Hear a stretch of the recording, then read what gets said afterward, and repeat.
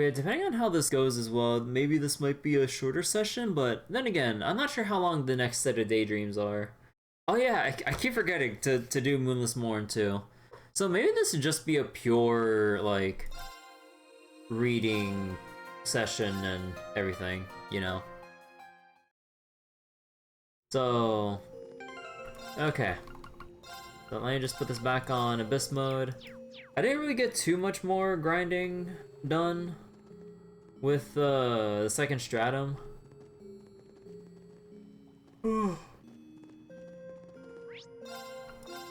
Mostly because I was trying to work on something else when I was kind of like trying to balance whether or not I wanted to grind more Reverie or do some other things that I've been trying to work on. Unsealing pedestal. But yeah, but before we get to the Daydreams and Moonless Morn, actually I think I'll do Moonless Morn after this. But yeah, before we get to those, let's do a little bit of gacha. Come on, no whammy, no whammy, no whammy, no whammy. Good thing we were here to take this. Ooh, I'll take Crystal Edge you are, and another Dragon Vein? Shield 3 is always appreciated. Alright, I'll take those. We take those.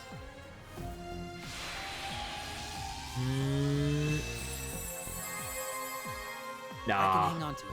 Oh, actually, wait, no, Fame 3. Ooh. Right along Risha. Actually, we take those.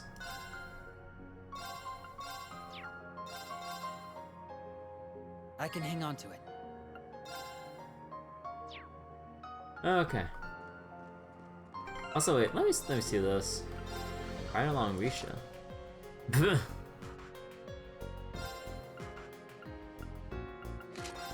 What's the peacock frames? Ah.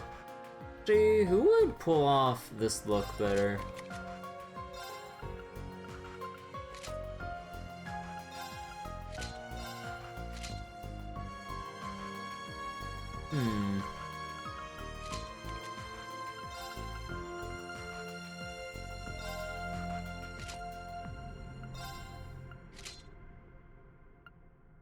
You know what?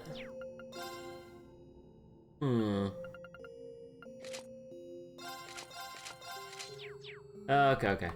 So, we might as well just start off tonight with just all the Moonless Morn stuff. I really need to catch up on this.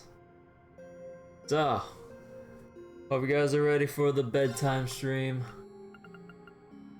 Alright. Woo! Let's go. Alright, Moonless Morn, Chapter 7. One people, one purpose. Oh wait, what's that, Abdul? The SSS Beach Day episode is paid DLC, not part of the base game? Wait, what? Take a guess some battles and shops, or random... Wait, really? Wait, hold on, let me see that. Oh! Oh, that's kind of bullshit.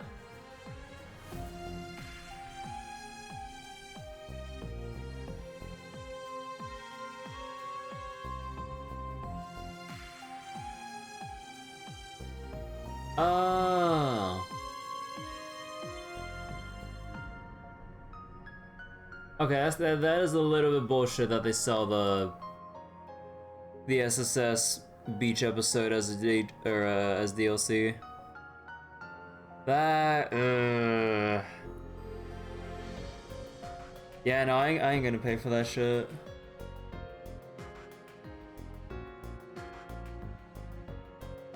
Man, like I would have understood like just accessories or cosmetics, cause sure, whatever, it's cosmetic. It doesn't really affect anything else in the game.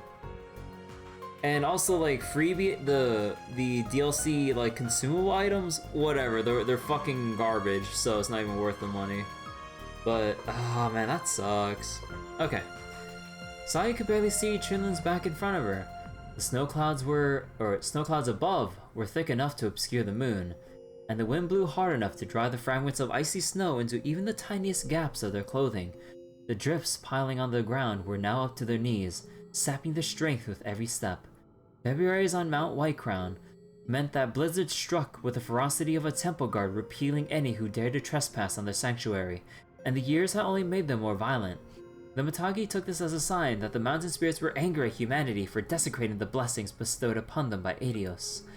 It would be easy to dismiss this as superstition, but the way in which the mountain swallowed up its prey in snow bordered on unnatural. Even the sound of each blizzard's fury was enough to drown out the most primal of screams for help, making rescue fool's dream. In Mount Whitecrown's most recent display of rage, a single point of light marched through. It consisted of 3 travelers, speaking volumes at their peak, to only just hear one another. Damn, it's cold out here. Sure was an idiot for losing my first... wanna trade code style? Don't be silly, Sayu. There's no way I'd let you catch a cold. I got clothes to rub me down and warm me up, so I'm doing fine. Junlan led the way, with Sayu and Dao trusting the light of his lamp to guide their steps. None were dressed appropriately for such an environment. Junlan had given his coat to Sayu, leaving him with a thick, though not quite thick enough, sweater to battle the elements. Sayu was still woefully underdressed even with the coat, but she was still much better off than Dao, who had fashioned a pitiful covering by cutting armholes into a hempen bag. Oh my god, that was sad. Oh shit. There's a Mitagi lodge just up ahead, Chunlin urged. Just hang in there. The only thing that inspired them to continue this terrible trek was that the route itself was short. Though the foreigners had no defense against the cold, they knew, as woodland wanderers would, how to navigate uneven terrain well. It was only this knowledge that helped them conserve the valuable energy they needed to keep up with the natives of the land. They reached the... oh, hold on. What the heck?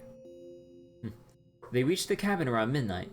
I almost don't know how he made it through that. Junlin heaved with relief as they entered. We've got time to rest if you need it, though it won't be too comfortable. The cabin had been constructed as a supply stop for those climbing the mountain rather than as any formal lodging, consisting of a single room that groaned with every push of the wind outside. It did so even as Chunlin opened the door. He could feel the vibrations of the planks even with his gloves. Yet ramshackled it appeared on the surface. It remained firm in its foundation, indicating it was regularly cared for. Chunlin's mind wandered to Raiju once they were indoors. He imagined that, based on the direction it had gone when fleeing the Oni, it was likely hiding somewhere near the summit. That lined up with what he already knew of the beast.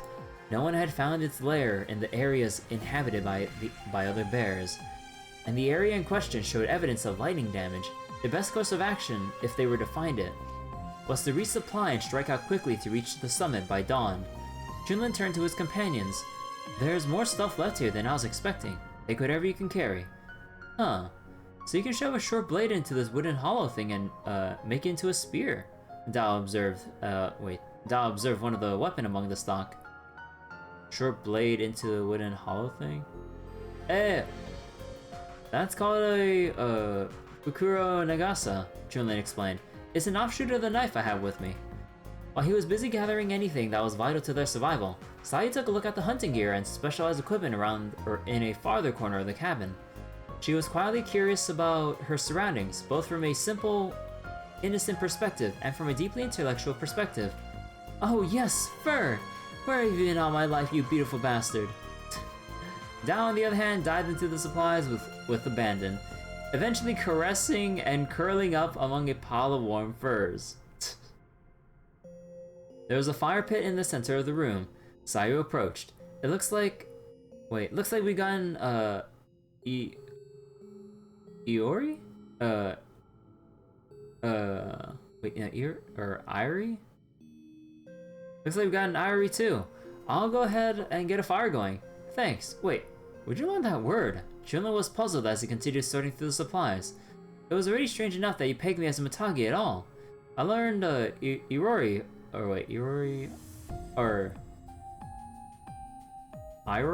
don't know. From this book, she responded, removing her book from the pouch at her waist. And the traveler who gave it to me, was a Mitagi, the same person I told you about before. I'm sorry. Like I said earlier, a little bit sleepy. So most of this would just be, you know, reading Moonless Morn and the Daydreams. Which, the Daydreams themselves would probably take quite a while. It was the book she had been so particular about when they first met, entitled Fundamentals of Indigenous Cultures. Chunlin found that the binding was quite aged when he took it into his hands and flipped through it, but it still held up very well over the years. Oh, this book is over 25 years old. The information would have been out of date to more modernized cultures, but all that was written on the Matagi was still very relevant, making it all the more apparent to him that their lives had not changed with the passing of time. The book contained the names, lifestyles, and beliefs of various cultures and ethnicities Chunlin had never heard of before, as well as objective insights from the author, adding a beating heart behind its logical prose. Sayu and Dao's people, the Woodland Wanderers, were also mentioned. I found your people, Chunlin said, reading on with interest. You sound like a pretty peaceful group the way you're written here. Hey Mel, how you doing? He wondered again how the Woodland Wanderers had such a rare artifact in their possession and why they were guarding it, though most of that had been answered at full volume during their windy trek. The Woodland Wanderers had an agreement with the Septian Church. They would collect any artifacts the Church's people could not reach, and in exchange, they were given the freedom to use them at their discretion. Oh, what the heck? Before handing them over to the church at designated shrines, the book itself only gave vague hints as to this part of their background. Instead, it was full of excerpts on how they supported themselves with woodcrafts and assisted merchants during peaceful times, as well as brimming with notes detailing their relationships with other cultures and their day-to-day aesthetics. I doubt anything written here is new to you, but the book itself is special? Chunlin guessed.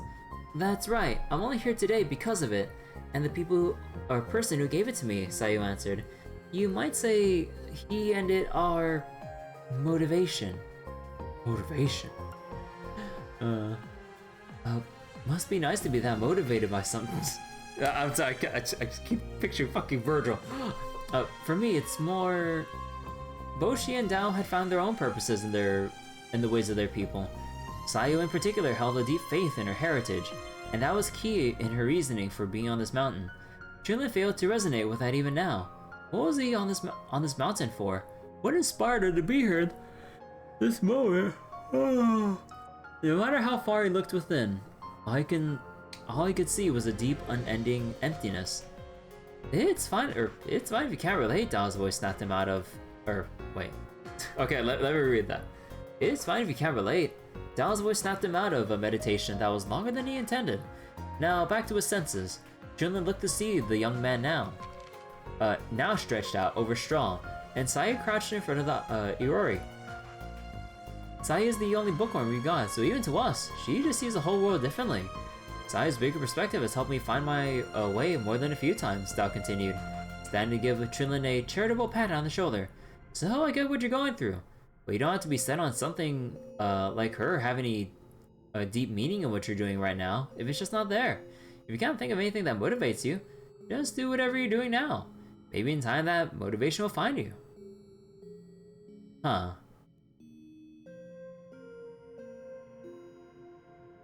Man, that sentence speaks out to me a bit, actually. Huh. Yeah, you're right. Chunlin was moved by words that were precisely what he needed in the moment to ground him. For now, all we can do is do what we're planning to do. Anyway, keep moving. He did not know when he would be free of the chains of uncertainty he found himself wrestling with. What he did know was that something had changed about the uncertainty itself. And his new companions were the catalyst to that change. Perhaps this would further lead to something. Perhaps even lead to the same exact thing that birthed motivation in them. Their silence between conversation as they watched the quietly flickering fire had been deafened by the wailing winds outside. But as the fire grew, so did its voice, and Chunlin began to think that even though a blizzard too great for words was say... Wait, okay, hold on. But as the fire grew, so did its voice, and Chilin began to think that even though a blizzard too great for words was still a straight, clear path. To be continued. Chapter 8. In the depths of his memories. Listen, Chilin, before we go after Raiju, there's something I want to say, began the young boy's father. We Mitagi follow the ways of our people. In doing that, we respect this mountain and stand watch over it for its beasts. Do you know why we do that? It was not the first time he asked that. In fact, he had asked this countless times, but never had he asked it while they were on the way to slay a beast, when even Kianolcus had failed. Rather than ask why his father, the current chief in the legendary hunter's absence, would bring it up now, Chunlin repeated his usual answer. His father never asked anything without a reason, so the answer would come with time. The blessings of the mountain are blessings of Adios. We protect them, so as to show our thanks to her. That's right, we believe this, and we aren't wrong for it. But I think we have a greater purpose than even that answer. I want you to ponder what that is we hunt, Raiju. So what? Does the old answer mean you've been full of it all this time? His father laughed. Sorry, Chunlin. I meant to save this conversation for after you become a man. But here you are, hunting Raiju with me. Makes for a fun opportunity. The lesson continued as they ascended the mountain, and were soon near the midpoint of Mount Whitecrown, an area where bears were known to live. No one knew where Raiju made its nest, so their only option in tracking it was to go where it was last seen and hope there were tracks to follow. We are able to see tomorrow because we take the lives of other creatures. These creatures are no different. They fight to survive, and sometimes that means hunting us as we hunt them. Even Raiju, as it casts its monstrous shadow over the whole of this mountain, is no exception. Right, Chunlin responded pensively. After 20 years of hunting with Kianolcus, I came to a realization. We are on equal footing with the beasts. We may not be able to see eye to eye with them, but we understand that we face life as they do. We face life? Okay, so what does that mean? Chunlin was familiar with the concept of giving thanks to life and taking it, but there was something abstract about the concept of facing it. He was also not the best at wrapping his mind around the philosophical, preferring straightforward paths with simple direct answers. Anything that strayed beyond that risked him getting lost in his own thoughts. I don't think there's a singular answer to that question. The journey to try and find your own answer is as important as the answer itself. Without the journey, life cannot be faced. It would be meaningless. Meaningless? That's right. Face life. Accept it. Your struggles will reveal guideposts on your journey that only you can see. Young Chunlin thought about the obstacles on the path that made his life. At the same time, he considered the lives of others who had chosen different paths, wondering what their answers came to be through it all. Had those who left the village run away from the ways of their people? Or had they... Had those who left the village run away from the ways of their people? Or had they chosen to leave after finding something that gave their lives meaning? But was there meaning in becoming poachers or trophy hunters for the nobility? He doubted it. This is going over my head, he finally admitted. Knowing that is a victory in itself. Pride blinds us from our correct path. A gentle expression sat on his father's face. There were moments when he was deeply stern, but for now, he presented his son a question even those twice and thrice his age would wrestle with. He presented his softest side. What does this have to do with Raiju? Chunlin asked. I'm sure you already know this, but the hunt for Raiju is a dangerous one. The sound of their footfalls on the snow halted. Chunlin's father used the pause to give his son time to consider the reason behind their talk.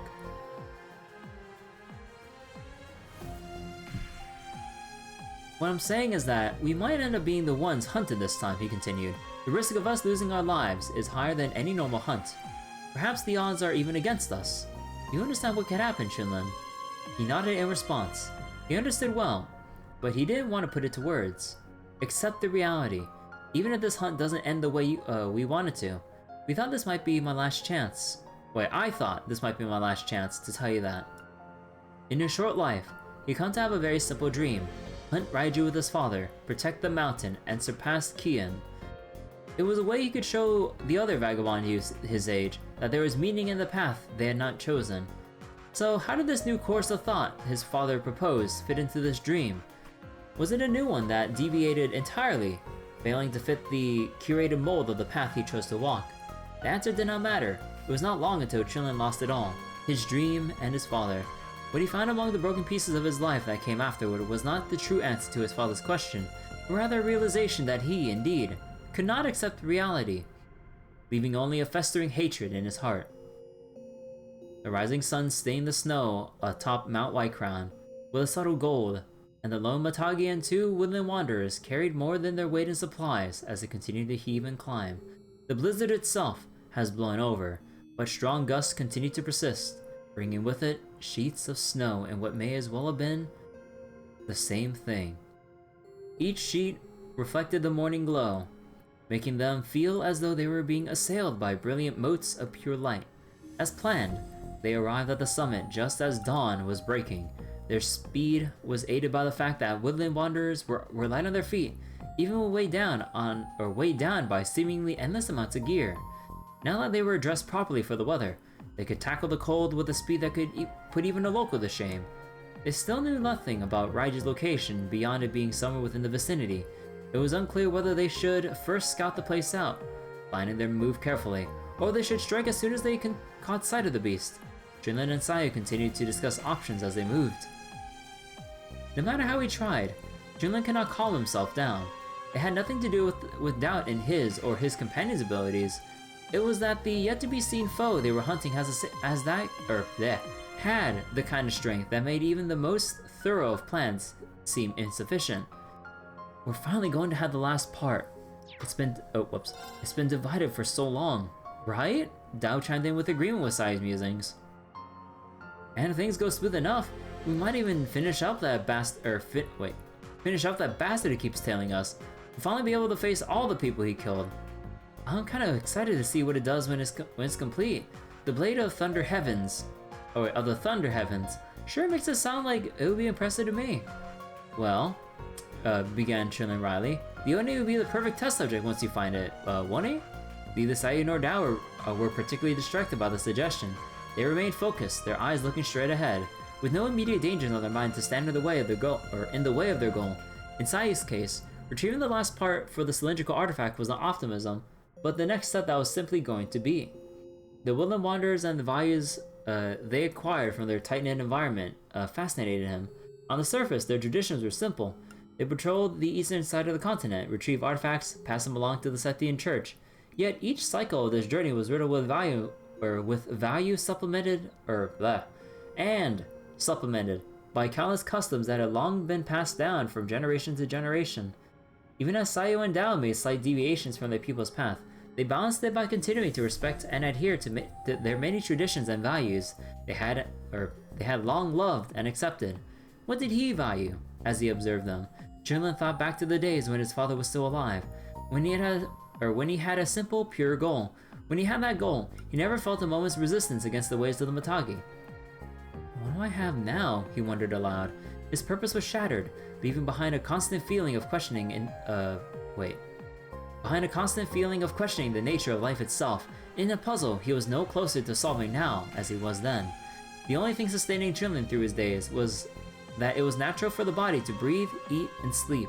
Meeting these two was an outlier in his daily routine, and that one sparked something in him that he had not felt in a long, long time.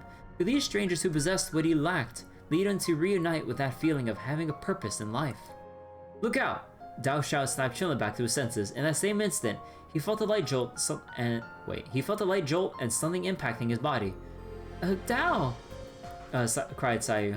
Dao had shoved both Chunlin and Sayu aside, and a heartbeat later, lightning flashed in an explosion near him. Something struck the youth like an invisible wall, throwing him to the ground, and smoke rose from his skin as convulsions coursed through his body. It was the worst possible outcome among their discussed options.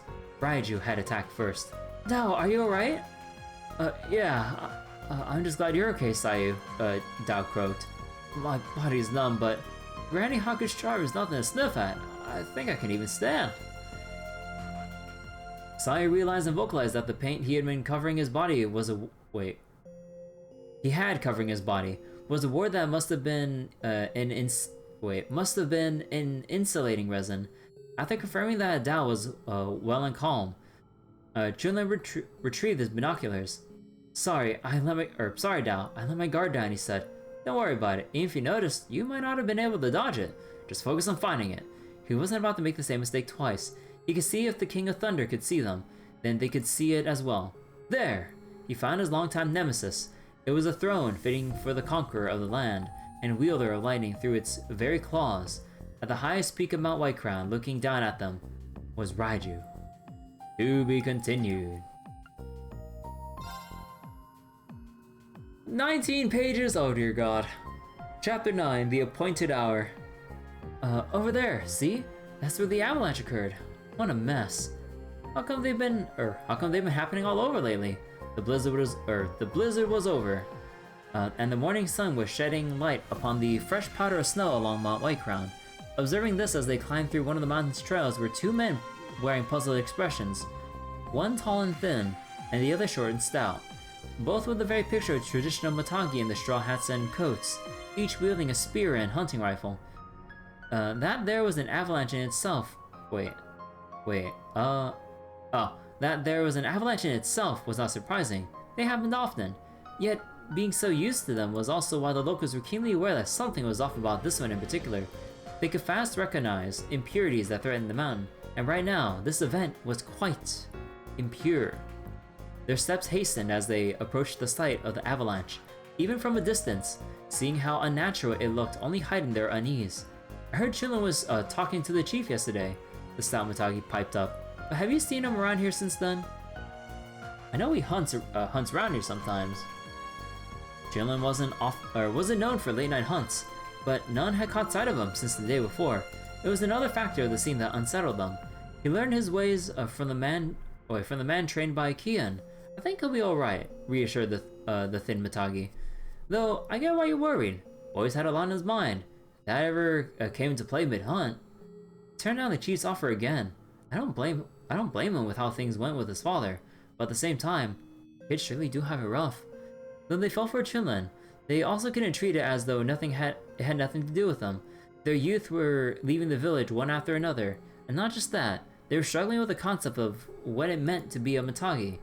It was this that put their people in the dwindling position they were in now. Got word there was strange lightning to be seen on the mountain last night. You think Chillin went to get revenge on Raiju?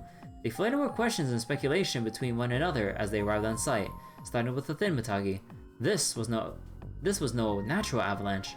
But then who did it? Could have been Raiju. I know it's a beast of thunder, but there's gotta be more to this that we're not seeing. Well, I guess it doesn't matter. I'm just worried about Chillin. They had no idea what unimaginable threat from another land was awakening beneath the snow. Chillin, Raiju, the name of the boy who buried me, and the name of my prey. Oh. Beneath snow and ice, the weakened Oni pondered inwardly the names the two Matagi were speaking of. Oh, wait, were they like passing by the... Oh, shit. And the more he pondered, the more power inside of him ignited. He could hear the sound of thunder, and the echoes of those names he now hated and hungered more, birthing the perfect catalyst for reawakening the rage that fueled his every waking moment. Look, what's that light? Is there something under the snow? As these fires continued to burn brighter and brighter within the Oni, his flesh began to quiver with the need to hunt. A terrifying light once more glowed through the patterns inked across his body. Chunlin, Mouse, Raiju. Chunlin, Mouse, Raiju.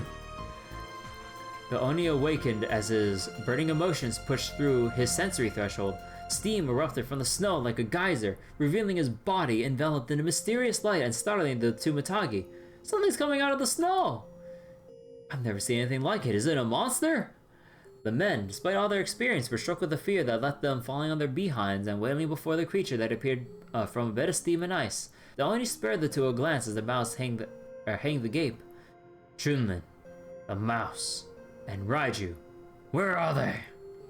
You know, Chunlin and Raiju? Cried the thin man. He worked to regain control of his senses once they heard the man speak. He then leveled his hunting rifle toward the Oni. Chunlin and Raiju are the perfect prey for me. As for you two, you'll do as an appetizer. I don't know what you mean by that, the thin man seethed. But if you plan to harm someone from our village, then you're an impurity of this mountain. Now get! He then fired as his stout companion returned to his feet and aimed his spear, but there was no hope of the bullet reaching the Oni. In an instant, it had been blocked by an earthen wall, vanishing in a spray of harmless sparks. Where'd that rock come from? The thin Mitagi cried. This man, he really is a monster! How did a thing like him manage to get so close to the village? Before the eyes of the Mitagi, now once again overwhelmed with terror, the rock wall crackled and crumbled to the ground. It did not appear as though it was the Oni's intention to do this, but it had at least fulfilled its purpose of shielding him from the bullet. Oh, whoops. It appears to have not fully recovered. A trifling issue. He resolved with a brutal, level tone.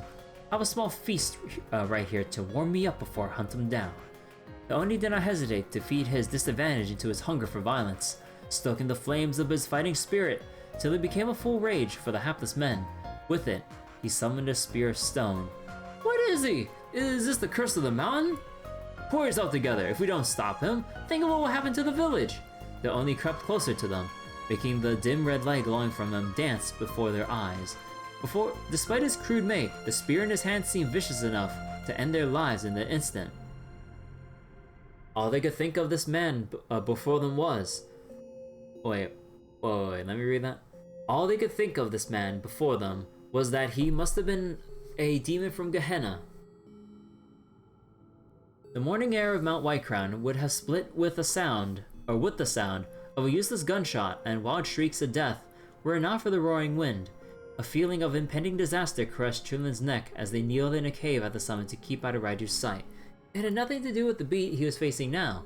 Something else now violated the mountain. Something's got the spirits of the mountain in an uproar. I feel it too, replied Sayu. I felt his presence plenty of times before. Though the trio found Raiju, they were in no position to implement the plans they conjured along the way. Knowing that the Oni was awake and likely to head toward them added insult to injury. Is it already up? Cried Dao in surprise. Then we're running out of time. Then we're running out of time. Chunlin nodded. Yeah, we have to take down Raiju before he arrives. No way I'm letting him steal this kill from me. Oh my god, kill stealing. He did not know how long it would take the now free demon in human skin to pursue them to the summit, meaning every second battling, breathing, and even thinking was a second wasted in an unknown countdown. He could take days, he could take hours. We're gonna have to be quick about this. No distractions. Right.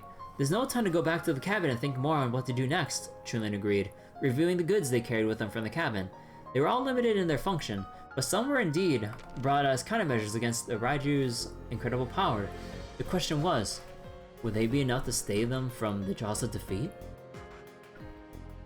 It was time for Chunlin to put his knowledge as a Mitagi to the test. It was a strategy he had been wondering for years how to apply in his own life. A strategy he had not used for years. A strategy that he left behind the day of his father's death. I think I've got a plan. Have you heard of the Makigari tactic? Makigari was a group hunting tactic that was deeply rooted in Mitagi tradition. In essence, it involved one or multiple members acting as guides, Seiko, to surround it to prevent escape. An aggressive offense that would then be utilized to lead it to a specific spot. The sniper, the Bupa, would finish off the cornered beast. It was a tactic generally carried out by those who had long hunted together, as it hinged heavily on both the leadership of whoever headed the hunt and implicit trust between the rest of the team. It was a difficult tactic to pull off even then, and yet it had to work with Chunlin's new companions. I got no idea, replied Dao. Chunlin explained in detail what it was before following up with a personal anecdote. It's a way we hunt. Me and my dad tried it with Raiju a long time ago. We actually had one over it back then, but... well... we're much better equipped and we're up one person. I think we can make it work. The reality was more that... The reality is more that not a single other tactic came to mind. Chunlin was deeply concerned about their ability to coordinate. Even if he had enough confidence in his own skills to compensate, it would be difficult to sync up with Sayu and Dao on a technical level. Could them being raised completely different in completely different cultures change things too drastically for it to work? Sounds good, Chunlin. Let's go with that. Sayu was surprisingly quick to voice her agreement to the plan. So, we've got the traditional methods of the Mitagi, an artifact, and thunderproof equipment to work with then. Up until now, Saya had been a thinker, a logical individual. Chunlin fully expected her to reject the idea and propose something of her own. The surprise was shown on his face as she continued. It's not impossible. We just need to minimize any quirks we might have that might impact our coordination, and cover the rest with the equipment. One person's problem to solve is everyone's problem to solve here. This encouragement came with a smile. Another surprise, Chunlin supposed. She believed in this tactic more than he did. She was right, of course, that both sides were in the same awkward position of having to find out how the other one worked in a short time. She was also right that this could be solved by deviating just slightly from the traditional form of the tactic, and utilizing the things they had, the equipment and the artifact, to cover their shortcomings. That vagabond told me. Hit the unexpected with the unexpected, she said. Certainly, they were doing just that. Alright, Dao piped up cheerfully. If we got your endorsement, Sayu, then I don't see any reason not to back it up. He then chided Chilin, playfully, about having more faith in his own plan. For no plan goes well when its proposer lacks proper faith in it. Doubt must have accompanied Chunlin's expression of surprise for him to say it. That was more brawn than brain, but he was very perceptive to others' emotions, or of others' emotions, meaning he knew exactly what to say to help someone who was wavering at the time. That China was just what Chunlin needed. You're both right, he said. You're just as caught up in me. You're just as caught up in me. So I'm gonna put my trust in this plan, and you. No more doubts as to whether this will work. It was time to execute their very own brand of the Makigari tactic. Alright, Chapter 10. Makigari. Raiju's habitat was the perfect place for this beast that topped the food chain to call home. It sat at the mountain's highest point like a king with his throne, the black stormy clouds swirling overhead in a natural royal crown. Through thunderous applause did it create its weapon, and its soldiers below, its prey, never failed to succumb to it once stricken. There was just one thing the beast did not realize about this place, that its terrain, impregnable on the surface, was also the perfect environment to set a trap. There were two paths to reach the summit. One was at the end of a long spiraling trail that looped around its peak. The other was a straight, steep path, surrounded on both sides by high rock walls. The first of the hunters who came to claim Raiju's life appeared from the spiral road, shouting at the top of his lungs, a call unique to the woodland wanderers. "You were sleeping, Mr. Bear?" Dao shouted, "'cause I'm ready to wrestle." Dao leaped from rock to rock, his unique hunting call being shouted between taunts and insults. In a bag slung over his back were a number of single-shot rifles from the cabin. A number of single-shot rifles? Like what, literally gonna shoot once and ditch the gun? Ancient even by the Mitagi standards, that were relics of a fallen kingdom. His cries were used in the past to intimidate meek rabbits and fleet-footed foxes into submission, but Raiju was no small prey, and showed no hint of fear upon hearing them. This, however, was well within the realm of expectations. Drawing one of the smaller rifles from the bag, he made a blistering show out of firing a nearby rock. Raiju paused for only a moment before roaring in turn, fur bristling from head to toe from this mortal threat. Perhaps it still possessed memories of being hunted by the Mitagi as a normal bear, but for whatever reason, the sound of the shot was enough for it to understand its position from hunter to hunted. "Huh, where'd your tough guy act now, you big furball?" Dao continued leaping from rock to rock while dodging Raiju's impulsive landing strikes. After throwing his spent rifle so that it stood upright in the ground. Upright? Oh, so they're like, are they all like, what, like, is this supposed to be some kind of big catalyst for some big spell or art or something? Oh wait, no, did they mention anything like this in the earlier chapters? Oh, I was too sleepy to look back and remember. Wait, where was I again? Yeah, he pulled out a second and fired without hesitation. This one hit its mark precisely, causing the King of Thunder to howl upon being struck. The bullet was too weak, and Dao too far for it to pierce through the beast's thick hide. But this too was expected. Raiju sent out a flash of lightning as an instinctive counter to the pain delivered. But it was strange. Rather than deliver the devastating shock it was meant to, it passed through him harmlessly instead.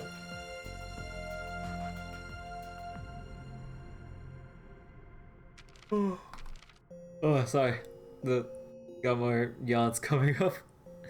Give me a second.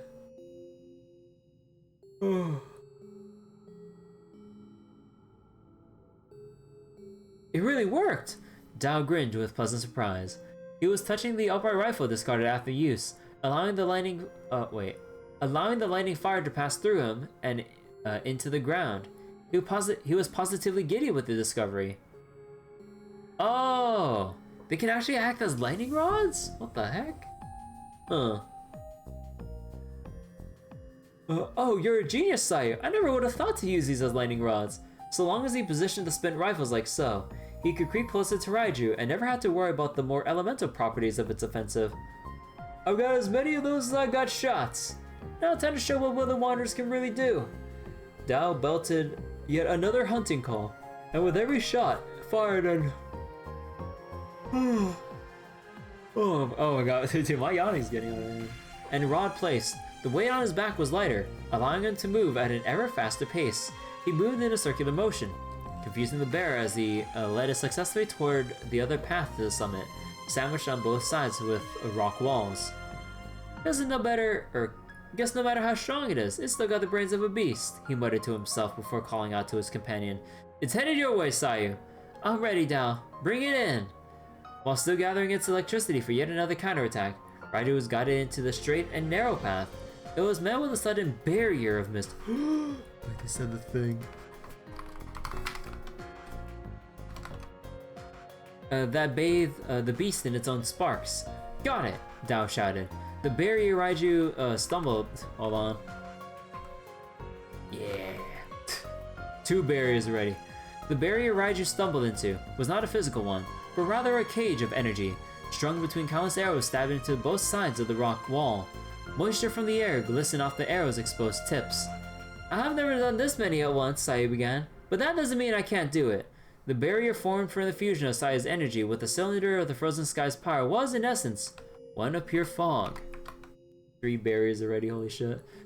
Oh, I got another one! The more Raiju tried to force its way through this barrier, the wetter it became, causing its natural electricity to short out. Any attempt to step into it caused a wealth of pain. The way out is just as bad, Sayu affirmed, shooting additional arrows behind it and filling them with more power, expanding the cage that much farther. Now, even if it were to turn around to run out of the corridor, it could no longer do so without sustaining considerable damage from its own thunder.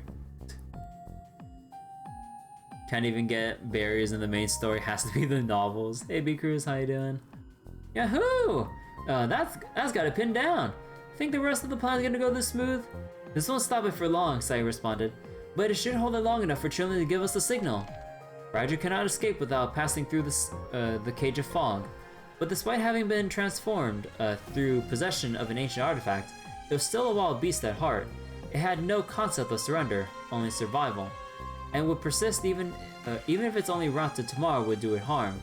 Roaring wildly, the beast threw itself into the cage wall, blooming a constant fountain of sparks from its massive body. Adios! The crazy thing's gonna cook itself alive! I haven't seen Trillin's signal, Sayu reported. I don't know if I can hold it much longer. The cylinder of the frozen sky slotted into her crossbow, cycled between losing its brilliance and pulsing with flashes of blue light.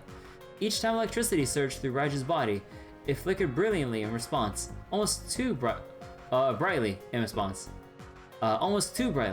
though the cage and the beast's resistance were pushing it beyond its capabilities.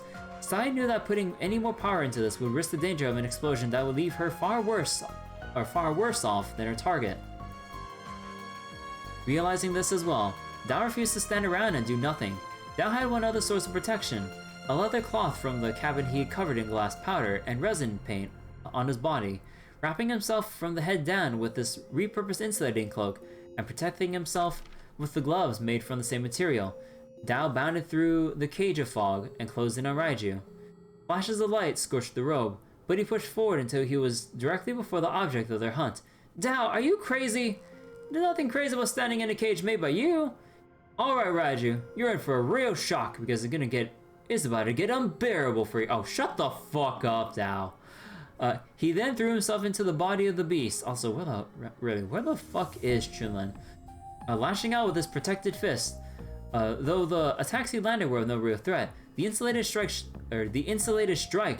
triggered waves of electricity that surged through it with each devastating punch. Ha! This looks way better for me than any gun. Worth the dive. Dao cracked before taking stance and drawing in a long breath, planting his feet before the flinching King of Thunder. Dao focused on every muscle in his body, and while filling his lungs with the clean mountain air, became one with the environment's natural flow of life energy.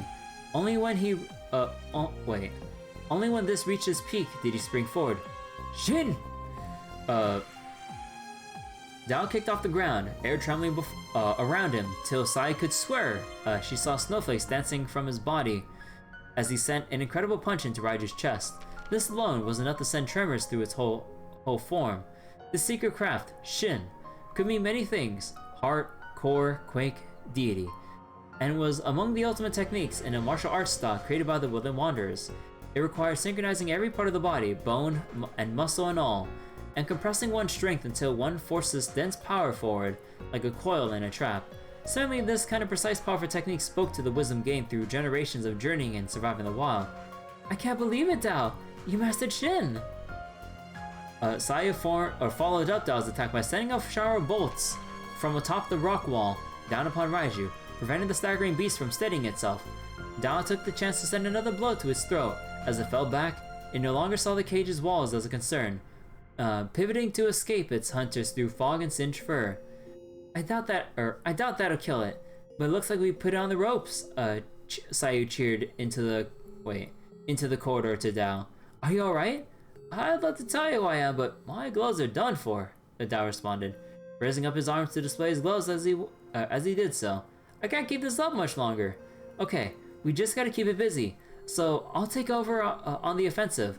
There was a hint of hesitation in her voice as she agreed to this.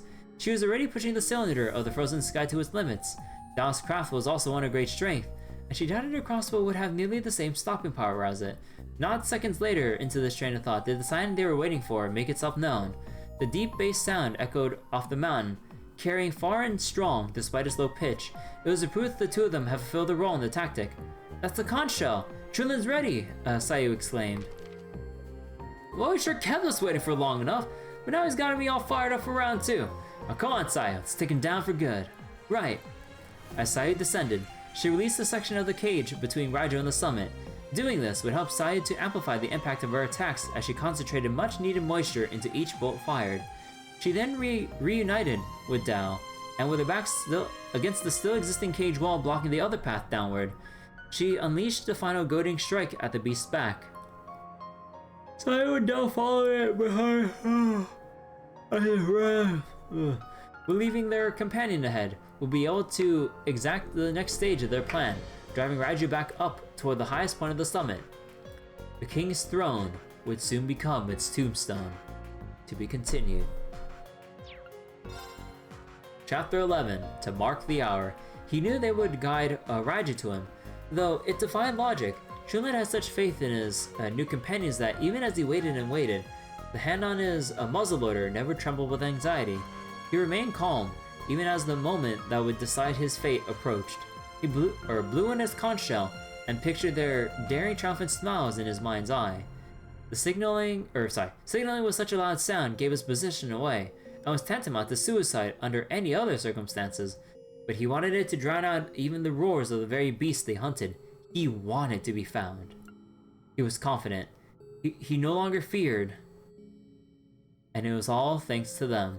The conch shell summoned hope to him as he heard the calls of his companions following the booming footfalls of his sworn enemy.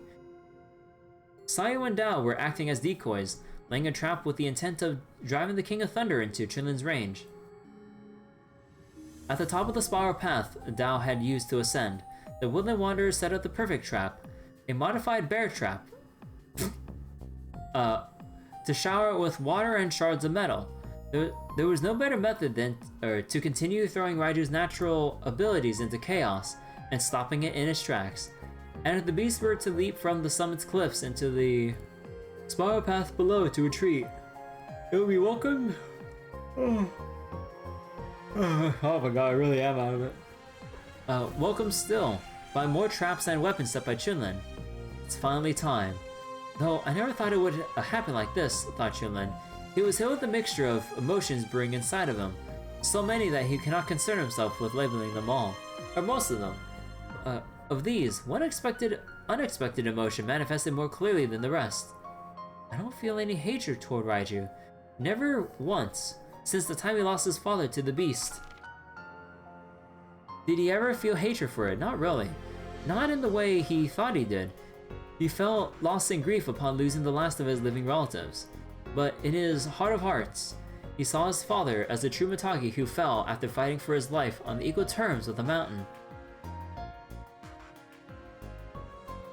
His father had bet his flesh, his blood, struggling among its blessed nature, but his blade was simply unable to surpass the survival instincts of his opponent. How could Chunlin turn such a natural, beautiful thing into a grudge? How could he let the fear of his father's death consume him to a point that he forgot not all was truly lost? What motivated Chunlin in this moment was a desire to complete what had been started by someone he loved. That was all. This isn't vengeance for you, he thought of his father. I still don't fully understand everything you said back then, but I'm here, a life facing a life, and I'll keep facing it with all that I am. To Chunlin, this mild understanding was enough to leave him content. His companions from a foreign land restored in him a sort of hope that his years past were not in vain, but rather guideposts that brought him to this very moment. To the moment when his days of simply breathing, eating, and sleeping from sunrise to sunset would end. To the moment where he realized he was still alive. Here they come. Chunlin heard an explosion of thunder from the rock he hid behind on the spiral path. Above them, at the highest point of the summit, Sayu and Dao's voices shouted in response to the conch shell as they continued chasing down their hunt. Not a few heartbeats passed before Chunlin could sense Raiju's presence directly above him. He then put all his weight into giving a rope in his one hand a single sharp tug, leading as he did so. One end of the cliff above him began to crumble. A single boulder that rested on the corner of the sheer peak had been yanked free of its position, and with support wholly lost, the throne of the king trembled ominously before collapsing under the beast's weight. It was a good thing he had seen Sayu's powers as she buried the Oni in the snow. Sayu and Dao had not blocked the mountain path just to give Chunlin time to set a few traps, but more so he could turn the entire area into one massive similar trap to what he witnessed before. To any observer, he may have been pulling a rope to trigger the collapse of a cliff. He may have made pulling a rope to trigger the collapse of a cliff look simple. What he did, however, was delicately balance the boulder on a rod beforehand to leverage the rock in a direction he desired. It was almost a miracle he could get it ready in the short time Sayu and Dao had to stall the target. Phew. Raiju! Finally chased to a dead end. Raiju slid down the summit among a shower of falling rock fragments and snow. It was only around 15 arches up, not enough for a fall to kill it, but Chunlin had prepared its landing point, with cow traps and other such traps to pin it down. Every fiber of his being cried for him to end it then. Yet regrettably, reality often makes a mockery of even the best laid plans. Raiju was thrown off his trajectory by the uneven face of the cliffside, well away from the trap set, landing instead right before Chunlin. Oh. So that's how it's going to go, he muttered aloud. Fine, that won't stop me. It was almost better than his original plan even, knowing that he could end up beast life personally rather than through a trap gave him a sense of fulfillment and pride and accomplishment, as though something had guided him to this fitting end. Your false reign is over, Raiju. A Mitagi never misses his target twice. A fire erupted from within him, with Mount Whitecrown watching once more. Nothing stopped him and the beast from continuing the fight that had started 5 fateful years prior. Chunlin had his back pressed against some boulders that had fallen along the mountain path. While his opponent was backed by the she'd face to the summit. Let's finish this. Junlin moved first. He had to press his advantage while his exhausted opponent was slumped against the rocks. Drawing arrowheads and other small blades and metal bits from a jute bag, he sprinted to scatter them around the beast before it could recover enough energy. It seemed the king also hoped to end this quickly. Even as Junlin tossed the metal, it took the chance to impulsively unleash a fierce lightning attack, a fatal mistake on its part. Gotcha! Countless blades stuck in the ground and flying through the air absorbed the electrical strike and exploded, throwing up a certain cloud of smoke intermingled with sparks and flashes. Junlin sprang through it all, drawing that much closer to Raiju. Oh god. Excuse me. Never been pushed this far, have you? Taunted Junlin. Well, sorry, but I'm not done. Junlin saw the surprise in Raiju's eyes, for even the beast as powerful as it would falter upon the sight of a human covered in smoke appearing and thrusting a rifle into its open mouth. Doesn't matter how thick your skin is from this distance. The rifle spat fire into the bear's mouth, and fresh blood, redder than even that of the flames from the shot, spurted from its mouth, staining Junlin's pale skin and the bear's dark fur. Still, perhaps due to the natural desire to struggle on, it drew breath. Junlin noticed its eyes still moved to focus on him, and even its arm being raised. No! Junlin drew back his rifle to escape, but with his jaw now free, Raiju retaliated with wild, unbelievable speed, sinking his teeth into his shoulder. Oh. How long had it been since a beast had managed this? It was the first thought to flash through Junlin's mind as intense waves of pain sank further into him. It was the only thing that could mildly stay the waves of pain that now persisted. With contact made and his senses keen from this terrible sensation, he could almost hear the bear's thoughts as if it growled audibly. You will not escape me. You're the one who won't escape me. Why, you pull a no you card? Like, its jaws was soaked in blood as it continued to ignore the bullet burning inside his body. Junlin made no attempt to tear himself away. On the contrary, shifting only as much as possible while locked in his jaws to get a better grip. He began plunging his Nagasa into its neck again and again with his free hand, electricity crackling through the length of the blade. Both crashed to the ground, their thirst for the blood of the other swirling in the air. Its teeth continued to bite, and his blade continued to stab until neither could no longer. After a few moments of pure silence, it was Junlin who rose, his coat and skin soaked in so much mud and red that it could have been more his or his hunt's. He swayed as he attempted to steady his feet. He could hardly see through the blood dripping from his forehead, and the shoulder that has been endlessly punctured drooped, barely unable to move. But he was alive, and the battle was not yet over. Junlin took up his rifle again, as the embers of life, though faint, continued in the eyes of the King of Thunder. It glared at the one who dealt this mortal blow, working despairingly to fit his limbs as his heart still beat, blood burbling through its mouth and wounds with every sharpened breath.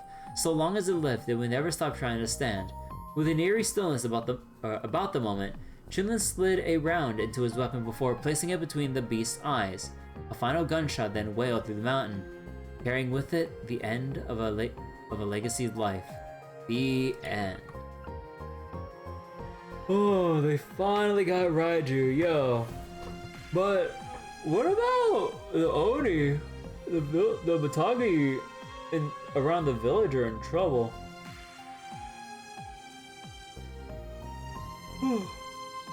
Well, guess we gotta have one more battle after this. Oh man, maybe this will be like a shorter stream tonight, cause man, I am way more sleepy than I thought. Slab of reminiscence activated. All right, but now that we got Moonless Morn finally done, let's go get going with the Daydreams here. And yeah, we'll go read To Your Blessed Future, because I really want to see what happens with Oliver and Charizard. So I'm assuming this is like just after their wedding, right?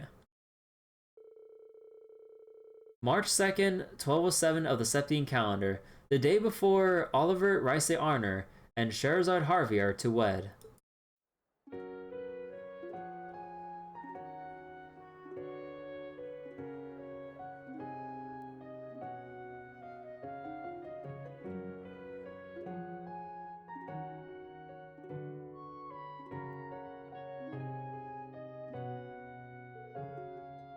Thank you, Your Majesty.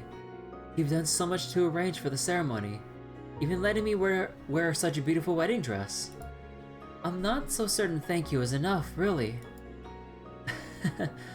Oh, come now, no need to be so formal.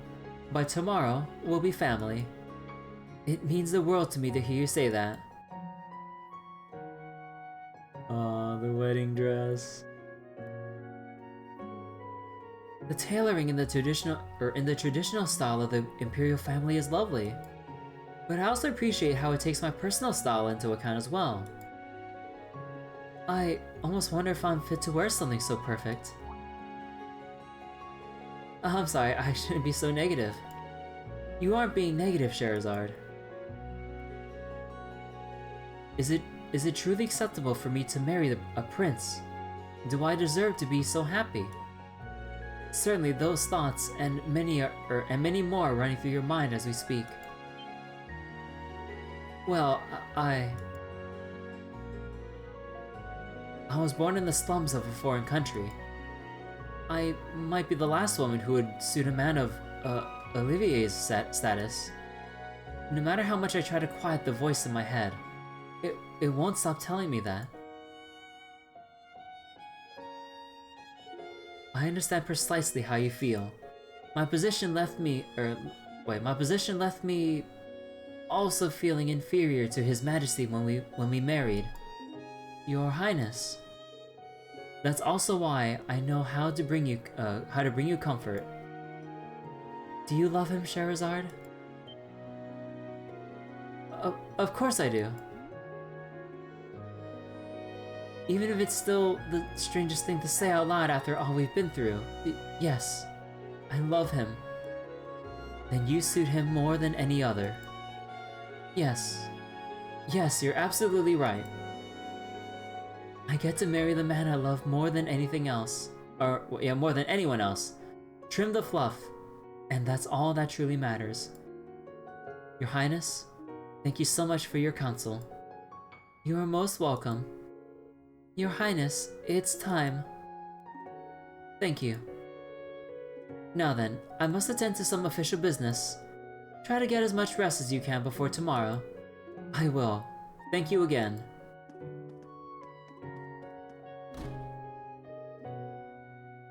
The Empress is such a wonderful woman. If I were in her position, I'm not sure I'd be able to think of anything outside of Prince Cedric. And yet, she's gone far out of her way to comfort me. Tomorrow's really happening.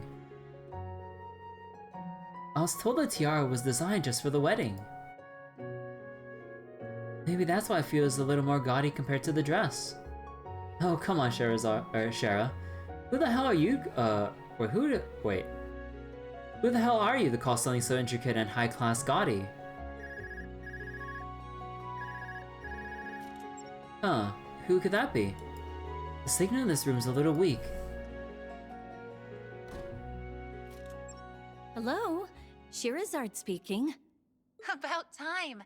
Wasn't sure if a call this long distance was going to get... Wait, Aina? Oh? Holy cow, Aina! It's been so long! So, how do you like the Grand Cell branch? How's the new job treating you? Oh, the Grantel branch? It's wild is what. You wouldn't believe the amount of paperwork that has to be done just to pass on the torch to me. Alnon did enough work around here for 10 people, but I'll make it work. He's always been a machine. I'm almost sad he got promoted over to the Le Mans headquarters. Oh. But if anyone's got the chops to carry on his work, it's you. Take good care of Liberal for me, okay? You know I will. I know what I'm getting into, but I'm up for the challenge. Only part that bums me out is not being able to see you as much. I miss you, girl. I miss you too. I do plan on staying registered as a bracer, but between you and me, I think it'll be tough to stay active on the field. But if you're ever in need, I'll be there. Don't stress. We've got enough bracers we're training over here, so as long as nothing big happens, you're good. I love knowing you got my back, though. If only I could be there to have your back on your big day. I told you before, it's fine. You're in a big adjustment period sorry about right that. now. Representing Liberal's branches from now on is enough without throwing weddings into the mix. Don't I know it? But I know I'll be top shelf at it. You just wait and see. And once I've got all my bases covered here, I'm carving out a big chunk of time so I can see you. Sounds like a plan to me. We're long overdue for a drinking night. Oh boy. I'll have to bring some of the good stuff with me. Hey, I think the camera angles in anime can be a little bit weird. God damn it. Well, I'll let you go now, but I'm glad we got to talk. Congrats on getting hitched! As your best friend, I couldn't be happier for you. Aina. And I couldn't be happier to hear that from my best friend.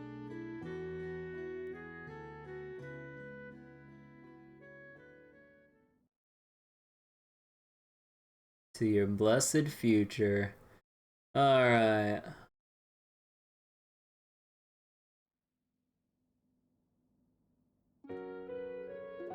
Congratulations on your wedding, Prince Oliver. It'll be a joyous day for us all. How long has it been since you first traveled to Liberal? 5 years? I'm still in awe of the times that the friendships you fostered abroad blossomed into true love. Huh. Well, it certainly wasn't love at first sight for her. I would credit those negotiation tactics you taught me for bringing us down to our road to happiness. I believe I only taught you lessons good enough for the military. Love is an entirely different battlefield. Love is a battlefield. Uncle Zex, there's no reason you have to indulge every stupid thing that comes out of his mouth. Especially now that he's found someone who will finally take him off our hands. My dearest of friends, surely I'm a prize worth fighting for, surely I'm a prize worth fighting my bride-to-be for. If you were a prize, I'd sooner take being a loser. You should be weeping with joy that she chose you. Well, I can't argue with that. Huh, not even a moment's hesitation, Ahem, by the way, I heard that you'll be taking up residence in Oster rather than the palace. Is that true? It is. Strictly speaking, I'm still a bastard son who has no chance of succeeding in the throne. Cedric may have gone missing, but I have no desire to vie for Emperor in his stead. We haven't chosen Ulster, for certain, mind. We talked about settling abroad as well. It's one thing to consider a getaway villa, but if you want to live permanently outside of Erebonia, that's another issue. To be certain. I have no wish to interfere with your lives as newlyweds. Blech, I don't know why I was like switching the L in lives and weds, W in weds. Holy shit. Newlyweds, yes. I swear, like, I think of my sleepiness, like, I swear, like, my eyes are crossing, like, blending some words together. Ugh, okay, hold on. Ugh, need to, like, shake my head awake a little more here. I have no wish to interfere with your lives as newlyweds, but you will need to bear the, you will need the bare minimum security, wherever you do settle. Oh, poor me. I suppose I'll never truly be free. I realize I've said this before, but I don't consider myself of the same standing as the rest of the Imperial family. That's why I preferred our wedding to be more on the modest side. Well, with circumstances as they are, You'll certainly be as busy as the rest of the family. You're still a prince, and that comes with work that needs doing. Yes, I'm perfectly fine with shouldering those responsibilities. I'm well aware that I cannot abscond with my love and leave everything on poor Alphin's shoulders, nor would I want to. Enjoying my honeymoon to its fullest will have to suffice. You plan on only taking a skeleton crew with you, yes? A shame that the Vanders have only just regained their position as your protectors. I would have preferred to accompany you. But perhaps it's the best chance you two have at, or will have, at spending some much deserved quality time together. We do deserve it, don't we? With that, I believe we kept ourselves idle for long enough, Uncle. As much as I would love to stay and talk, yes, we have much to attend to. Then let me see you out.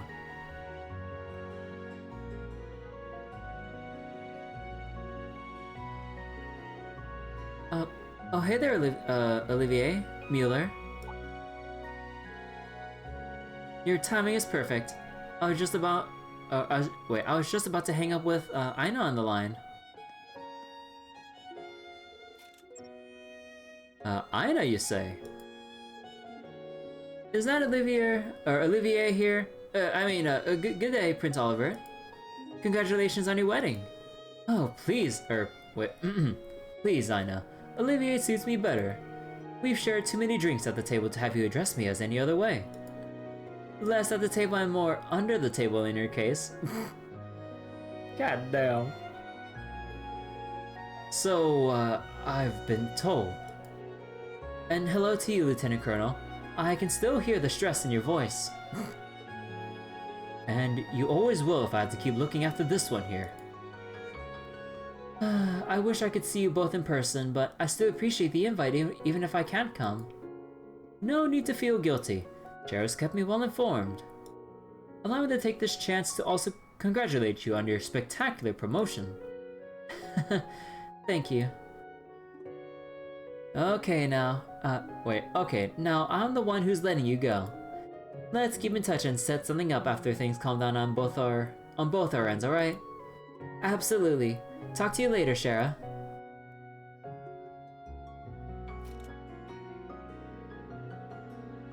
I didn't think she could reach me all the way from the Burrow. It was so great to hear from her. I'm glad it happened to run into you while she was still on. Her presence tomorrow will be missed. Speaking of tomorrow, Zin will be arriving early in the morning. Oh! While Kevin and Reese are due in the early afternoon.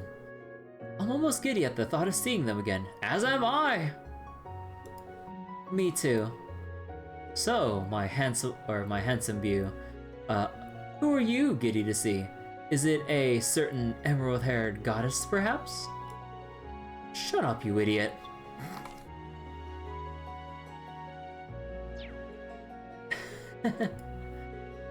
Chera, your dress is being stored in that room, isn't it? Sure is. Wanna take a peek? I'm picturing a perfect pure white dress just for you. Oh, what a lucky man I am to see you, or to be able to see you in it soon. It really is something. It's gone! Phantom Thief B! What? But we were just outside the room. And why only the dress? The tiara would have been the better choice with it being so adorned. Huh. Wait, was Zin in the CS4 credits art, the wedding reception? Oh! Oh, he was? Actually, I want to see for myself. I did take a picture.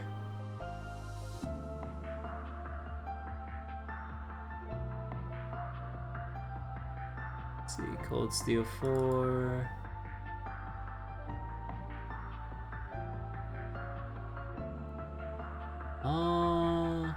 Oh no, I didn't take a picture of that one.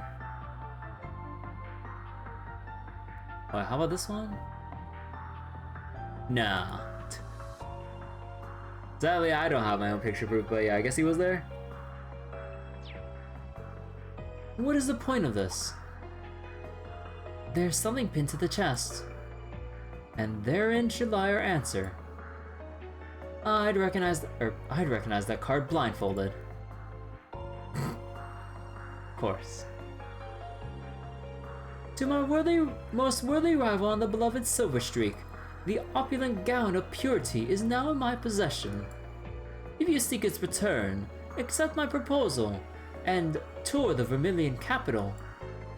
The first riddle you'll find resides within a district that twinkles with brilliance, be it night or day. District twinkles with brilliance, be it night or day. Which one was that again? Wait, did Heimdall have an entertainment district? I forget. There you must inspect the pedestal of a crimson treasure. Oh no, it's the Vainglory Crimson Treasure. No, was it the Garnier district? Because that's like the fancy ass one. And the Crimson Treasure. Talking about that Crimson Tiara, right? We're going back to that again? Or is it a different Crimson Treasure? There you must inspect the pedestal of a Crimson Treasure some 300 years old, long tainted by vainglory. Phantom Thief B. Here we go again. Yeah. God damn, even the day before their wedding is like, god damn it, how do you know class, man? Phantom Thief B took it? My word. What is he up to this time? Not only are there no windows in this room, he managed to steal it without making a single sound. Indeed. Huh.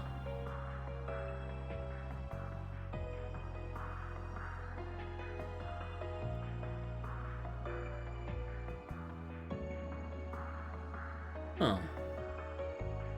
I once again left begrudgingly praising his unparalleled gift for trickery. But how dare he steal my bride's dress? Must he stoop so low? I wouldn't consider it low for an enforcer.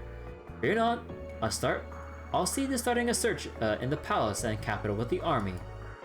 Hold on to that. I'd rather not cause alarm just before the wedding. Do you think you could leave them to me and share instead? I'd prefer not. Oh, don't freak out. You know this isn't our first time dealing with them. Why, we're grizzled veterans by now, I should think. Why shouldn't we take him up on his proposal? And before the day is over, we'll have you dressed back as if it We'll have you dressed back and all. I'm getting the flow wrong on that one. We'll have your dress back, and all will be as if it never happened, Shara. I'll hold you to that. What am I going to do with you two? Mueller.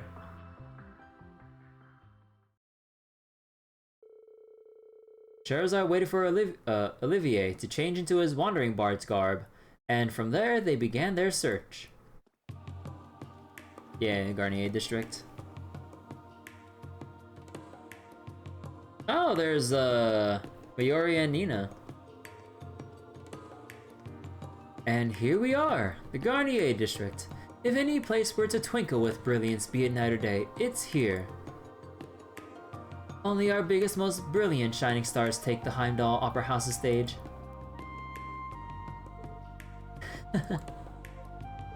Something funny about that, Shara. Oh, it's not really funny. Just thinking back on something you said. Something about how you once starred as the lead singer in the Erebonian Capital's Opera House. You never did clarify if you were telling the truth or just playing around.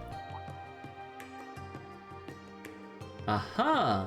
I remember that as clear as day. Even if it feels as though it were a lifetime ago. That was around when we first met. After we had our little encounter at Hawken Gate and traveled the boats together. It's sweet to know we both remember. Oh, I would never forget a moment with you. As for the opera, I may have stretched the truth a little, but I did indeed perform there. I simply wasn't the star, just a passionate bard of modest repute, who was known as Olivier Lenheim. Oh, you don't say.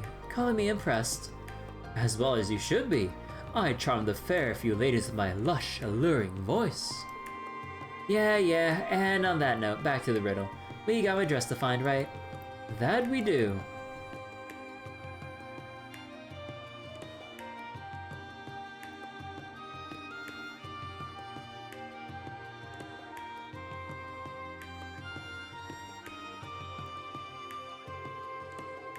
The first place that comes to mind at the mention of treasure was here for me. Rather, it came to mind due to it being a crimson treasure.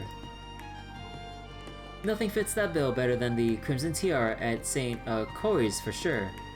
It's not only treasure with its value at a million mira, it's also a doubly precious as a relic from the Middle Ages. I've got no clue how long tainted by vainglory applies though. That could be attributed to a few things. The gems it was decorated with are of the utmost purity for the first. Anything so extravagant would certainly serve as an excellent token of power and wealth. For the second, it will point to this tale. It is believed that those who covet it are met with great misery in their life.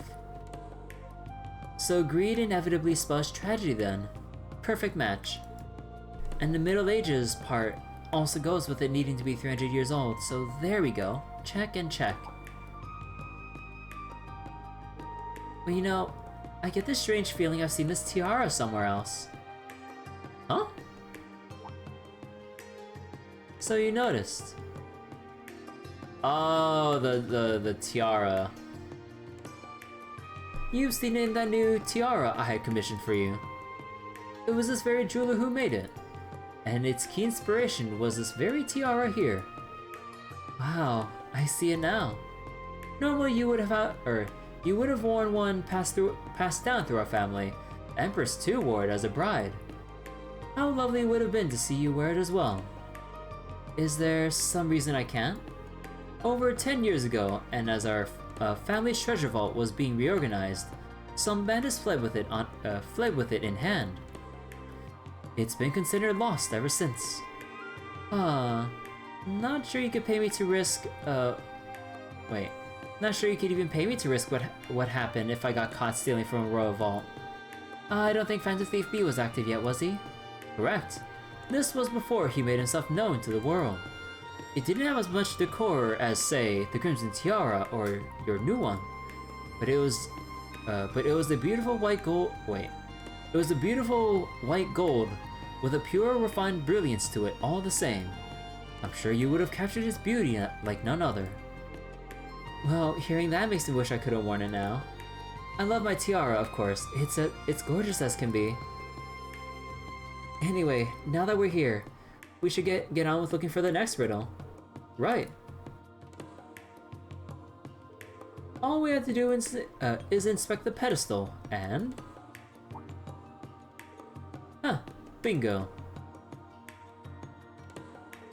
Your second riddle takes you to where valiance is built upon great wings.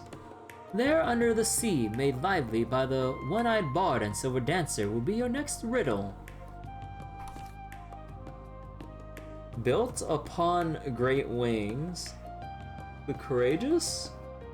Under the sea, made lively by the sea? Oh, I'm not sure about the sea part. The answer is almost too simple, if I'm to be perfectly frank. Our man really does get around now, doesn't he?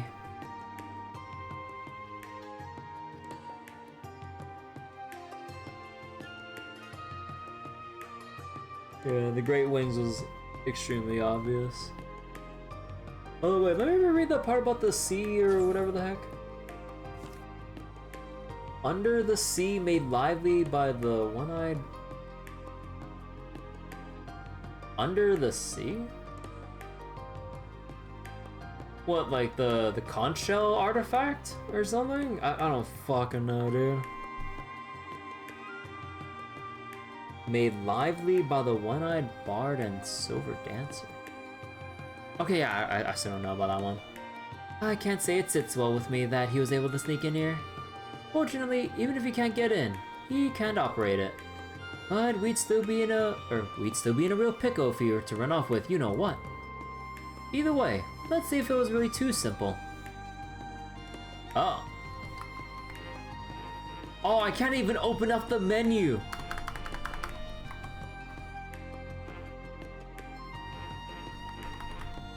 Oh. Hey, there's still a chessboard here. Who didn't clean this shit up? I dare say a coffee break can wait. What, we can't even try to buy coffee?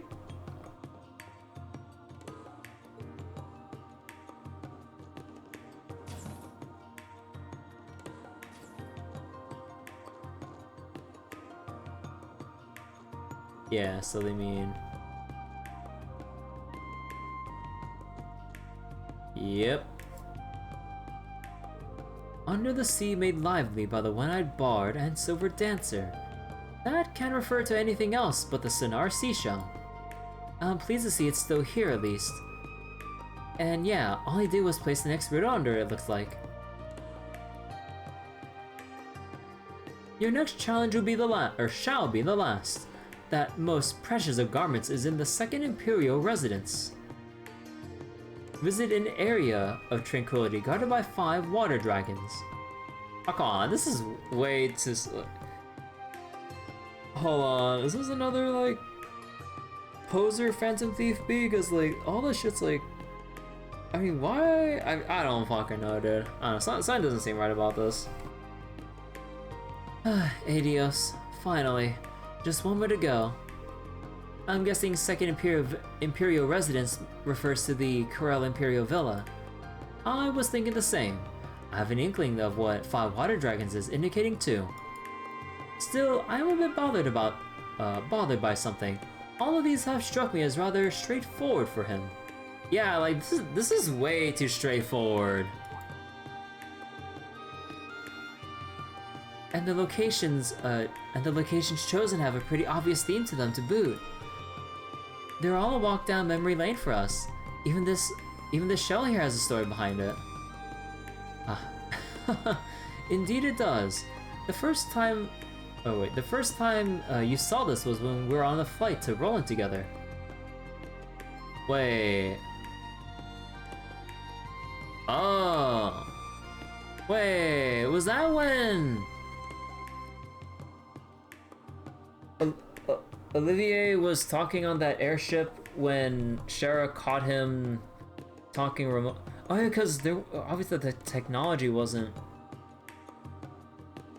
Oh yeah, I never questioned that. Holy shit.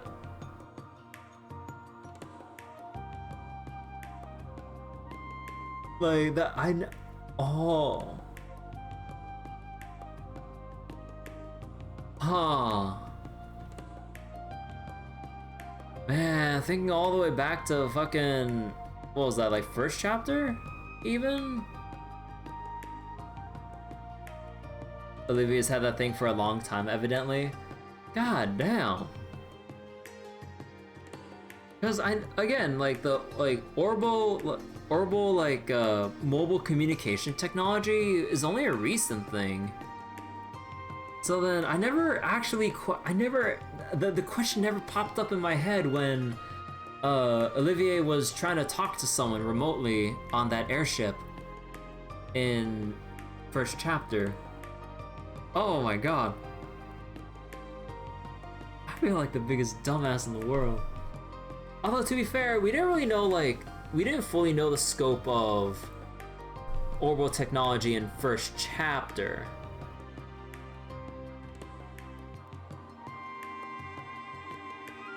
Probably passed it off because he just explained it as an artifact.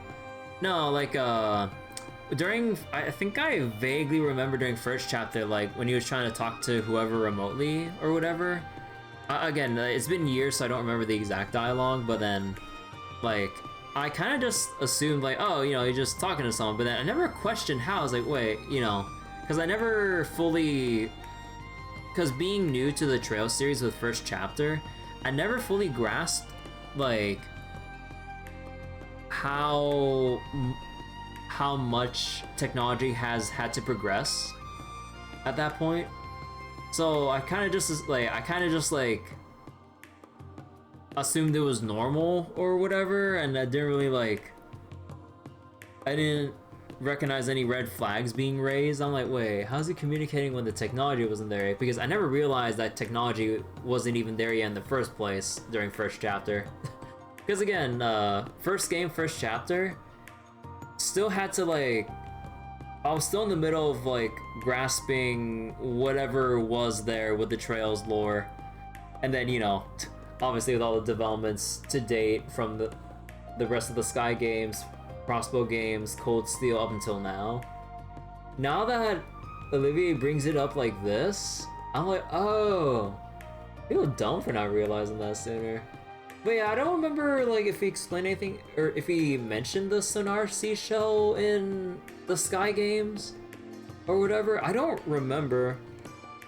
So then I kind of just pass it off as whatever remote comms tech that he secretly has for himself or whatever, because you know, I thought he was some kind of dangerous secret agent or whatever before we knew the actual truth of his identity and everything. So yeah, I don't know. Huh. Yep, I remember my alarm bells going off when I saw you using it on the deck. I pegged you then for an Imperial spy. Huh. But you know, I'm still that same sneaky scamp I was back then. Haven't changed a whit. Which is why it's such a mystery that why I ever fell for you. Oh, ouch. I'm just kidding, goofball. Okay, let's keep on and get my dress.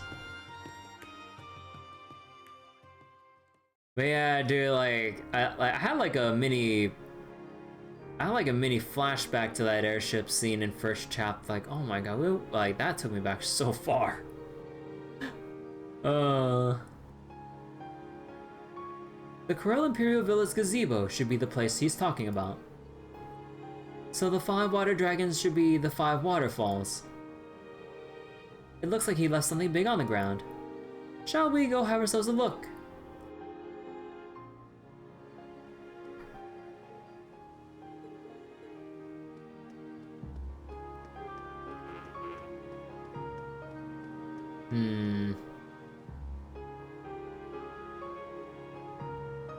Signature suitcase? Well, this case is certainly conspicuous. Time to sneak a peek at our prize. Hold on.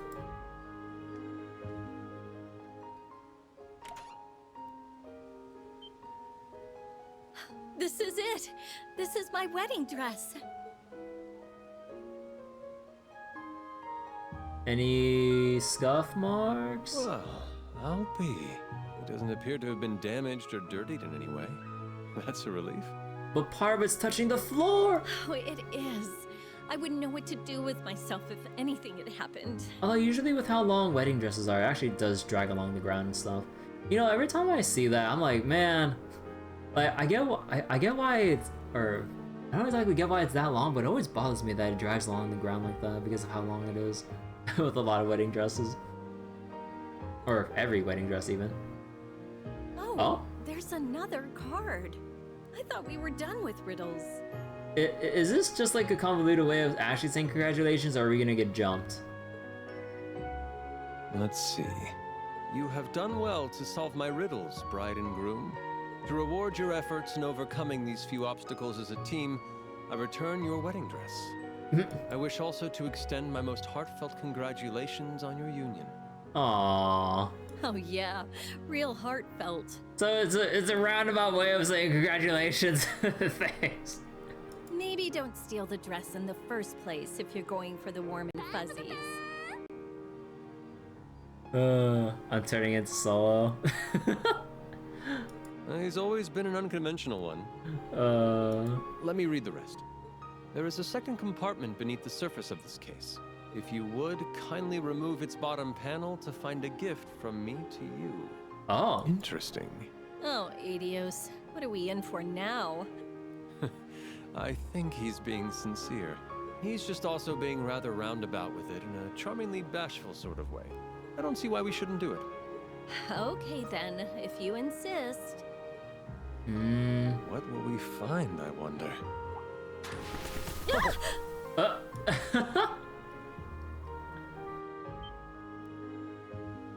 Wait, a tiara? Oh. What the heck? I almost can't believe this. Wait. Oh, it's the long. Oh shit. This is the tiara that was stolen from our family. Really? Wait, let me double check something. Wait. Let me double check a picture that I got.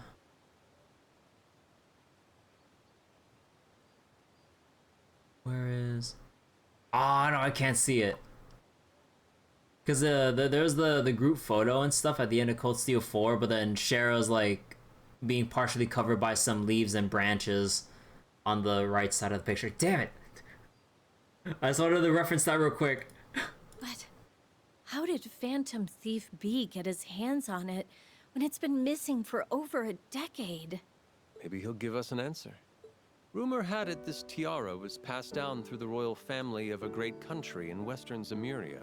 My eternal quest for beauty led me to finding it some time ago. Indeed, it is a most beautiful treasure. Yet something like this would only truly shimmer atop the head of the one to whom it belongs. That, of course, would be the silver streak. And so do I give this to you. Aww. A certain wandering bard once told me that true beauty is love, which, to this day, I find difficult to trust. Oh. But I would welcome being convinced by one who lives his life true to those words. To your blessed future. Aw, he said the name of the Daydream. Roll the credits. Now that might be the closest thing to beauty he's ever achieved. Yeah, I didn't know he had it in him to be so decent. To be so decent. But I also couldn't picture him going about this any other way. I should say so. My, oh my. It'll be hard for anyone else to top his gift, won't it? I suppose the best way we can show him our appreciation is get to convincing him how beautiful our love is. Good thing we've got a head start. It appears he's not the only one who has a message for us. Huh? I think you ought to be the one who reads this part. Oh? What for? It couldn't be. Oh, wait, is it from? Oh, fuck, I keep forgetting her name, but that other lady, the one with the illusions and shit. Is it from her too? To my sweet little sister Sherazard. Oh. I'm so happy to hear you're getting married. You may or may not have heard rumors of where I've been of late, but know that you have no reason to worry about me. Oh. I hope this eases the weight on your heart, so that you can fully devote yourself to your own happiness. Lucy. All right, Luciola, right. Oh, man. Like, bro, we've only seen her in passing during the crossbow games in fucking Michelin as a fortune teller. Then during that little segment when, like, Campanella was, like, doing his thing at Michelin with the illusions, I'm assuming with Luciola's help. That's all we got of Luciola, like, Jesus Christ. Oh, is that Yuna? May not like how Olivier comes back in CS4. Oh yeah. But man, is this not one of the best daydreams of the game because of the connection to the sky and stuff? Yeah, this really is like a satisfying, like, daydream to kind of like, to also see like Blue Blanc and Luciola both congratulate them for, you know, the wedding and everything. It's really sweet. Word was that she used to work as a fortune teller in Michelin, right? I mean, it was obvious, but Okay, so that confirmation just makes me feel gratified.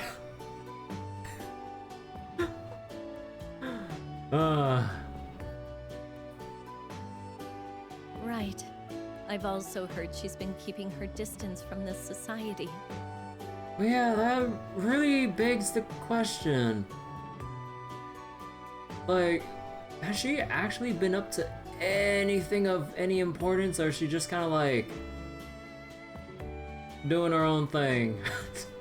I'm really curious, because again, there's the whole fortune teller thing at Michelin, but I really wonder what she's doing, like, behind the scenes, if anything major. Maybe she is, but maybe not anything that, like, impacts anyone or the story in any major way, but I really wonder what she's been up to, man. But words and hearsay don't hold a candle to her telling me to devote myself to my own happiness. She hasn't changed one bit. It's almost funny to think back on how my life's worked out. How all the people I've met, Luciola, Cassius, Ina, Estelle, Joshua, led me to my next fateful encounter. How, somewhere through all those, they helped lead me to you. It is nice that Shara now knows that she's alive at least. Yeah. When you look back on the complexities of life, you start to realize how great the chances were of us never meeting. But we did. Now our two paths have become one, with endless possibilities to be built upon in our future. It makes me wonder who else we'll meet that will drastically, irreversibly change our lives. That kind of has a... It kind of sounds weird knowing that they went fucking missing. It'd make me very happy if Luciola was one of those people again one day. I know for a fact that she will be, Shara.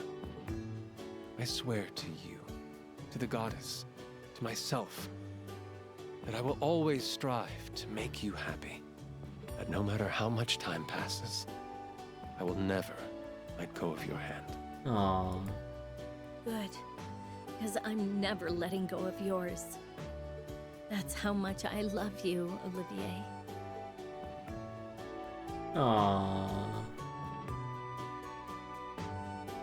Oh, yeah, so she was wearing the...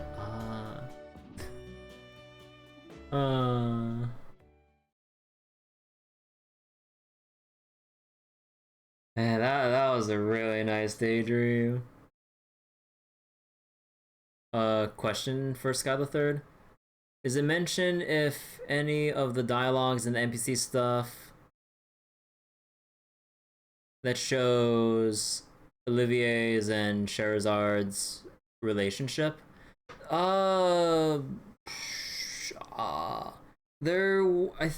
were I think there were a couple of things, I imagine, but the more important thing is near the end of Sky the Third when it was some, I don't remember the exact thing. Again, it's been years. Like something about Olivier telling Shara like the next time like they, or something about like the next time they meet, I think he says something like, I hope she will say yes or something, meaning that like the next time they can finally like get together, that, you know, he'll propose and wish for Shara to accept his marriage proposal and stuff or something like that.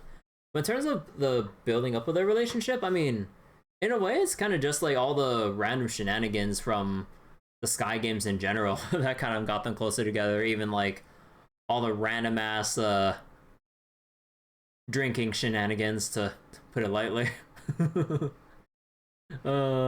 Like a lot of that kind of stuff may have been just like a lot of goofing around, but it was also like precious moments to them and everything too. So in a way, like it's kind of just been built up naturally over the course of the Sky games between Olivier and Sherazard.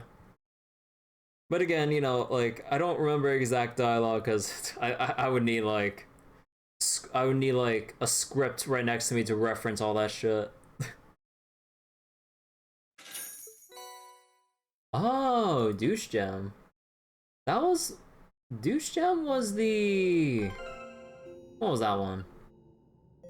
It was one of the status ones. That's strength and defense down, right?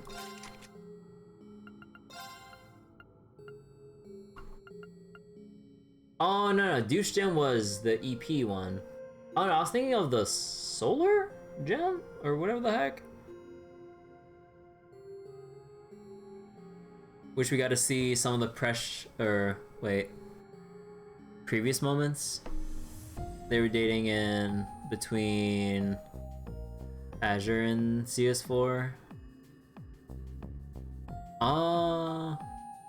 Actually, where was Shara during the...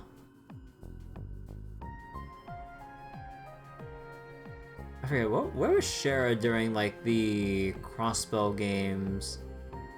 I don't remember exactly. Or where would she, or where could she have been more like? I know with like CS3 and 4, she's kind of been like behind the scenes wandering around until they more blatantly show her off in like Ulster and whatever.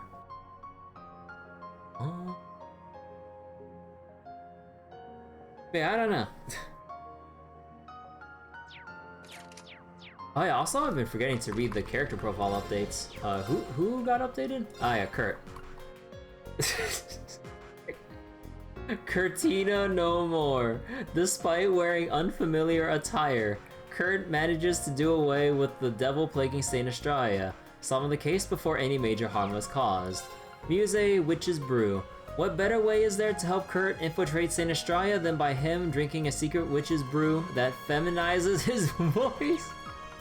And Elliot, temp lecturer. Elliot, a provisional music lecturer at Saint Estrella, joins the investigation into why the schoolgirls are collapsing from seemingly nothing. And Elise, a small request. Elise enlists help from Yuna, Kurt, Muesli, and Elliot after the students of Saint Estrella keep falling asleep under mysterious circumstances. And Scheherazade Arner, his blessing. Phantom Thief B returns to Scheherazade and Olivier. Their stolen dress... Return Olivier... To Scheherazade and Olivier, their stolen dress, and the royal family's true tiara, giving them his blessing along with them. And okay, that's about it.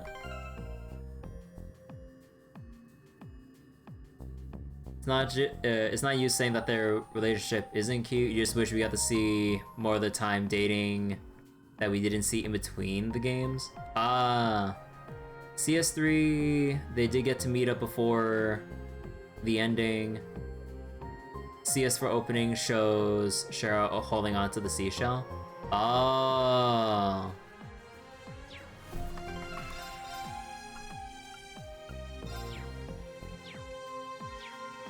Slab of Reminiscence activated. Alright, let's go down the rabbit hole.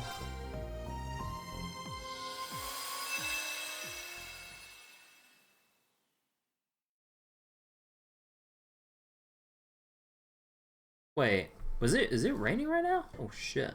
Wait, hold the fuck up. I need to check something.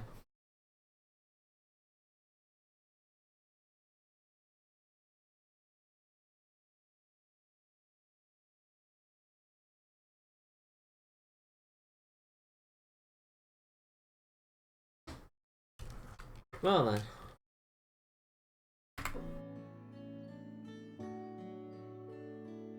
Huh. Lasansi?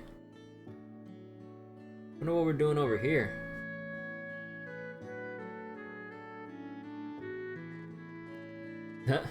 Milliam is energetic as ever.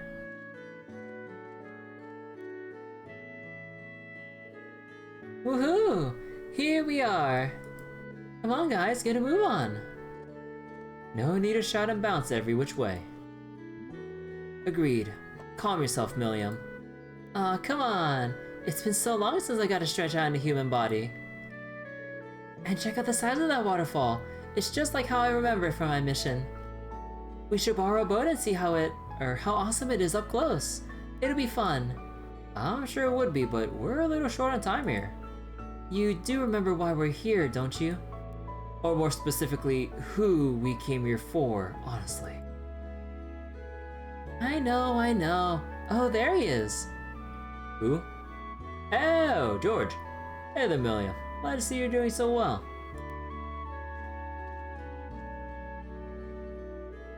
And thanks for making the time when you're all so busy, guys. I'm guessing your students couldn't make it, Reen. Yeah, they've got their hands full with something else at the moment. Oh, is this the same exact time as the Saint Estrella stuff? So, is it true that you found him? Almost certain of it. Wait, where is he? Don't tell me he's skipping out on this. Huh, I'm right here. Oh. So Professor Ring or Professor Schmidt? Huh. Lead the way, George. Show us this hidden sector of the Black Workshop. Hidden sector? Aw. So what additional things are we gonna learn about in the extra section of the Black Workshop? What the heck?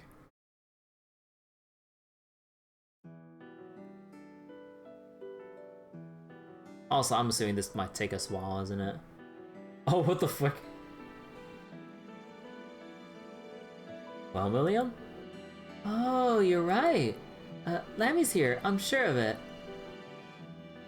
Oh!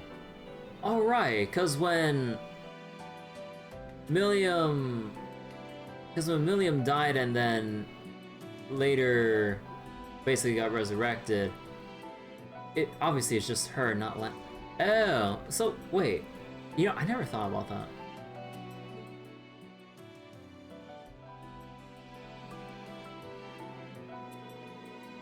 I'm glad we finally found him. I know you've been worried about him ever since you two were liberated from your fates as a sword.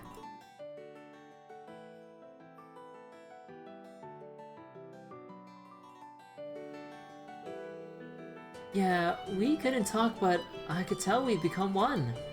But when I was brought back, I realized I couldn't sense him at all anymore. And no matter how hard we looked, we couldn't find any trace of him at in the Black Workshop facilities. Nor did the branch campus or guild's investigations turn anything up. I sure wasn't expecting the entrance to a hidden sector to be found here all of a sudden. Do you suppose Father was responsible for this? Most assuredly. Doubtless he intended this gate only to appear upon the White Rabbit's revival. He always did have a wont for the superfluous. But he figured Albert would notice something was up if he put Milliam's body and Ergulum in the same place. Unfortunately for us, that doesn't exactly make matters easier. I assume Milliam and Altina's biometrics will be necessary to recover Ergulum. I hate to be the bearer of more bad news, but there are a bunch of general-purpose combat shells and OZ Mirage units inside.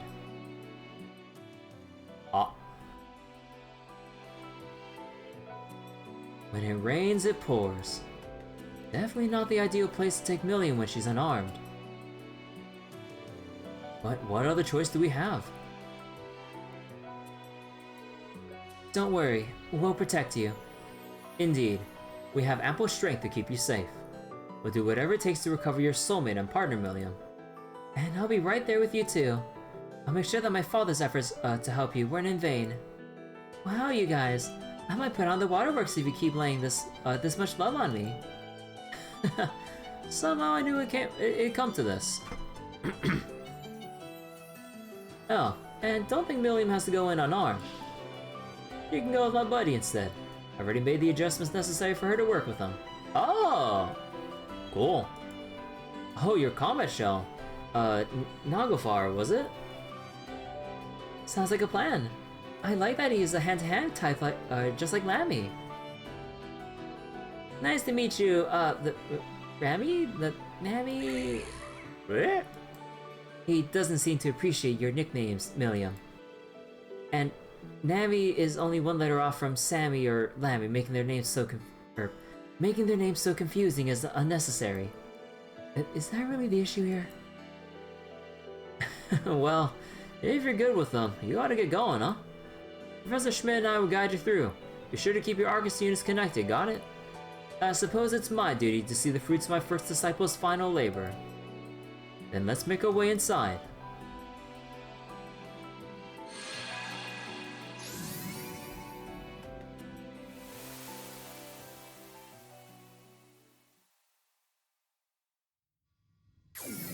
Ah.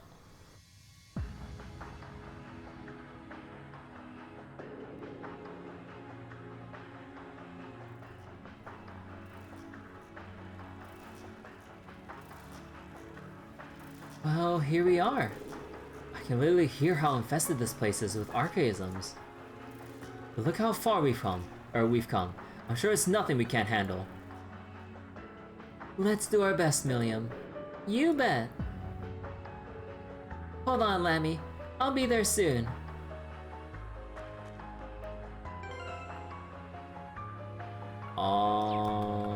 How's everyone's equipment? Yellow emblem, so extra defense. Gladiator belt. Oh. Infinity. Dunamis. I feel like maybe you should just take Diva. Alright, Sophia.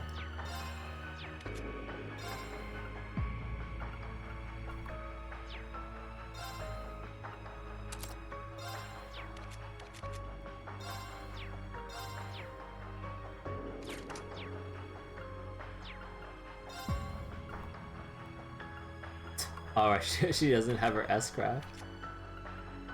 Yeah, man, I'll probably just put Milliam in the back then.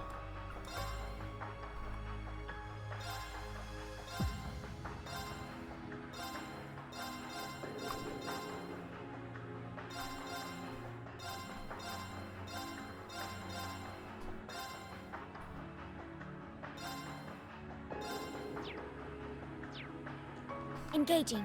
It's my turn. Let's go! Let's get him!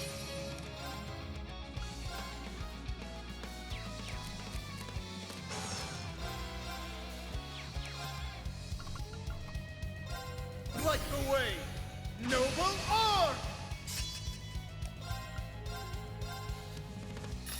Cut through! Now! There! I shall go. Activate. Ragnarok. Destroy! Very well.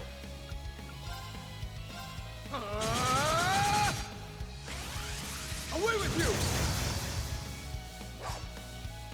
My turn.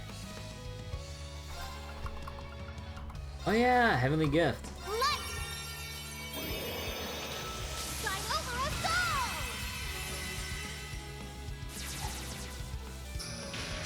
It's my turn! Kane, down! Ha! It's down! Try after me! Leave it to me.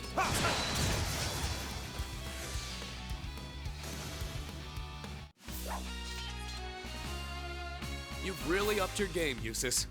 Well, I can't have you getting too far ahead of me now, can I? This bomb.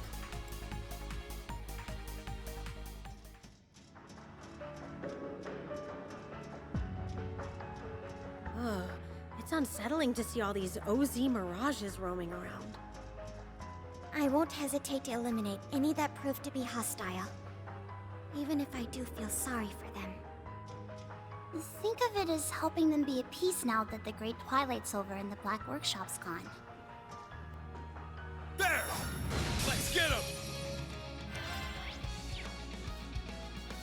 Oh, why can't the 5 BPB later? Fierce as fire! Blazing sworn!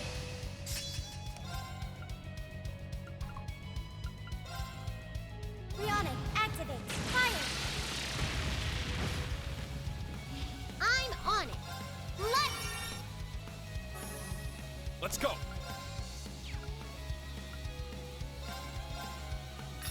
Cut through! It's my turn. On your knees!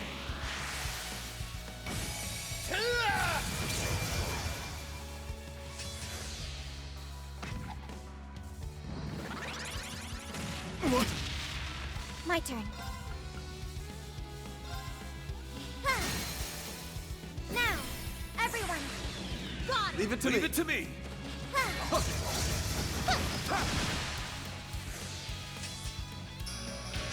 Let's go. Oh. Wait, Brilliant Design does 200%? Wait, did it always do 200%? Either way, oh. Light the way, noble arm! Let's go.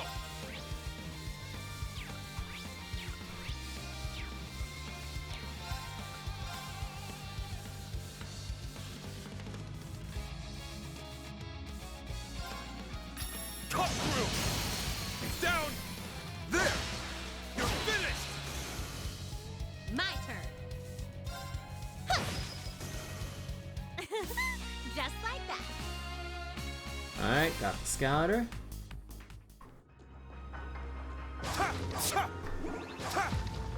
Ready.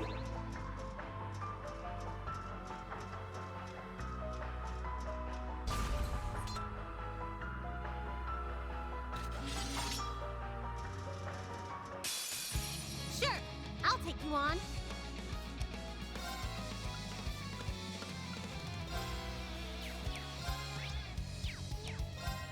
Yeah, just do the thing. Wait, hold up. Fierce as fire! Blazing sworn! They buff the break while reducing the turns? Yeah, I think that's fair. Divide to conquer. Transform. Sync complete. Initiating brave mode. Accelerate. Strike.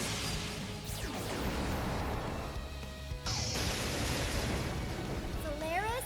Bringer.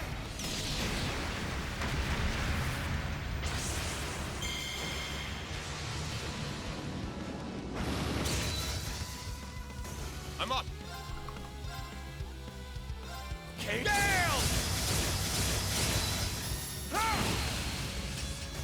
That's the power of the 8 leaves.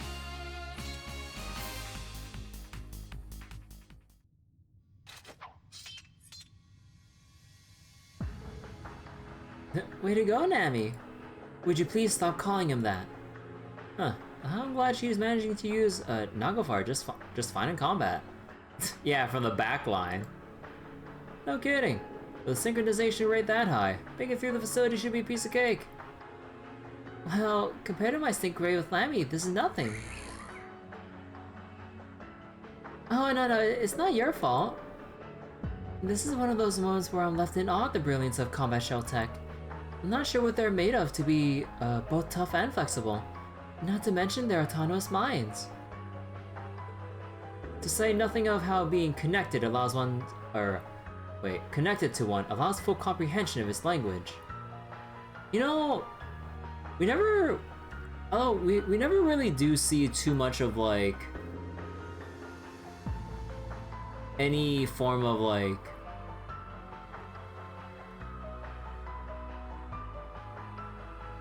I guess communication or other things from Milliam's or Altina's respective combat shells. Or like, you know, like if they have like autonomous minds, we never really see like any goofy moments with them. That or they just like take their roles or whatever or connection just seriously and don't really mess around too much. But yeah, huh. Nah, I get it, Abdul, but I'll go for it if I feel like it. I don't want to keep forcing things just because people keep telling me to, you know? Nah, it's less about language and more about gut feelings. You can tell what they're like super easy that way. Like, Nami's all laid back, but Nami here's a big old marshmallow. Marshmallow? Calm Soleil is more composed by comparison, but he still has his softer moments. You know, okay, now it's kind of nice to actually see that they're like giving actual, well, dialogue, even if we can't understand it. Because before they always just have like their usual responses without really like responding to anyone in particular about whatever the conversation brings up. So it's kind of weird seeing them like this now. Interesting. Well, noted. I'll have to brush up more on the subject. I believe they were designed with the intention of developing the best specs and personality for their partner. I imagine that was partially to prep for their eventual fusion into the sword. Of course, now that the Great Twilight's over, no homunculus will ever need to become the sword of the end ever again. It's a less than pleasant view of an otherwise charming feature. No kidding. Although it was always clear that Ergulam was more than a weapon to Milliam. Yep, he's been like a brother to me since the moment I woke up. Oh, but you're still my sister, Tilly, so maybe he's like a cool cousin I get along with really good. There's no need to worry about offending me. And after waking up, I got to go all over the place on missions. Then I got to meet you all. So in a weird way, I'm kind of grateful to Albert for making me like this. I see. That's a great way of looking at it.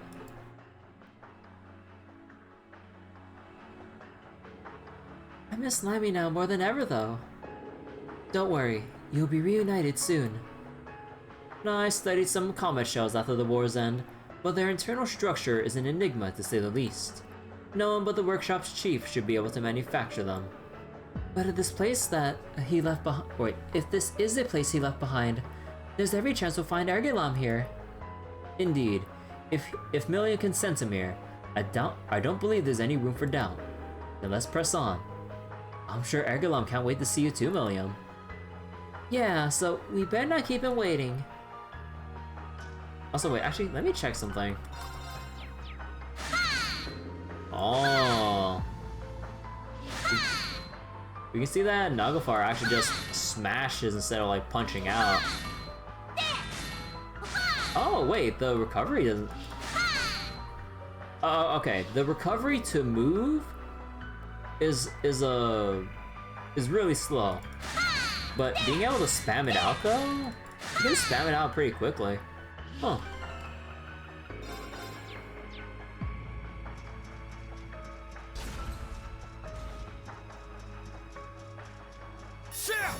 Let's get him. So how are you doing on the... Okay, yeah, we got the scan. Yeah, okay. Divine shield, protect us! Man, I wish Elisa wasn't so slow so we can actually apply, like, Heavenly Gift, like, super early.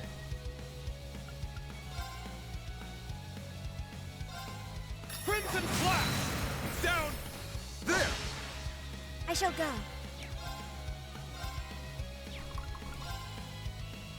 Charging. My turn. Let's flying over us all!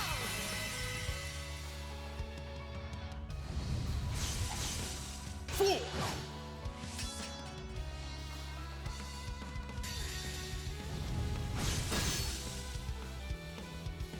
Brace yourself!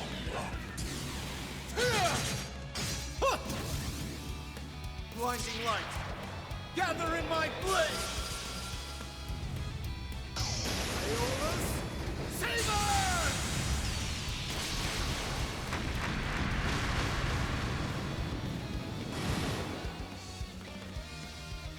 Yeah!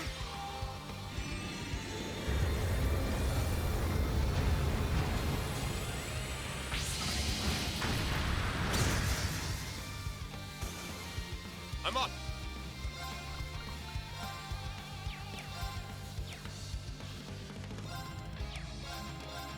Fiercest fire! Blazing swarm! It's my turn! Roar! Healing strike! My turn. Oh, okay, actually. Switching out. Let's go, Lemmy! Lammy, but we only have Nami here.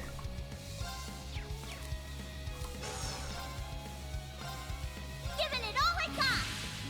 Swish, swish, kaboom! Oh, whoops. Got it. Okay, I fucked it up. My turn.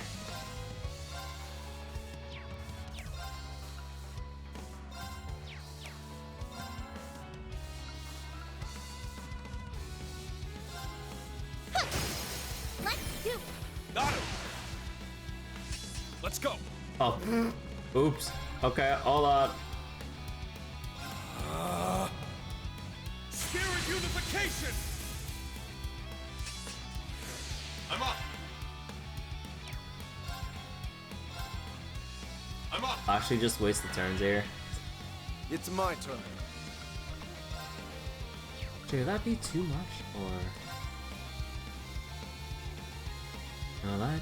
No, I think that should be enough. On your knees!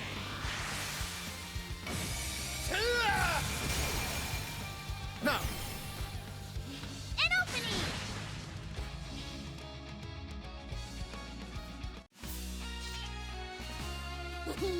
There's no better duo out there than you and me. Well, sure. No point in pretending otherwise at this point. Aww, the double high five. That's kind of cute how William's like leaning onto Eustace here. Aww. I was kind of I was expecting a head pat too, but I mean, I don't actually. Eustace doesn't really do head pats that much. That's more of Reen and Lloyd's thing. Oh yeah, that was cute.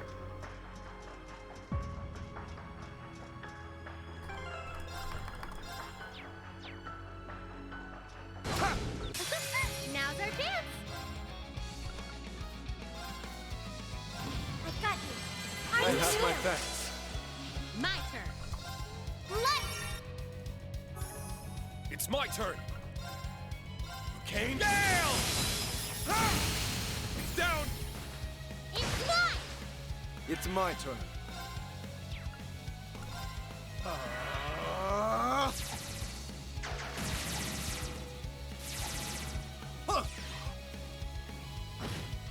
I'll support you. You have my thanks.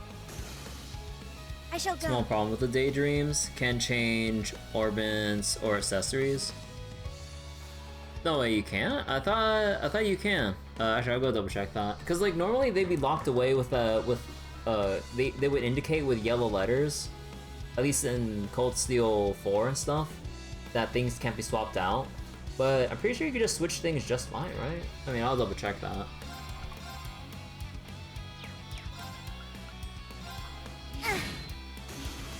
Very well. It's my turn! Ha! All right, nice work, team.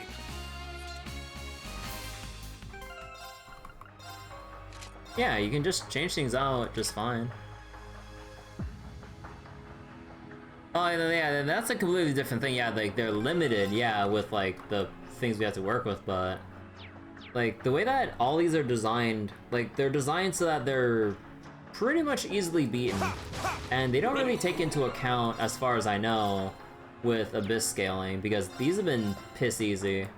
So, they kind of know that they're not gonna, like, fuck with people and having them grind pointlessly in Daydreams. Because it's one thing to grind in, like, the regular game, or sorry, outside of Daydreams, but to grind for no reason in a Daydream, only for it to basically poof into nothing, like, yeah, there's no reason for Daydreams to be, like, unnecessarily difficult. Come on, I know you can turn around. No, no, not like that.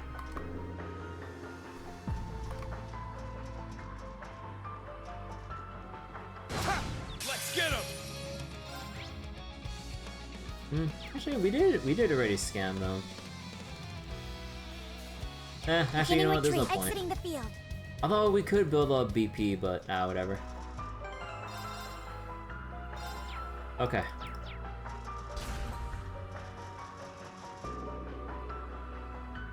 Just another generic fight? Ah. I'll take you all on.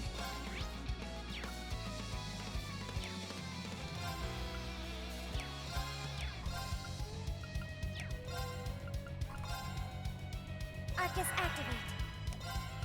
Divine shield, protect us! I'm on it. Let's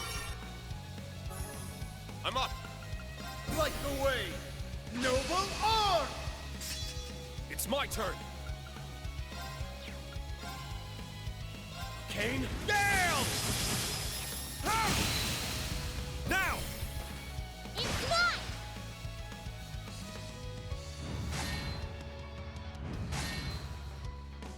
Nah, they moved out of range.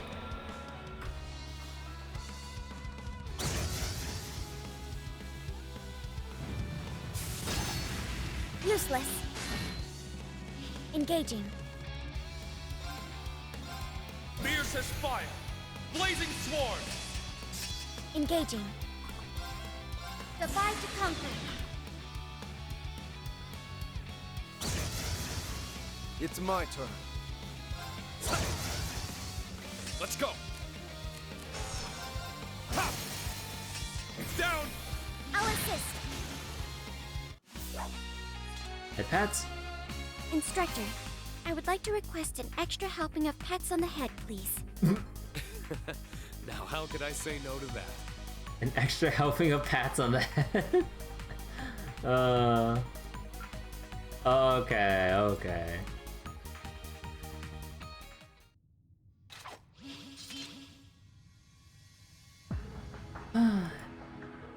You okay, Lisa? Still worn out?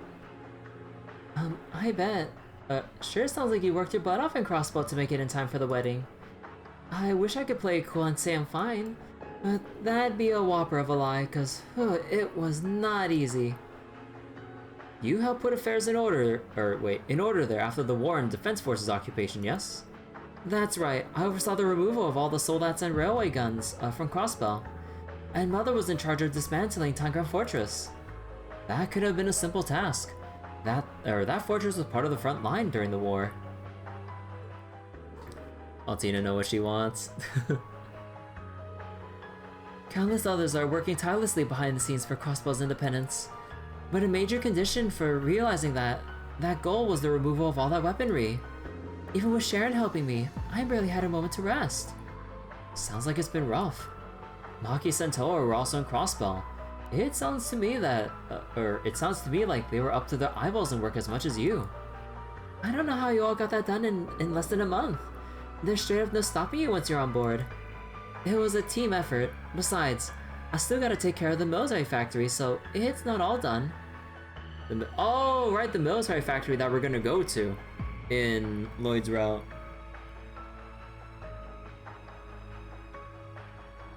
You think Falcon would extend Reen's counterattack reach? You think Falcon would just let anyone with like a melee range of 1 have a counter range of 2 because it's annoying as shit? Like, trying to do evade builds with anyone that only has like a small range? Like, bro, the only people you would bother putting evasion on in a... The only people you would bother putting evasion on would be anyone with 2 or more range, or would have extended range like Fee and Sarah with their extra gun or gun blade setups. Or weapons, I mean. Because otherwise, like, yeah, like, you would have evade on, like, Gaius, Crow, well, as long as he's in gun form, actually. And then Yuna in gun form, although usually, I mean, Yuna's more of a breaker than anything. But, you get my point. Range counters, infinitely better.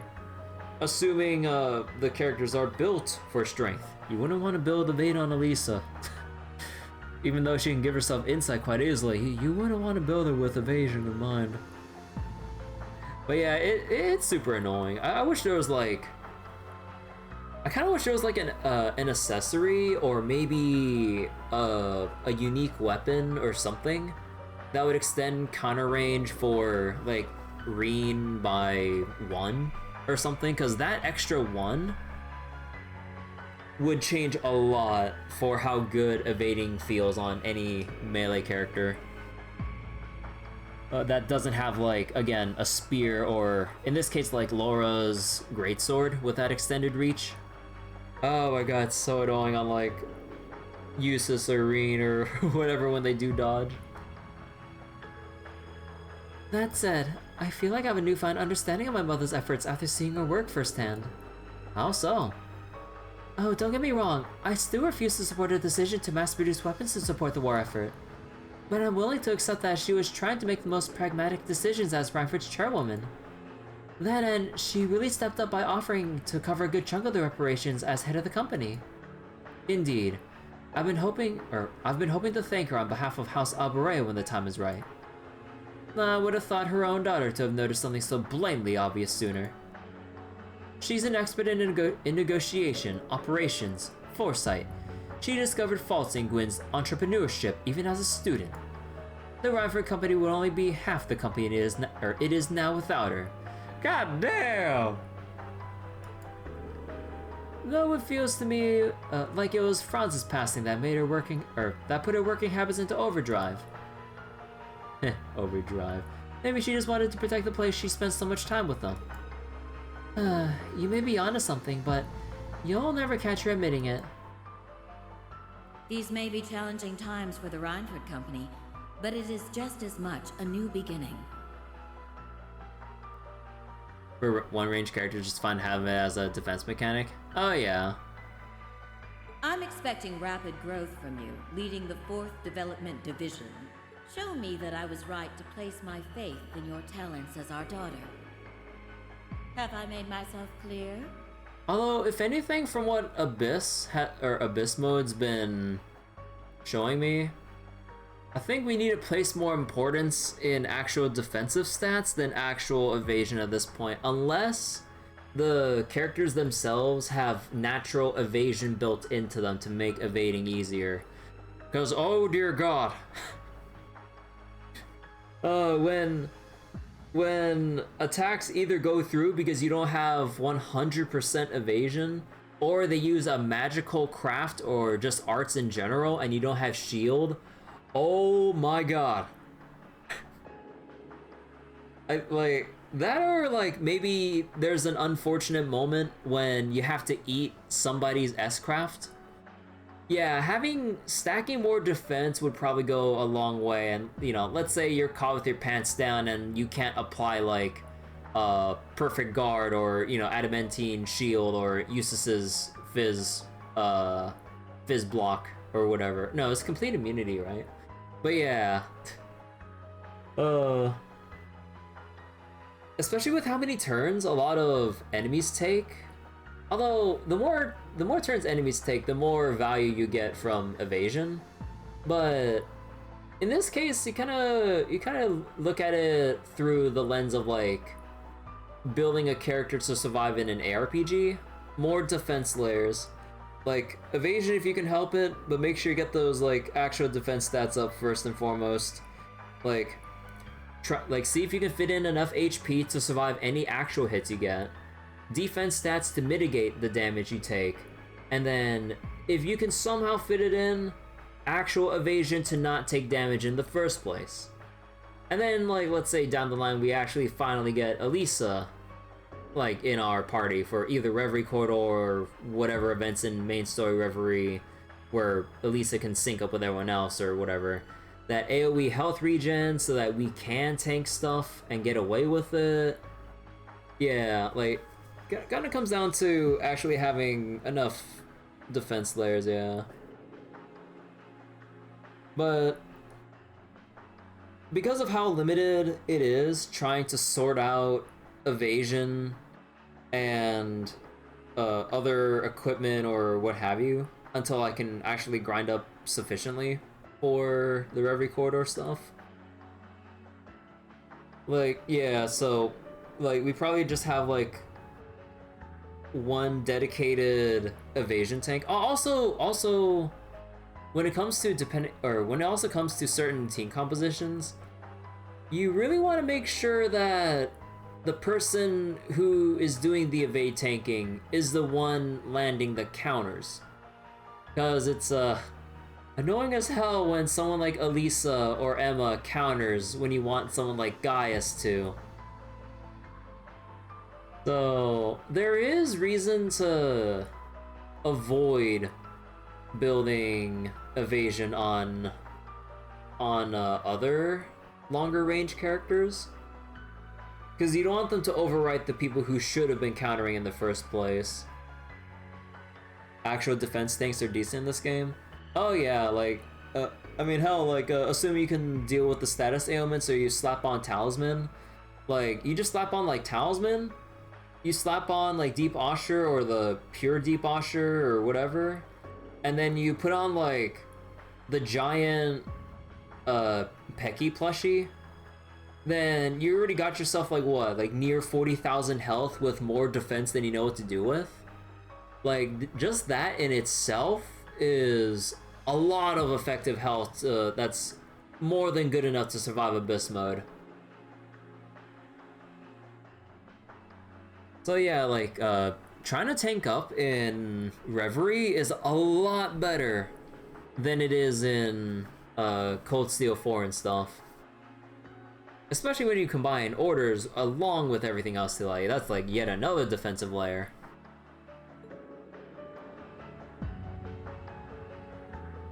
I don't think I'll ever be what she is, but that won't stop me from doing my best all the same. Well, we'll be right here to cheer you on. And you know I'm here for you. I'm gonna live it up big time as my way to thank your dad for giving me the chance. Huh. I'll see that she does.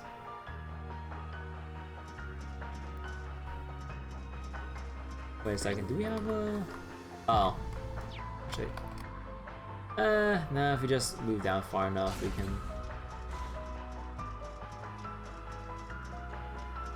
Do pick up the pace. You're only at the halfway point. Just only halfway? This isn't a keep, you know. They can do what they want. Ignore them, guys. Take all the time you need. Thanks, George. Will do. Sounds like they're back to their old routine.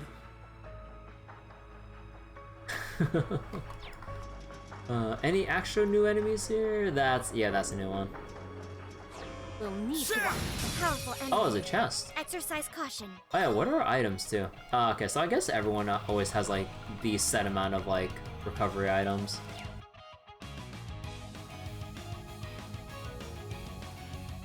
You forgot to grab an IBC item from Act 1 and Crossbow, so you can't make that 30% evade armor. Oh yeah, I did see that 30% evade armor. Search mode activate. Scan complete. My turn.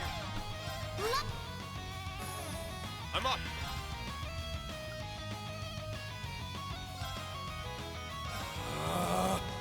Spirit unification. It's my turn. Shine on! Brilliant design!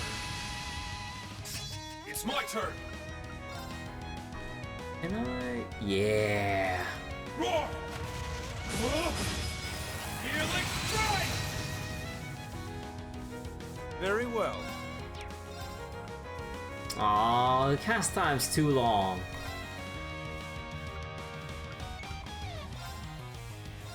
On your knees! Oh, I should have switched to ring. Whoops. Now! It's not! Engaging. Freonic, activate. Fire! Attack! Got him! My mind is clear. My blade empty. Now!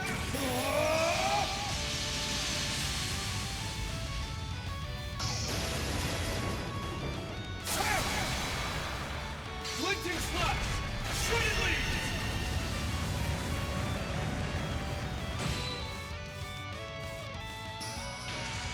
Engaging. Arcus activate. My turn. Let's go.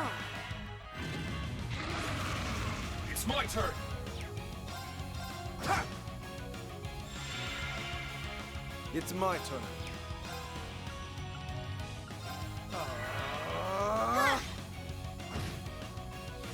Oh, wait, that actually. Oh no, that will kill the 3BP! No! I did it! Stats updated. A matter of course. Nice. That'll... Whoopee!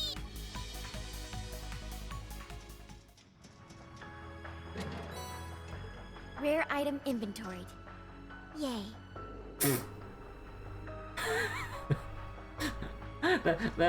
that quiet ass yay. Finish this quickly. Arcus activate.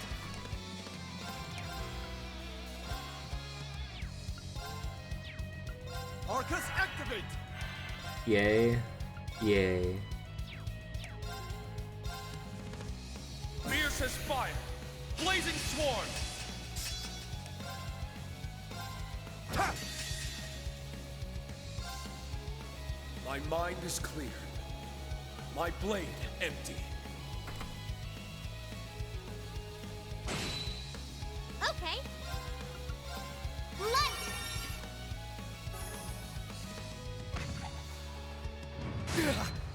Yeah!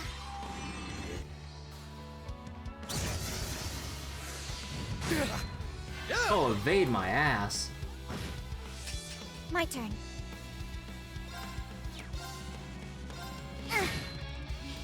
Very well. Away with you! I'm on it. Huh. Now! Got him! My turn. Ha.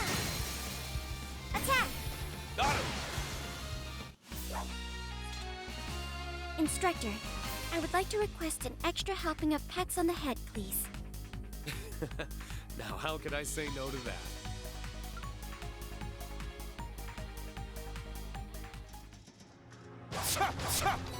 Ready. Finish this quickly.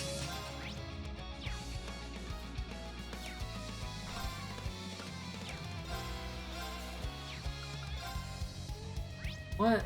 Oh, I need time or wind for that.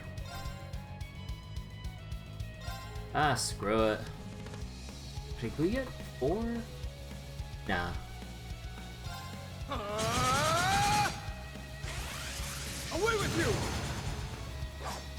My turn. Light! My turn. Activate. Ragnarok. Destroy! I'm up! Shine on! Brilliant design! I'm up! Kane, down! Ha!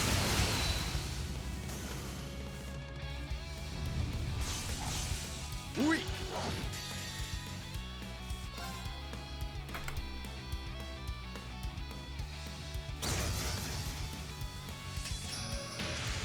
Very well.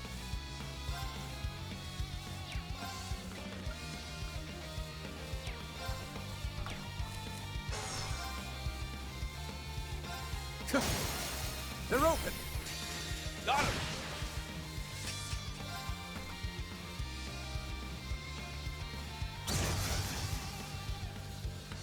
That's the power of the 8 leaves.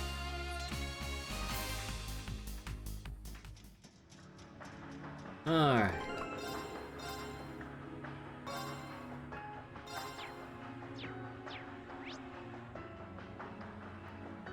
Oh my god, dude, how many more?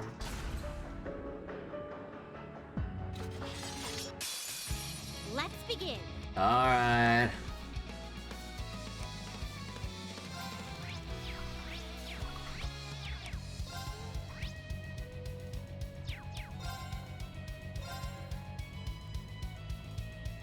Charging. Divine shield. Protect us! I'm up.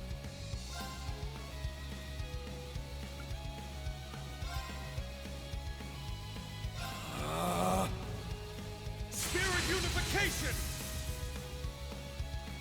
Let's go! Fierce as fire! Blazing sworn! I'm up! Kane, down! You missed one? Now! There! I'm on it. Let's...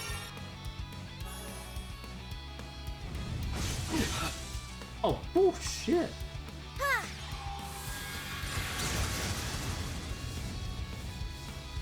Engaging.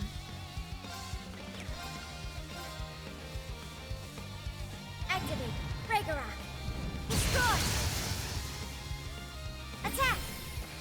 Ignite! I'm up. Roar! Healing strike! Now! There! You're finished! Leave it to me.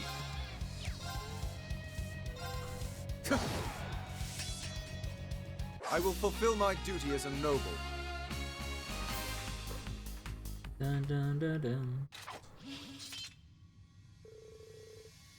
You aren't overexerting yourself, are you, Million? Heh, I'm fine. You're such a worrywart, Eustace. Shows just how much you love me. I regret ever asking. She really hasn't changed a bit. It's difficult to believe she's only had her body for 10 days. Man, I was so surprised when you told me I was sleeping for half a year. You guys are crazy busy while I was out too. There was so much to do, to put it lightly. It took a lot of work to get the Empire and Crossbow back in order. Then we had to bring you back, attend the royal wedding, but now it feels like we're back to something resembling normalcy. Yeah, finally. Regrettably, however, there are some things that will never be normal again no matter how much we try. Now that the world has begun to calm, it's only a matter of time before Rufus's trial begins. Oh, that's right. He's being held at Oryx Fort now, isn't he? I still can't believe he agreed to assume all responsibility for the entire war. If only if anyone should take the blame for it, Reen. It was his choice to make, Reen. The least we can do is respect it. I visited him a number of times these past 6 months. I feel like he's gradually returning to his old self. I believe that to be in part to telling him how I truly felt at the Imperial Fortress. I'll never be able to thank you all enough for giving me that chance. I'm just happy we could help. I have no idea what will become of House Alberea, or the 4 great houses as a whole in the days to come. Perhaps the words my brother spoke when he became Governor General will prove true, and the class system as a whole will fail. Or fall. Wait, fail or fall? Yeah, fall. But whatever happens, we got your back. She's right. I'm sure the Empire's hardest days are yet to come. That's saying something. But as long as we're together, we'll get through whatever happens. My classmates are here for you as well. Yeah, so don't you worry about a thing. I got hugs in unlimited supply, so anytime you need someone to lean on, I'm here, and don't you ever forget it. Huh. I'll keep that in mind. I did not expect to be made aware of my own inexperience by Milliam of all people. She's really grown. Perhaps she deserves me treating her less like a child. Ah. Why the weird stare, Eustace? Oh, I see what it is. I get it. I know I'm a babe, but you don't have to be intimidated by cuddling. I don't bite. Oh my god. Oh my god, what did I just read? Milliam.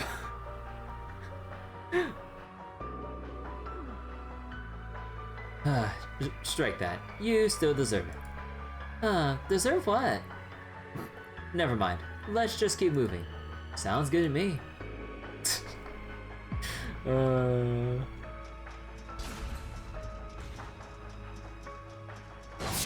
Let's get him. Actually, do we really need to do these anymore? You know, for the sake of time, let's just run from these.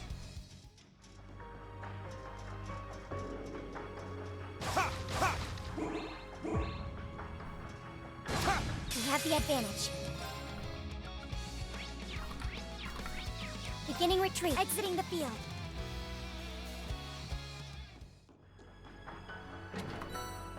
Brave Steed. Luck is on our side. You're pretty awesome, Nami. We gotta hang out and play more often. Given how much this concerns you, Milliam, you should know this isn't playtime. Please, just try to take this a little bit seriously.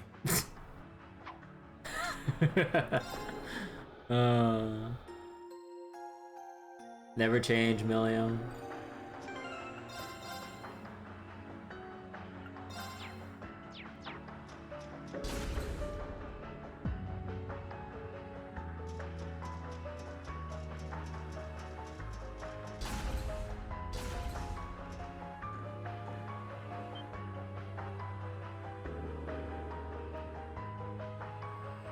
Oh, that's the core. Oh, Lammy!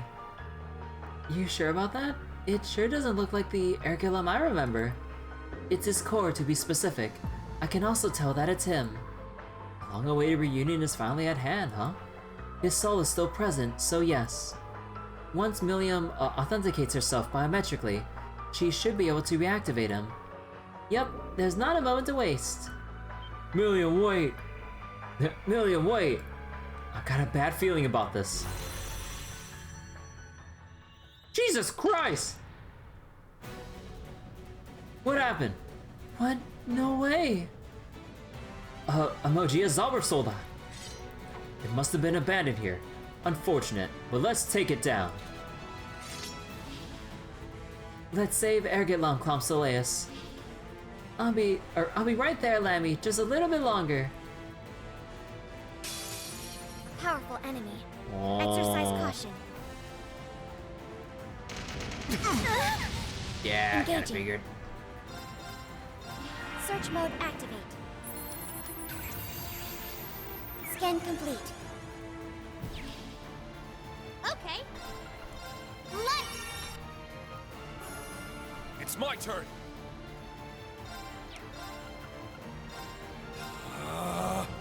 Spirit unification. Let's go. Let's see. Yeah, good fucking luck with any status ailments. Okay. How about brilliant design? Shine on! Brilliant design! It's my turn. Roar! Healing strike! It's down! There! Very well.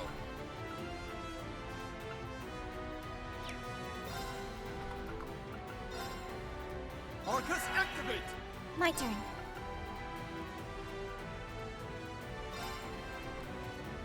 I got you. RTM heal. You have my thanks. Don't take me lightly. No, why is it Elisa the one that... God damn it.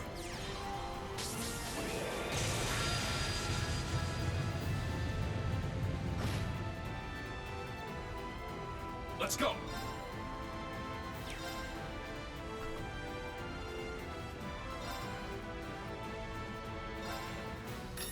Cut through! It's my turn. Nah, I can't go fast enough.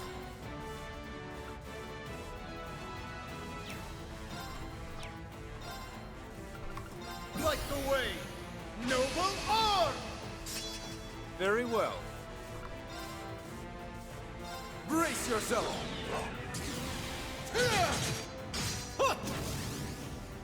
Blinding light! Gather in my blade! Aeolus, Saber!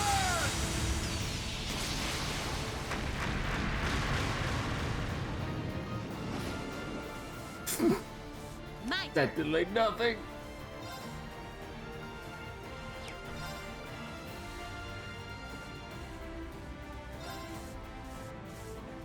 Let's go. Activate! Ha! Orbital laser, fire!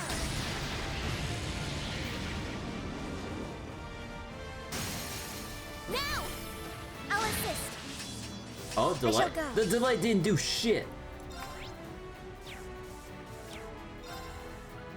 And can't do anything fast enough.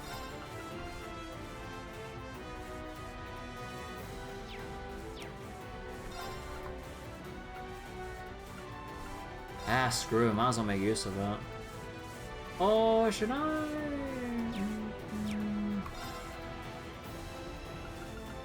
Ah, screw it. We'll buff up one more time. Light the way! Noble arm! Engaging. Divide to conquer. Transform! Sync complete. Initiating brave mode. Accelerate.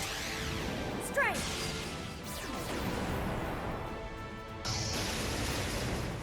Solaris Bringer!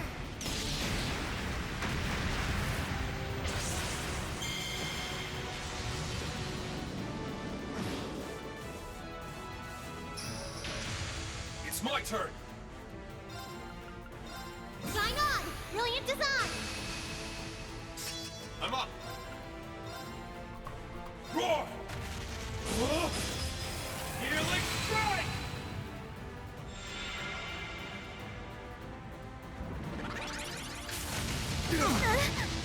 Don't take me lightly! Oh, damn. I'll assist. Got the It's my unbalance. turn!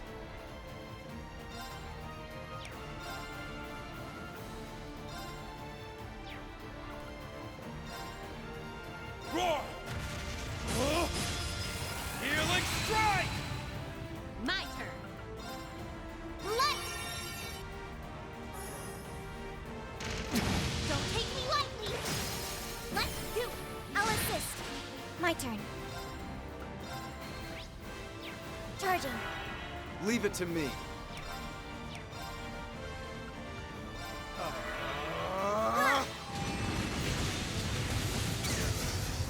Oh, nice.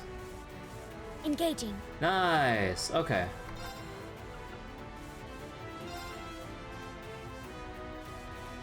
I got you. RTM heal. You have my thanks. Yeah!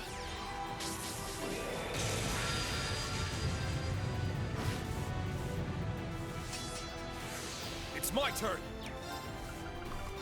Light the way! Noble arm! It's my turn!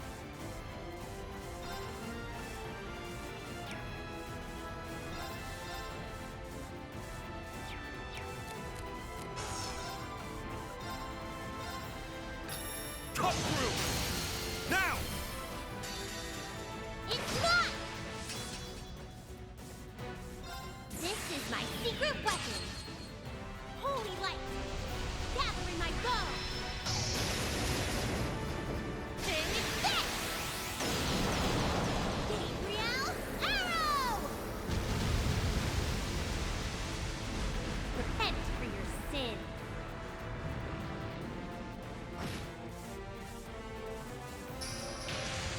Leave it to me. Divine shield. Protect us!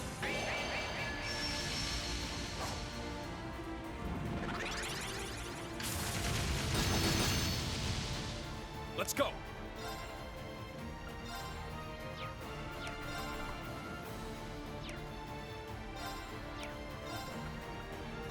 Gee, does it burn? Nah. Cut through! Down! It's not! Leave it to me. My turn. Leonic, activate. Fire!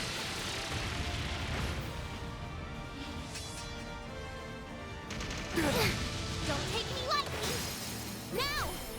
Got him! Good luck! Thanks. Damn you! Huh.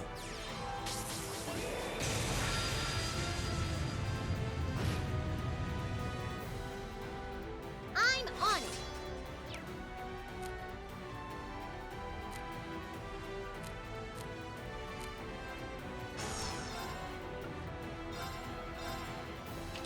Pierce through! Rosetta arrow! And a good crit. Alright. I think we're all good, right? I did it! Stats updated. A matter of course. Nice! That'll do. Whoopee!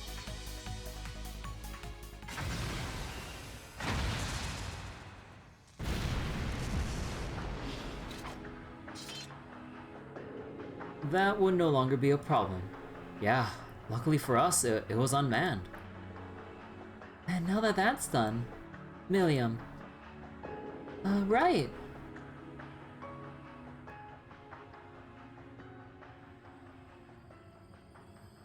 Oh.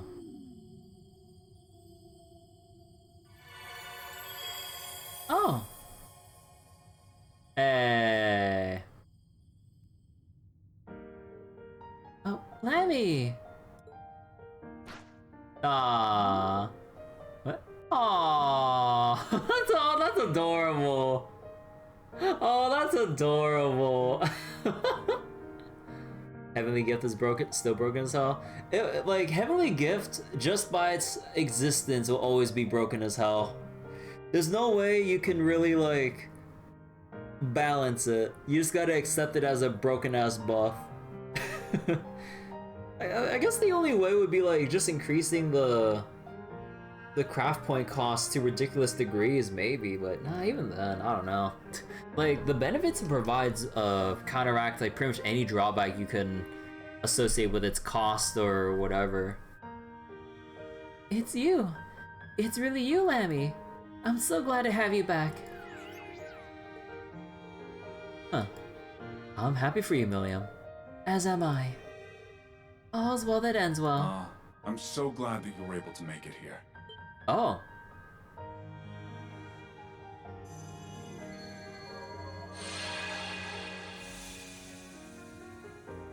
Whoa! Isn't that... Father? I apologize if my appearance startled you. This is only a recording, I'm afraid. One I pieced together before Alberic, when I was still myself. I'm afraid I might end up rambling from time to time as a result, but you'll have to forgive me. Oh. It's like that projection technology that Tio once used. I presume you being here means that you are fully back to normal, Milliam. What a relief that is. Now that you and Altina are freed from the Twilight's burden, you can finally live the lives you deserved all along. You can now grow as human beings, completely free of the limitations you were subject to before. I hope you will take this chance to learn, love, and experience all the world has to offer, now that your lives are your own. They really are ours now. I always thought it was weird how we never got much taller. But maybe that's a thing of the past now. I don't think that's what he was talking about. I hope you're ready for my insanely huge boobies uses, because they're gonna be bustin'! Oh my god!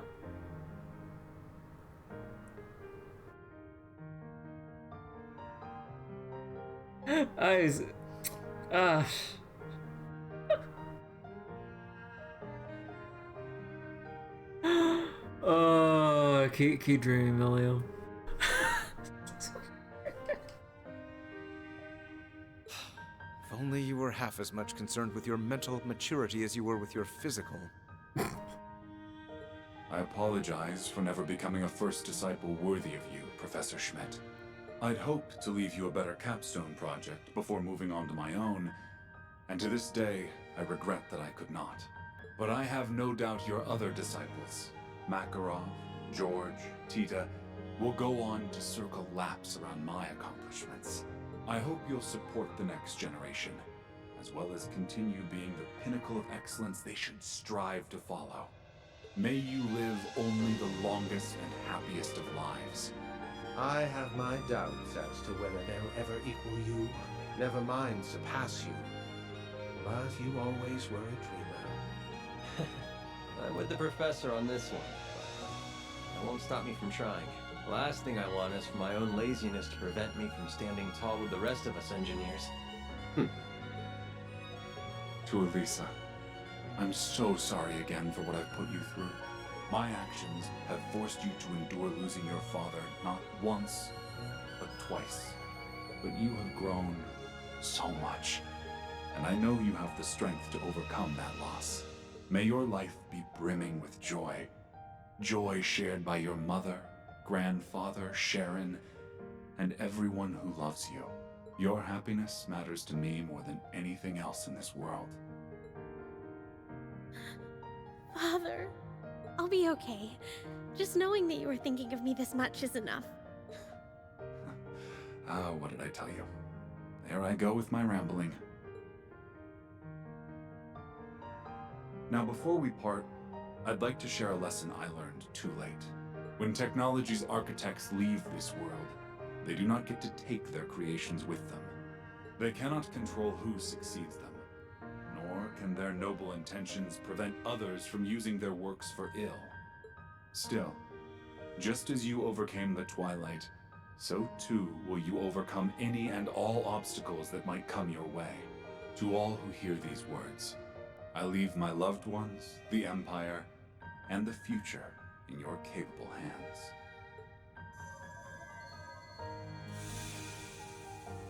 Father.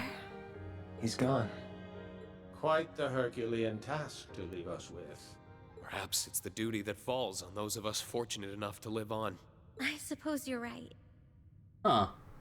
Wait, if you look where Franz's hologram, like, faded away, you can actually still see the little shimmering lines left behind. Huh. I guess they forgot to take that out when he was done with his recording. Thank you, everyone. Or is it? Oh, it's kind of weird they leave it there. You can still see like the little funny after images or whatever, like right around Elisa's left arm there. It looks kind of funny. I'm so glad I was able to come here and see Father one last time. As am I. And I'm super glad I've got Lammy back. Thanks for helping me out, guys. That means you too, Nammy. Our work is done then. Our job here is done. Okay, so I guess that little like weird lingering shimmering effect is just left behind by accident. Upon leaving the workshop, the entrance vanished without a trace. The group then met with their friends to tell them what had transpired, each one celebrating a long-lost companion's safe return. And that is the end of Down the Rabbit Hole. Andvari? What is this? Wait. Altina, 3, Elisa, Milliam. Okay, let's read those real quick. Franz's message. Altina finds a message from Franz while revisiting the Black Workshop that encourages both her and Milliam to live the lives you deserved all along. And... okay, I'm guessing we're gonna get this one when we actually get to see Elisa again in wherever the heck she is in Crossbell. From Father. A message from Franz in the Black Workshop makes it clear that he wishes for his daughter's happiness. And Milliam, Ergelam. Ergelam regains his physical form after having lost it during the Great Twilight. His core had been hidden within the Black Workshop by the late Franz Reinford. Okay, wait, so what the heck is this thing? Andvari? Wait, what the heck? Less damage received with each enemy attack. Maximum damage reduction 66%. Effect maxes after 8 times. Raises defense and arts defense when battle begins. Oh. And it starts out with Adamantine Shield, Crescent Mirror, Lock Crest, and Gravian Hammer? Huh. You were gonna mention this Master Quartz earlier during the tank discussion, but you forgot that we actually get this during the Daydream. This is what makes defense taking actually pretty potent. Yeah, because it's the first line, you can pretty much give it on anyone, if you so desire. And yeah, speaking of more defensive layers, like, we have raw HP, defense and arts defense, and then we have, like, Brave Orders. Now we have Andvari, which is just straight up like a damage reduction multiplier. And then we have, like, Evasion as another defensive layer. And then we have, like, a health regen from, like, Heavenly Gift, or hell, even Earth Pulse if you want to bother spending the turns to cast it. And then... god damn! Like, the defensive layers are crazy right now. Yeah, combining with Aegis. Yeah, like I immediately thought of that because the Aegis was, because like there's no real reason to actually take Aegis in the previous games. Because I feel like it kind of just, oh okay, like maybe as like a sub-quartz, I guess.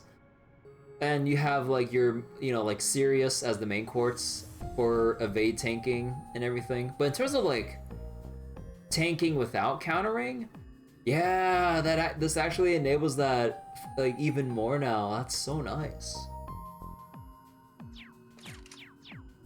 Also wait, do I have any other quartz that are still level 6 or is it just level 7s now?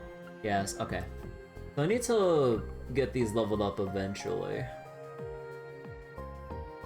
Only thing better would be if it drew more aggro. Yeah, but I guess that's where you gotta like probably just combine it, even if it does overlap the elemental or the element aspects with Anvari and Aegis being Earth. But I mean, if you, for pure passive purposes, like it's like pretty much the best synergy they have together. Although I forget what Aegis's other passes were as a main quartz. But yeah, just having Anvari and Aegis, like, yeah, that's pretty solid right there. Overlaps with the synergy? Oh yeah, definitely makes up for it. Oh, it's Noel's Master Quartz that draws aggro? Oh, okay. Oh, I hope we get Noel eventually. Like, obviously we'll have to encounter her sometime in Lloyd's route, no doubt about it. Only a matter of time once we get to it, but in terms of like actual things we can get back to, we're only allowed to go back to the doll studio, so no Noel for the time being. And yeah, we have to do Rufus's route only. Rendering But before we can get back to the actual main story, we still got a Daydream to do. Like, we still got the Daydream to do, and we still got the actual, like, final, or, the final boss of the second stratum. Which I'm not sure how difficult it might be compared to the cube. Although, I think the cube is just, you know, pure bullshit. But maybe the second stratum boss is a little bit better. I don't know about you guys. Oh yeah, also, when I was doing stuff off stream, where was it? Because I don't believe I showed it. Wait, did I show it? Now we. I don't remember. But either way, though, like. What? And here I thought that was all. But yeah, there's also the Void Spire that's over here as well. But I'll do that a little bit later because I really want to still, or I still really want to go through the last Daydream we have so far. Slab of Reminiscence activated. Alright, let me go save first. Okay. Rendering browsing interface. Alright, home sweet turf. I wonder if they have a battle or if it's just gonna be like pure reminiscing, no battles. We'll have to see. Or maybe Wazzy and Vol have a one-on-one for old time's sake.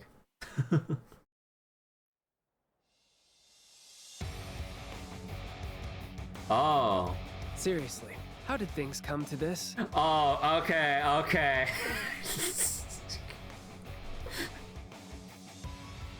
We've drawn quite the crowd, haven't we? I don't give a damn about that. But I know this is a good opportunity. Been a while, Wazzy. Let's find out which one of us is stronger, once and for all. Well, I can't deny that now's a good chance to get some closure and settle things. I won't hold back. Come at me with everything you have. You're gonna do this in like the middle of fucking, the middle of the Harbor District? Yeah, damn straight I will. People box, as on solos. Oh. There's a lot of people emotes I don't have.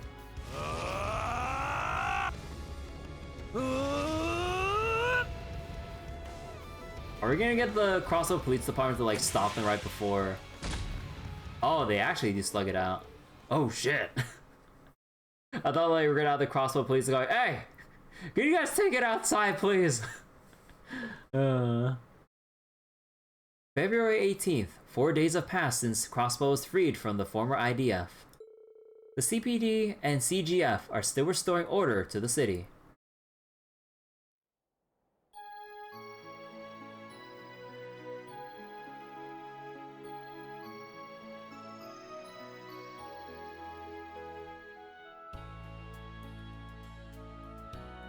They are outside. I'm in outside of Crossbow.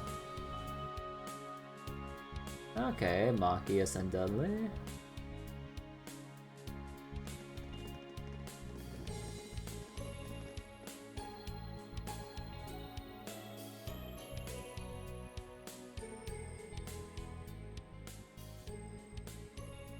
All units, split up and get to work.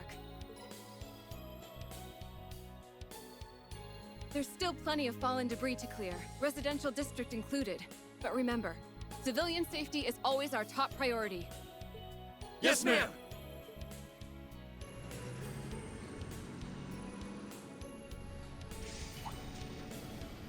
What's that sound? And where have I heard it before? Noelle. Oh, wait, what's that? Oh.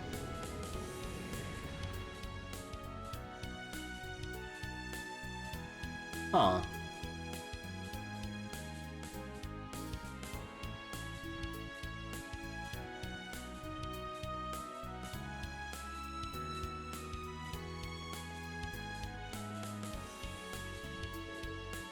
And we're here. It's only been 4 days, but the mess here is bad enough to make you think it's been 4 months. I'd still take this over those IDF jackasses any day. Without a doubt. It's just unfortunate that we never got to have a moment's rest during the operation. Yeah.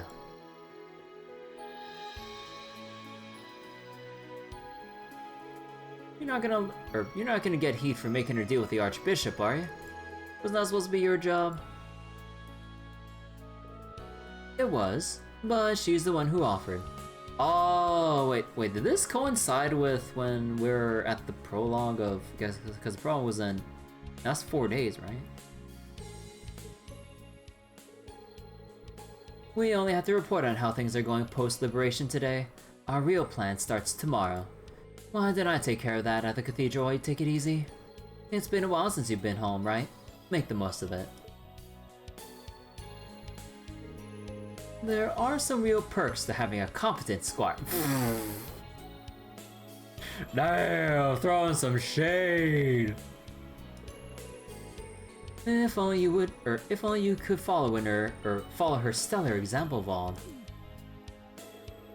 Do you even realize how much I have to cover for you behind the scenes so you don't get an earful? I feel more for Abbas than you. Huh, you aren't the first to say that.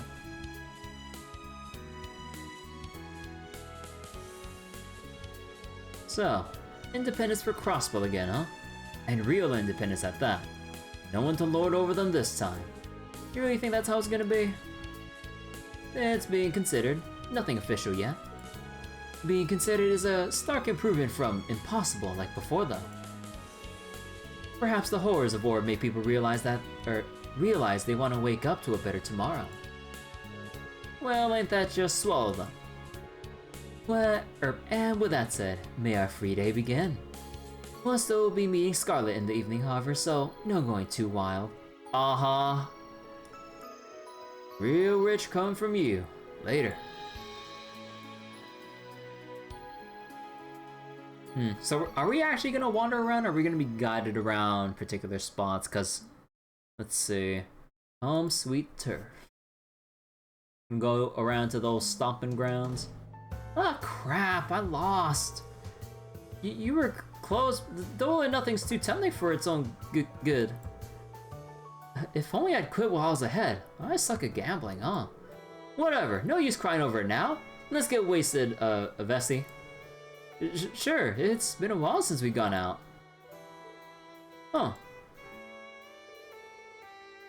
Too bad Arkansas is on hiatus now, I think. Oh, it doesn't matter where we go. I'm happy anywhere as long as I can be with you. I missed you, Wazzy. Anywhere, huh? Then why don't we find somewhere we can... Yo! Wazzy? You're back! He's with the lady, guys! In the flesh. Long time no see, guys. Long time no see my ass! You should have told us you were coming back. I know, my bad. Things have been a real mess since the operation. I'm only here today because of work. Is she work? Oh no, I often met with this lovely woman here in my hosting days. Sure, but it's okay. I fucked up the flow again. I often met with this lovely woman here in my days hosting, sure, but today's purely a coincidence. Or was it fate? You're going to make me blush, Wazzy. Smoother than silk. Is your work that pressing, or do you think you can sneak away and hang out with us? We're just about to grab lunch. That actually sounds perfect. Afraid this is where we part ways, mademoiselle. You take care.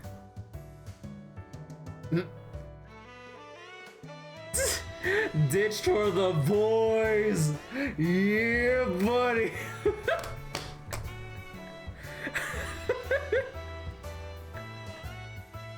I gotta hang out with my boys! Wazzy knows what's up! Really? You're just going to drop me like that? But the colder you are, the hotter you get. Oh my god, this fucking lady! God damn! The downtown, or formerly downtown district. So this is what the downtown, the uptown district's looking like these days, huh? Huh, they sure cleaned out the place. Hold on, Vaughn. We'll follow you forever, Vaughn. Come on, Vaughn, let's knock those blue bastards' teeth in. Huh, no one's harder than the Saber Vipers.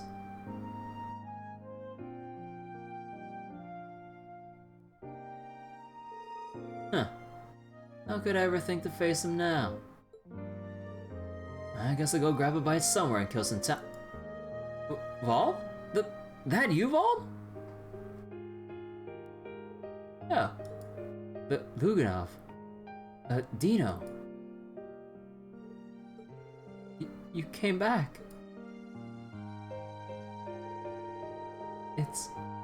It's really you, right? The others said that the demon who attacked us that night was you, but that can't be right. Tell me it's not true, Vaughn. Please.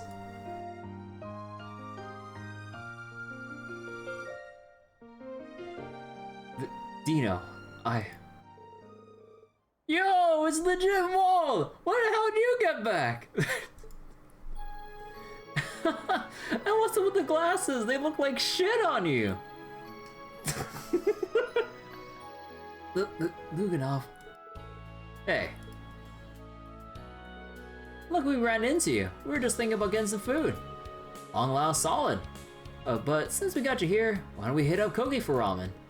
Koki? Huh, not a bad idea. Let's do it.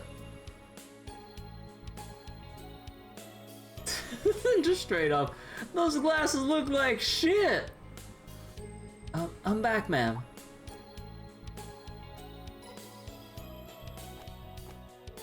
Very good. I take it you finish your assignments for the morning. Yes, ma'am. How's the situation in the tower? The police are handling things at the moment. Some inspectors from the Empire are here right now, so things aren't going to be settling down anytime soon. I see. So, still, this is an international problem. All we can do is let them work, I suppose. More than anything, I'm just relieved that we're able to liberate Crossball again.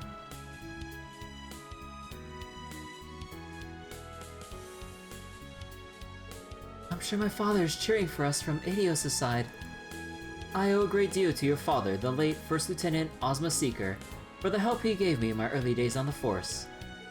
His tragic death was one of the factors that made me resolve to change this organization.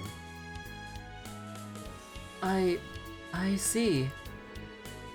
It makes me happy to hear you say that.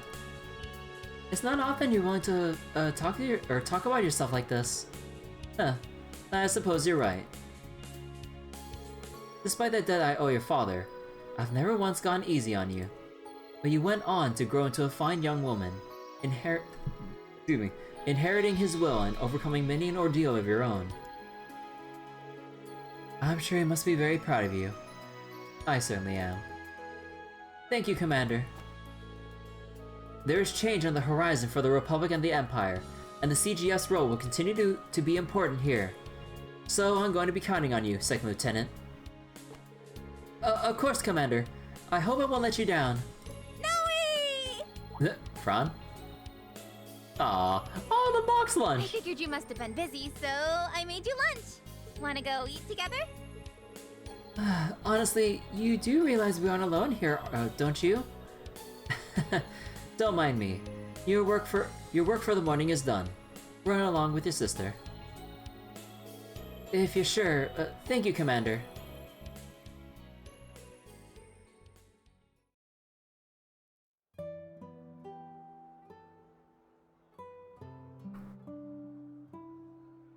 Oh, Agrante.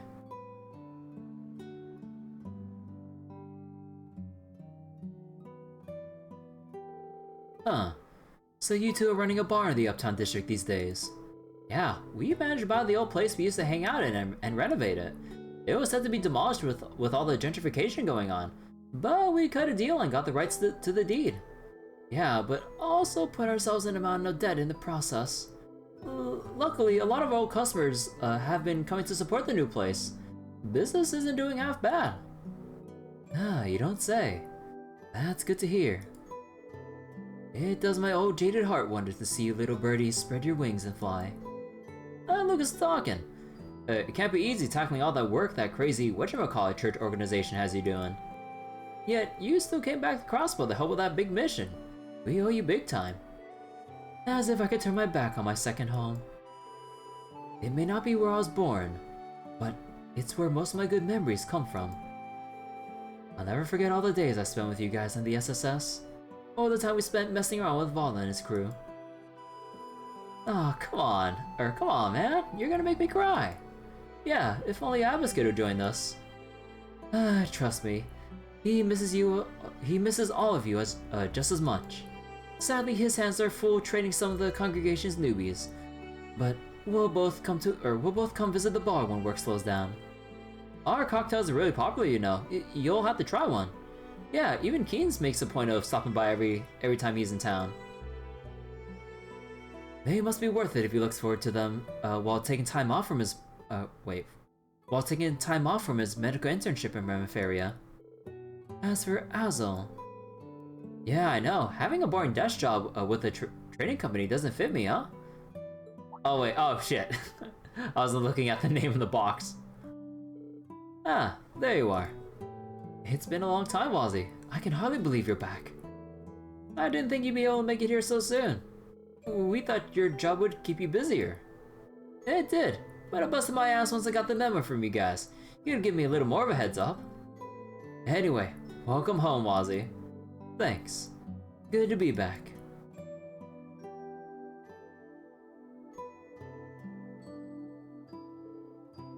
Slurp, slurp. Oh my god, okay. Whew, yo, did you really make this stuff yourself, Koki? Sure did. How was it? Real talk? It ain't nowhere as good as the old man stuff.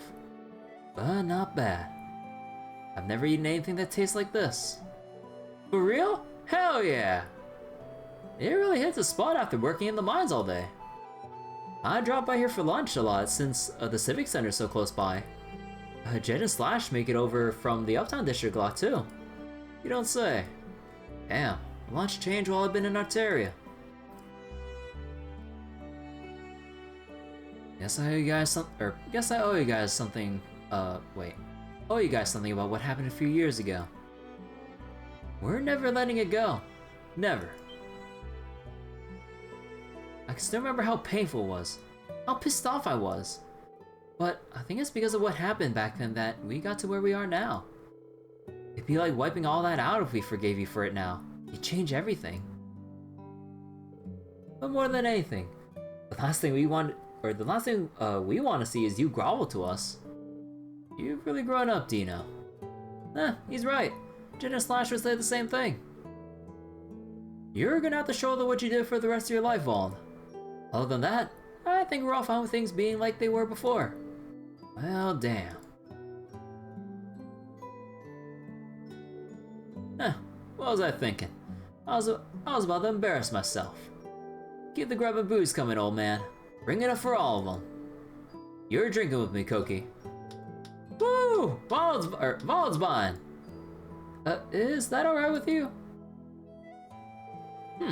Enjoy yourself tonight, but it's back to trading first thing tomorrow. Well, I guess that means it's on.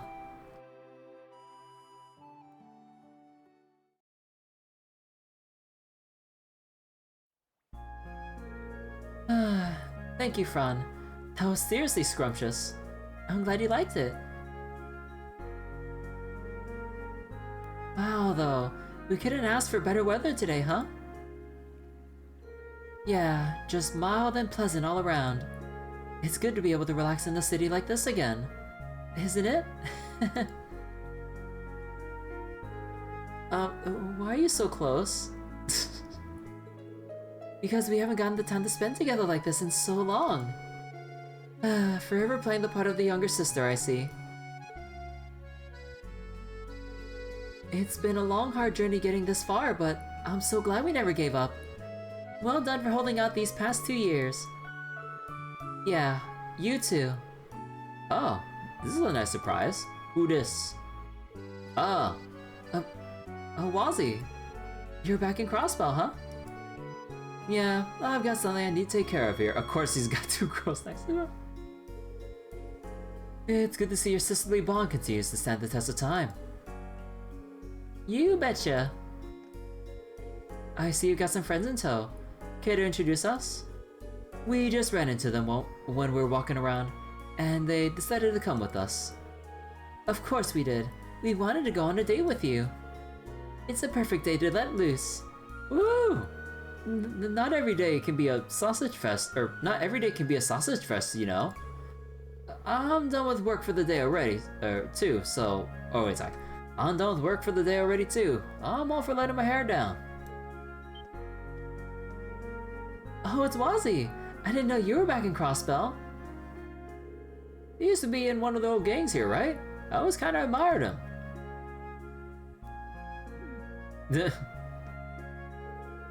Are you sure it's okay for you to be standing out so much? You know, with you visibly being part of the church now and all? It's fine. I'm not on the job right now. I'll be careful not to get in the way of the restoration efforts, don't worry. Anyway, I'll leave you guys to it. Ciao. Oh, wait up!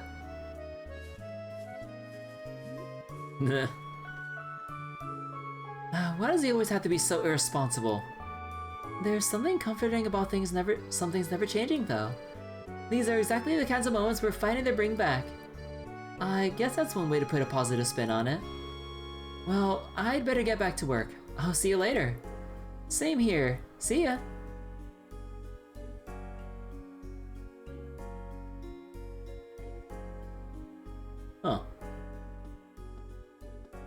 What's Noelle looking around for? Oh. Noelle couldn't help but feel apprehensive all of a sudden, even if she had no idea why she felt that way. Oh, I wonder what led up to this. She tried to brush it off and focus on work. The restoration efforts came first, she told herself. Wazzy and his gang weren't the people they used to be. They wouldn't start causing trouble now, of all times. Right?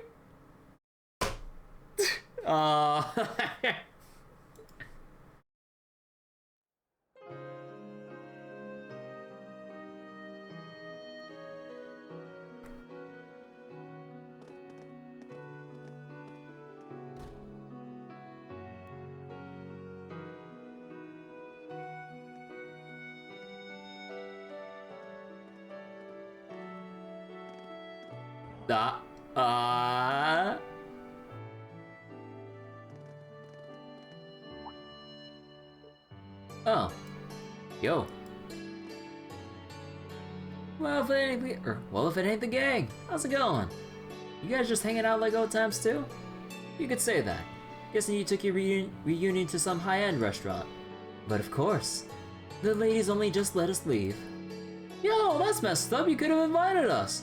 All we've been doing is walking around and drinking ourselves stupid. Sorry, you missed a chance. Not like the ladies would have wanted to smell your sweaty asses anyway. Damn. You picking a fight? It sounds like you boys had your own brand of fun. I'm glad. Huh? How's got you acting like such a sap? Oh, hey, I just got a great idea. It's gonna get dark soon, so how about we buy some snacks and drink some more in the park together? Sounds like fun. I'm in. Same here, but Mom, what's with the glasses? You look dumb as hell.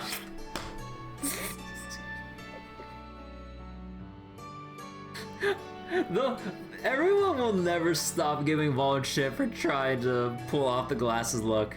I mean, honestly, the artist behind designing Vaughn with his glasses and all really got it on point with the glasses feeling out of place on him.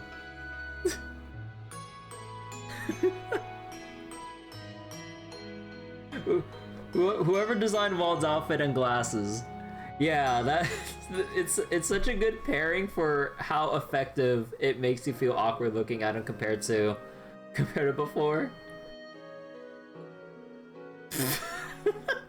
I was waiting for someone else to say it. You should have seen him fogging up, or you should have seen him fogging up earlier when we were eating ramen. It was hilarious. You always know how to get a good laugh out of us, Wald. How long are you punks gonna keep giving me shit, huh? Huh. Well then, how about we get those snacks? Yeah, let's go!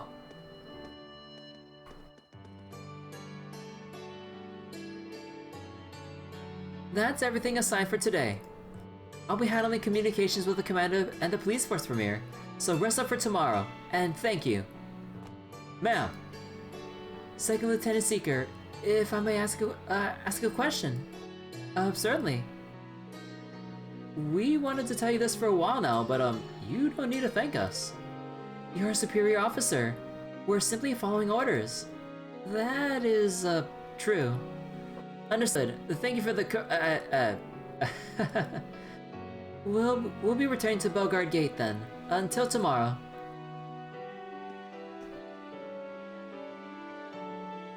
It still feels unreal to be a superior officer. I need to take a few pages out of the First Lieutenant's book. No getting mopey, Noelle. You can't let the commander down after she put all her trust in you. The SSS is doing their best, and Yuna's working hard over in the Empire. Wazi's back too. I have to step up my game so I can be proud of the next time we're together again. What? For real?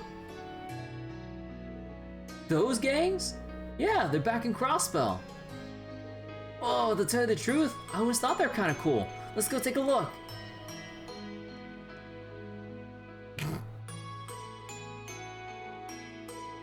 What's going on? Gang activity?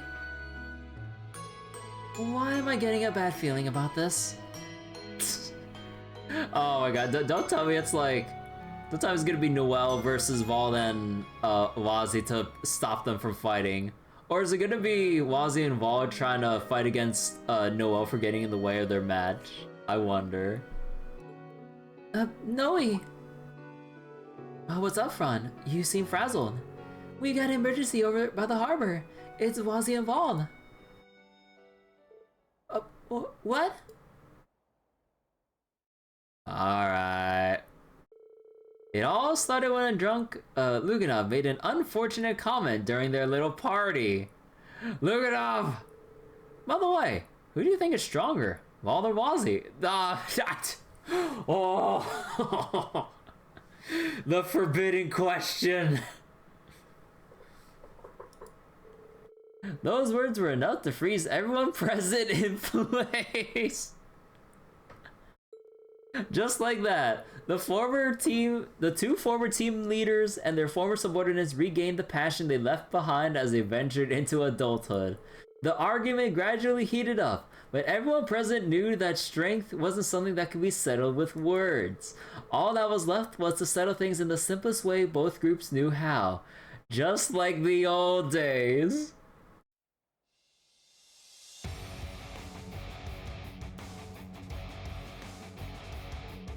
Knock him out, Vaughn! You got this, Wazzy! Oh, those guys are the ones who used to lead the street gangs way back when. Which one do you think is stronger? You guys got this! Seriously, how did things come to this? We've drawn quite the crowd, haven't we? I don't give a damn about that.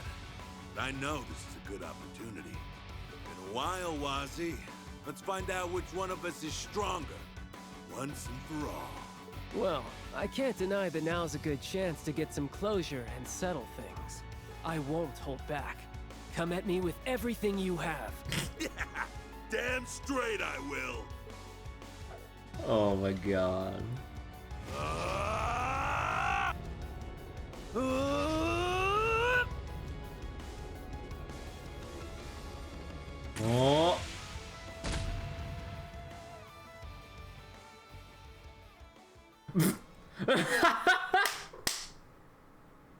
You two are too old to be acting like this. No fucking way! No fucking way Noel clobbers them both at the same fucking time. Oh my god, ain't no way.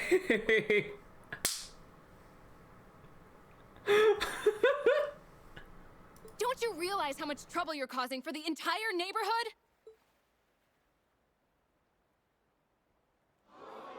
Holy crap! Yeah, they're drunk, but she took them both down in a single move. Guess the CGF chick is the strongest after all. Who? Me? Oh wait, I'm what? Well, of course. No one's stronger than Noe. I can't take my eye off them for a single afternoon, can I?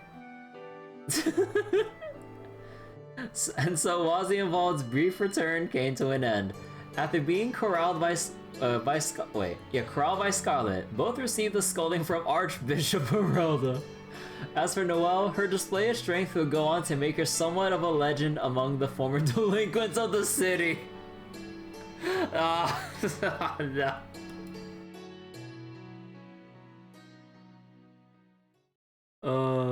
And that's it. Okay.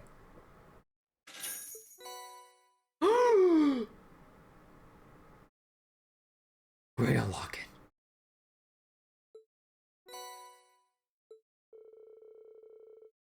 Noelle's costumes and attachment items can be equipped when she is a part of the party. Hold off. Just so I can remind myself of the grim reality of the situation. Oh, I need one more Grail Locket, you son of a bitch! Why is it 2?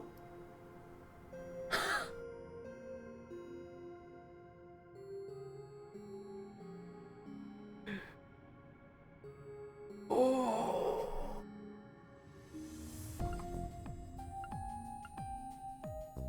Although, I am kind of tempted on the lower one if I can ever make that. Because minus cast time while preventing stat down as well? Well, either way, that's way out of my fucking reach. Alright, so Front Seeker, quality time. With it being far too long since they last spent quality time together, Fran enjoys homemade food during her lunch break with Noelle. Wait, do we miss anyone? Alright, they're over here, duh. Father's Wish. Noelle is a soldier of the Crossbow Guardian Force who has inherited all the talent her father Ozma to the degree she... Who has inherited all the talent her father Ozma to the degree she impresses even that of Commander Bales. And Wazzy, Turf Wars.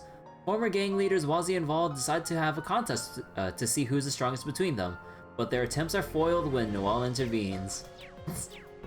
Good shit.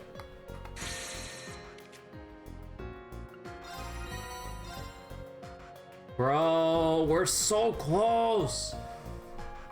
We're so close, so I can actually get the Celestial Tree max upgrade. What's like the easiest way to get the rest of what I need?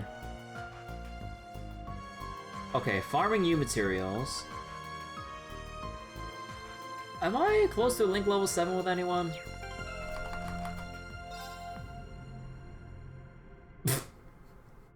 Okay, time out.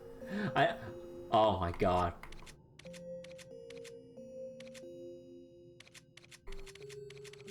That's a lot of different pages of links to burn through, or to look through. Yeah, but I think the easiest one would just be with, where are they? Yeah, the easiest one would probably be just getting Reen and Sarah.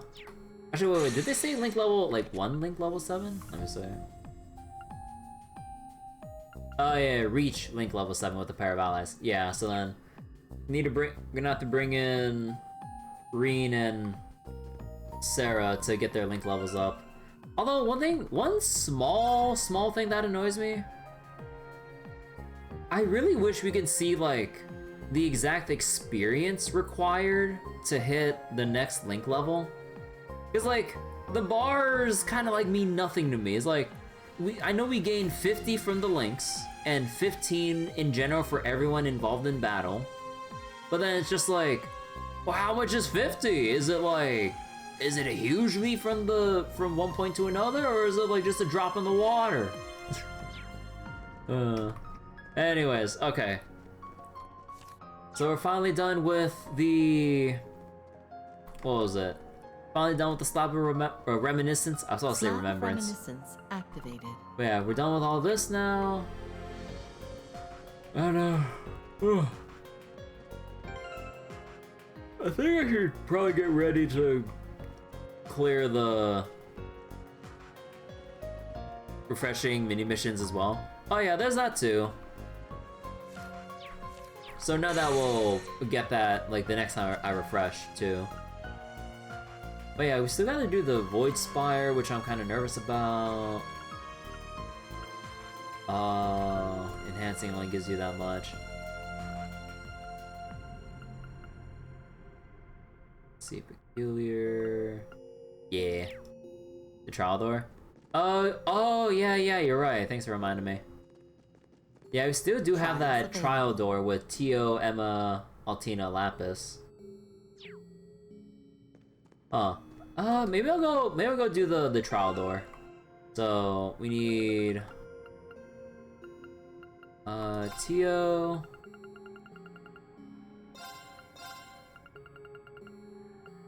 Wait, let me read again. Trial door presented. Emma, Altina, Lapis. Emma, Altina, and Lapis.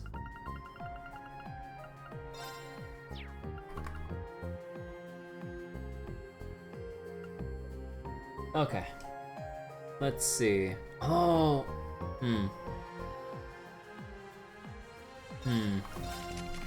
Actually, hold on. What are we gonna do with setups here? Lapis. Let's see. Actually.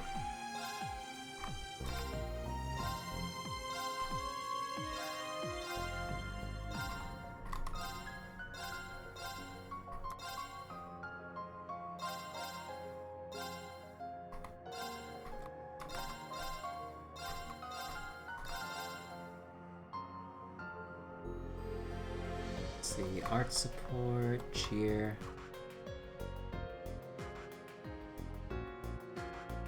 Maybe it doesn't really matter too much. Although, art support, Curia, charge. Actually, no, we'll leave it like this. Although, okay, actually, wait, time out. So let me go lower this to Nightmare real quick, and then just get a quick scans on all the enemies, because we can still just abandon the trial. So I can at least know what to prepare for instead of just getting blindsided.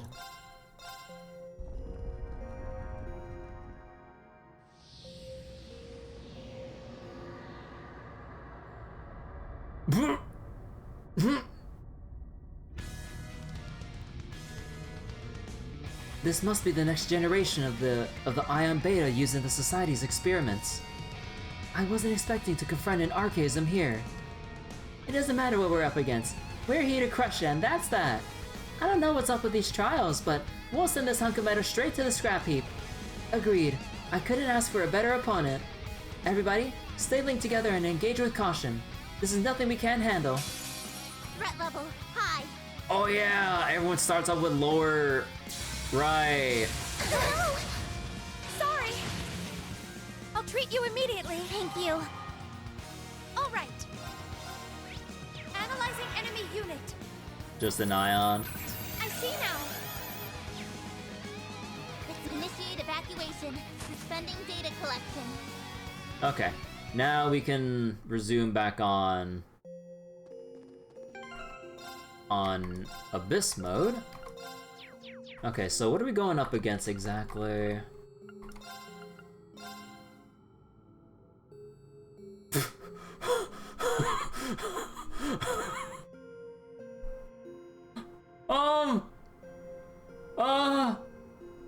How much speed?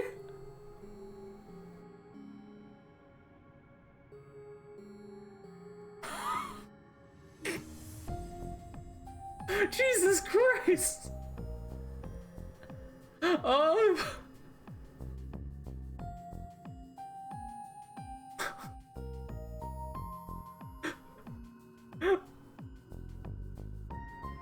Okay.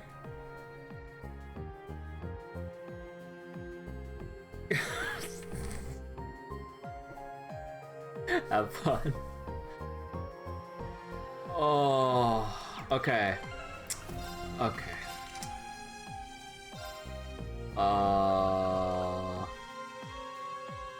As HP drops, arts inflict abnormalities. Oh yay.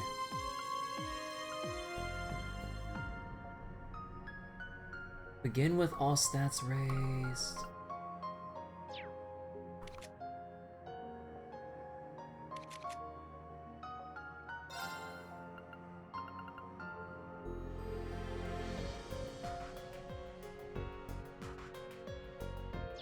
Hello. Store when HP is low.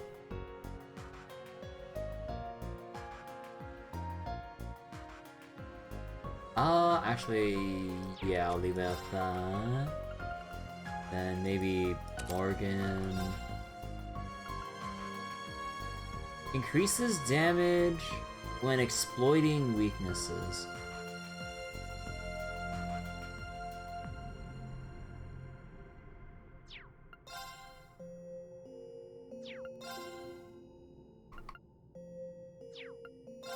Actually, maybe Mercurius. Or Mercurius.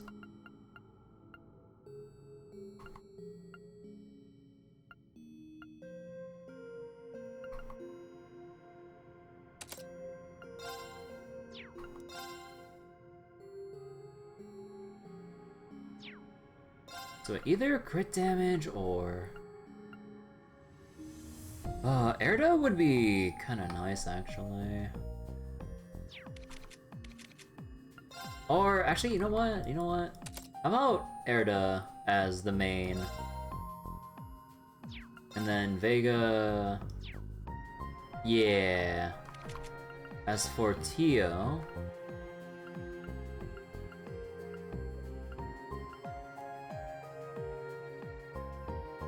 Tanya... EP through offensive arts...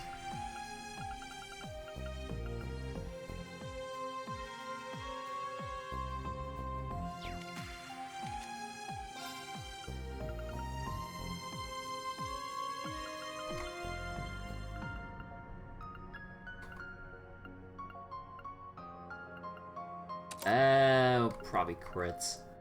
Okay, so that's their setup. For Lapis... Let's see, Emerald Eye was the analysis, balance down, and then the defense.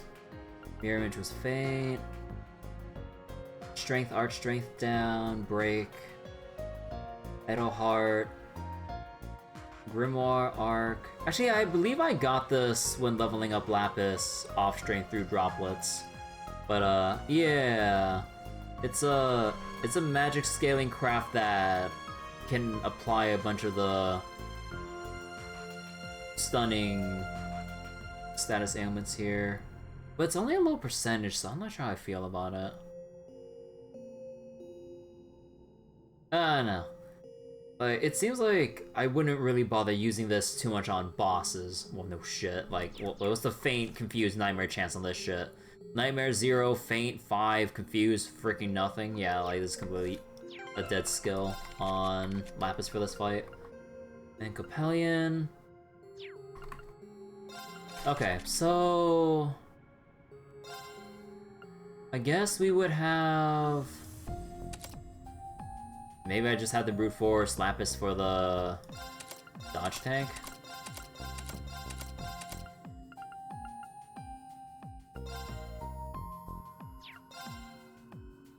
That, or we can actually test out...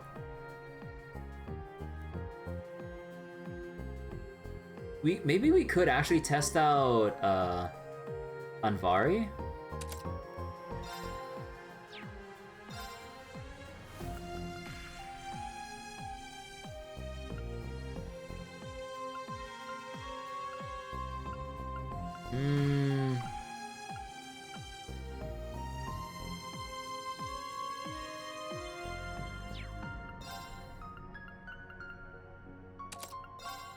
So, don't have to worry about status ailments. Well, okay, there's the 4% chance. But no way that's gonna screw me over this fight, right? Nah, but let's see. So, and then we can tank up as we take more damage. And we regen health for sustain. And then we can take something like Kagura to really tank up. Actually, wait, do I have enough? Hold on. Do I have enough for increasing the slot down there? Yes, I'm willing to just put stuff into that.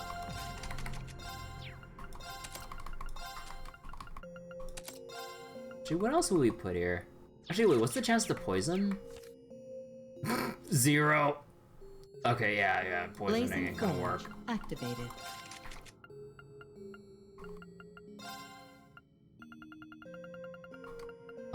Poison... Actually, maybe mute just for the strength up. Well, mute does have a chance. Blazing Forge activated. Although it's only like 20%. So then you get like 20% of 30%. You get like, what, 6% chance for muting? Although it's muting on counter, so you know what, maybe not that bad. And let's put Rage here. And at this point, we kind of just have to have Evade 3. And then we have a Recuria UR.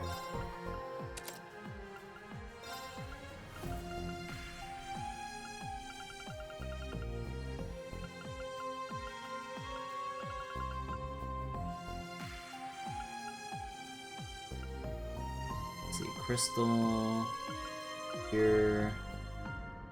Actually, wait, can we upgrade Tyrol into... Activated. Oh, we can do Tyrol SR. Alright. Or maybe we just do like shield. Just in case.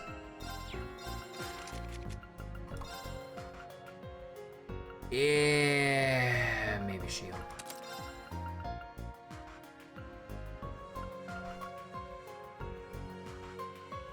Yeah, sure. And funnily enough, I think we can actually forego speed, because the less turns Lapis takes, the longer the buffs will last. So we don't have to worry about her potentially speeding up in front of anyone else to start reapplying buffs. So that would actually work out in our favor.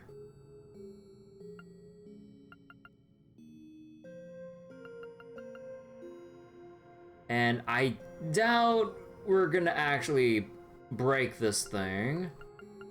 So either Dragon Vein for the value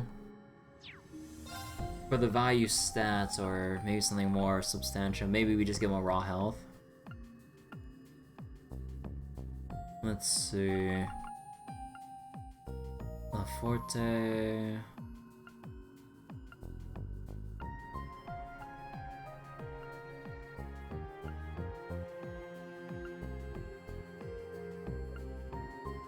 Faint. Nah, it's a very slight chance. I'm not gonna bother. Douche Gem can reduce the EP cost, though.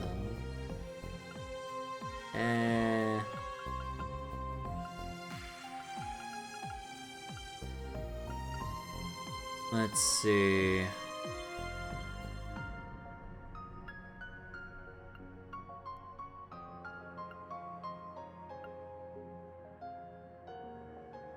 Yeah, maybe I'll get that Tyrol and actually...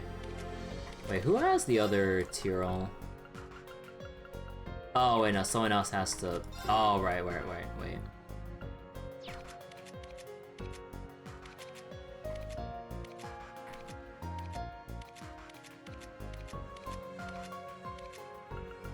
There we go. Activating requisitions program.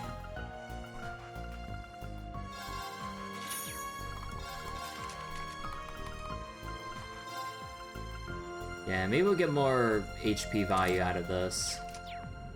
Okay.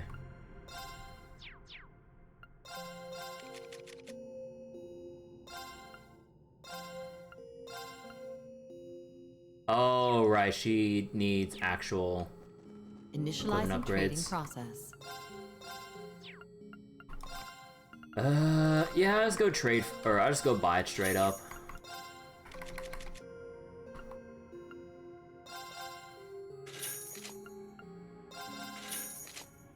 There we go.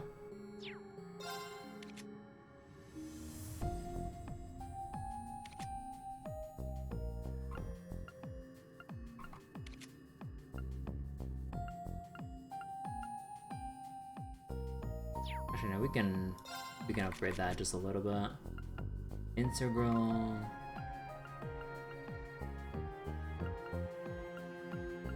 Actually, wait. Upgrading Tio or no, Altina's program.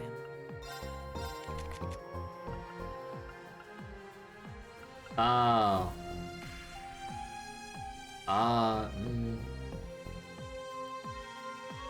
Fuck it.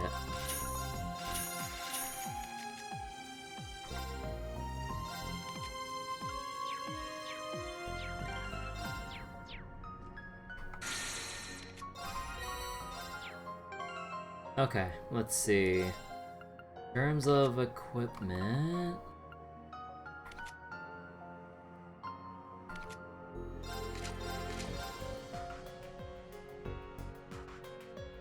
Okay, so craft points gained up with extra defense stats.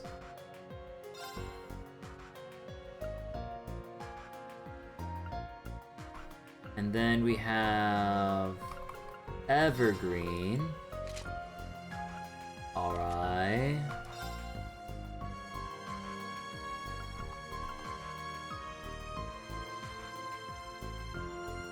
About Braille Locket with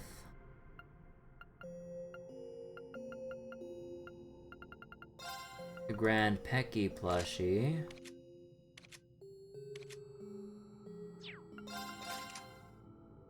Oh yeah, we still have to deal with status ailments.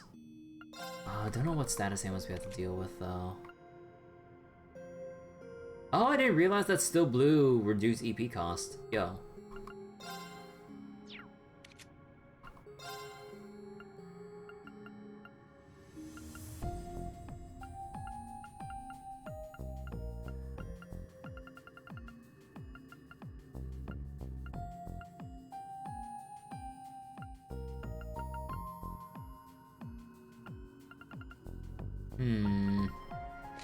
Yeah, no, we'll just keep deep.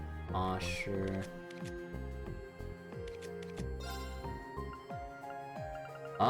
Actually, maybe we should tank up with... Yeah, I'll just beef up with HP. I don't trust this shit. Okay. So that should be everyone ready. Although, wait, does it really matter if we go? Wait, no. Whatever, I'll just use it anyway. Because, like, I know our BP, our assault gauge, and all that stuff doesn't get...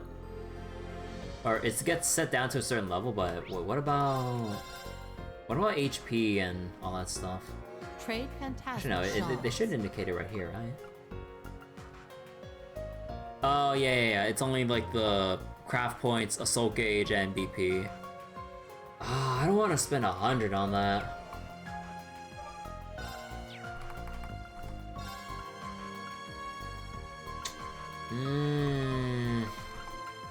Man, I don't know what to do for the tag-alongs, man.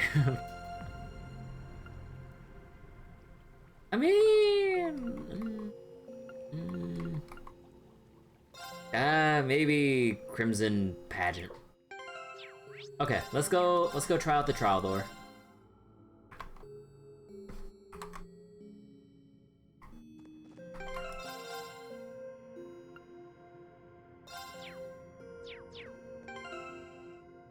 Wait, everyone ready one last time? Actually, wait, instead of yellow emblem, wait, hold on, where's my... I should've just put on the other debosher. There we go.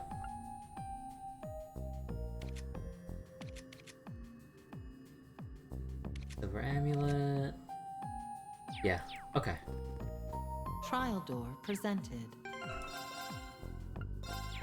Okay. Trials available.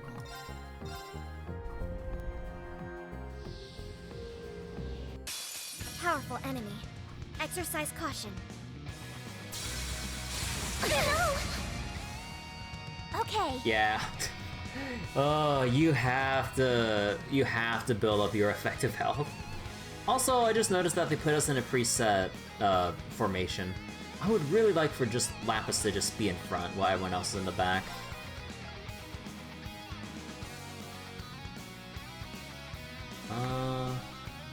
I really want to delay myself that early.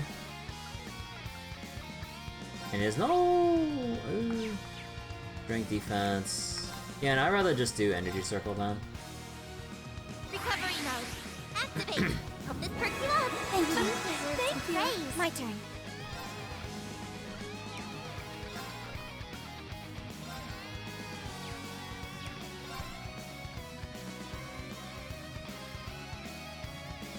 Yeah, okay. I think we have to go with the strat of split everyone up.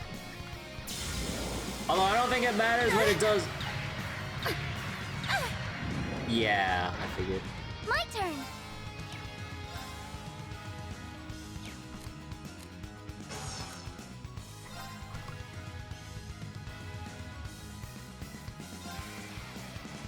Initiating process. I'm going.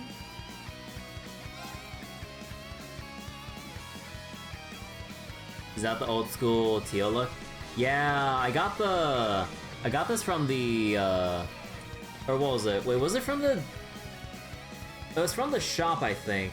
But yeah, I felt so nostalgic seeing Tio's like old look with the chest plate and everything that I'm like, you know, I gotta put this on for old time's sake. Releasing output limiter. My turn.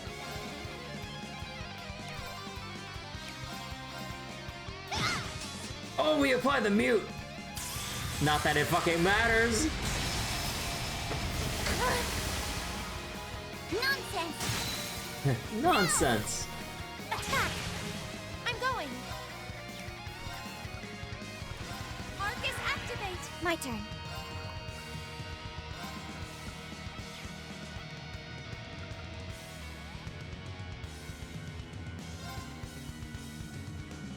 Charging.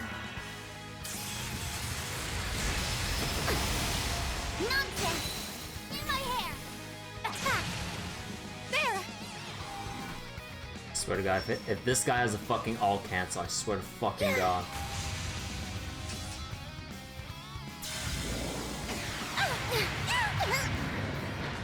All right.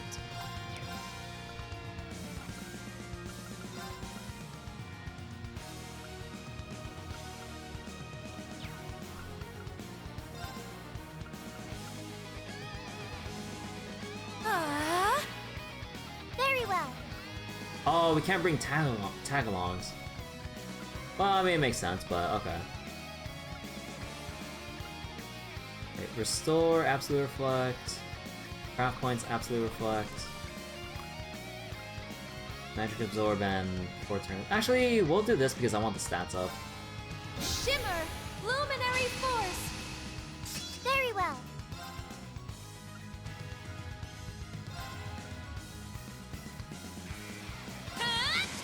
And bam! There!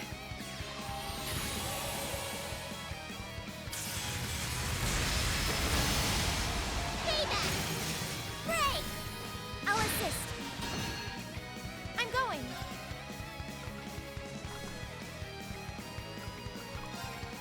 Marcus, activate! I shall go.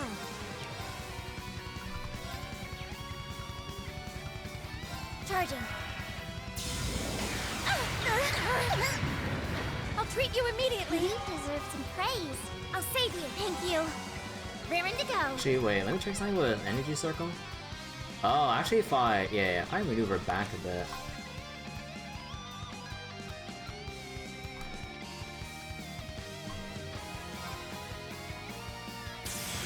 Okay, I get it. It's a Reverie.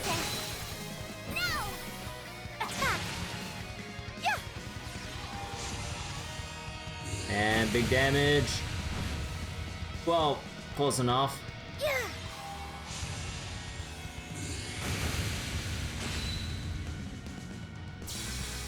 Oh. Nonsense! In my hair! Let's tear them down! Yes! It's my go. Oh, okay, wait. I need Emma to go to the... just to the bottom of that. Okay.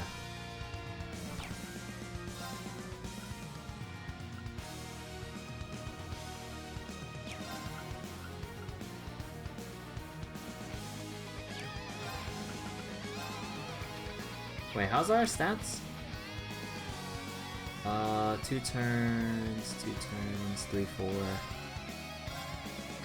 Marcus, activate! It's my turn!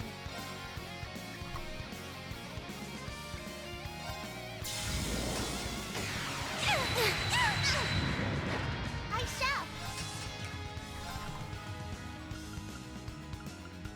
Oh! Right, you had Adamantine Shield and some of this other stuff here.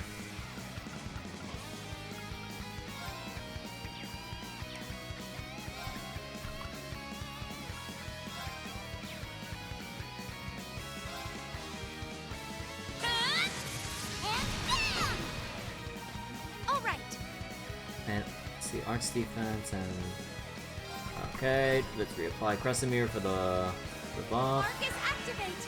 I shall go.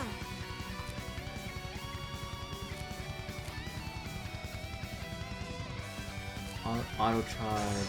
Yeah, there we go. So we don't need to apply. Yeah, no, we're good.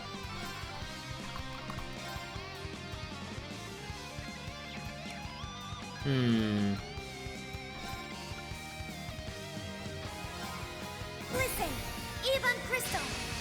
I'll just do the even crystal so we can recharge everyone's EP because, yeah, may have only just realized that we don't really have a way to restore people's health aside from Tio's energy circle, which may or may not be sufficient depending on how the enhanced state goes. I'm pretty sure this thing gets an enhanced state. Arcus, activate. Yeah. Uh-huh. Yeah.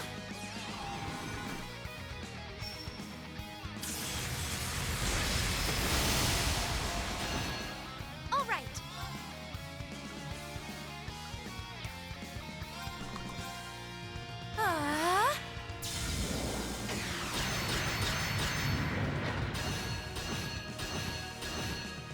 Okay. So we're all within range, so we don't need it right now, but just for later.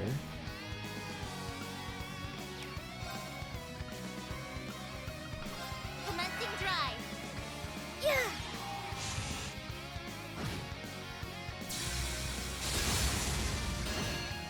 Very well.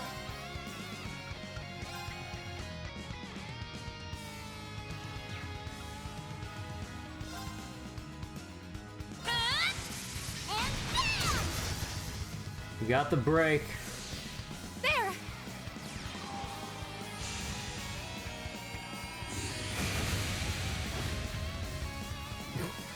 There! Oh my god, that lack of damage. Yeah, there we go. We're getting somewhere. We're getting somewhere. Can I cast in time? Hell no.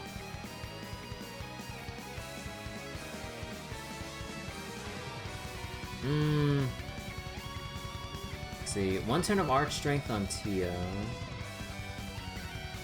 Emma's Arch Strength buffs wore off.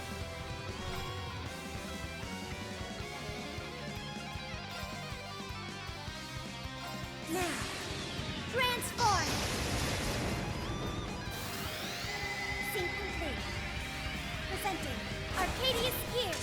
1, launch! Open fire. Rihanna! Beginning extermination. Ha!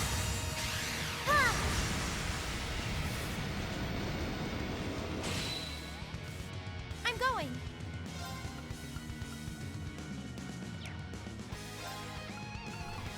Yeah, I can't cast anything in time. Maybe Vorpal Flare, but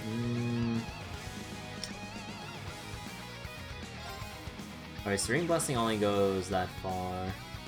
I don't think I need that. Yeah, no, let's go reapply Standing Force. Yeah! I'll support you. Thank you. Ion Fury, Ready to go. Alright, I think I know how this is gonna go.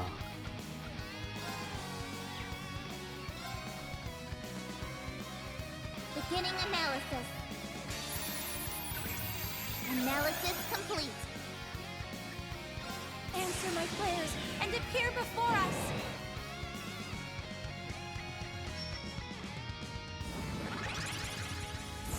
Yeah. Holy shit. Even though we're beefed up with our defense and HP, I don't want to know how much damage that would be. In my hair. Following up. It's my go.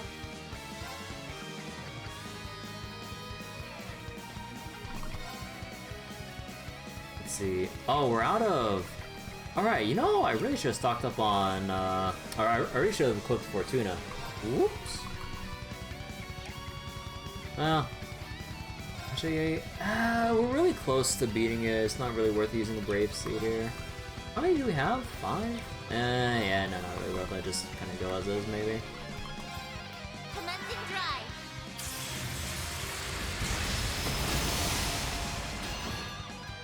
My turn.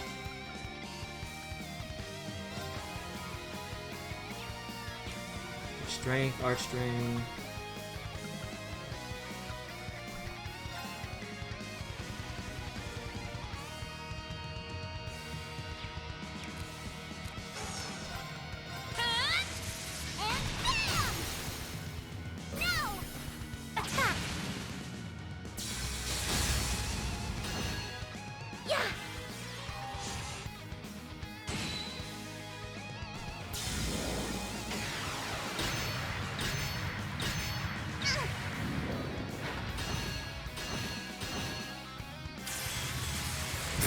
Oh my god, dude. Okay.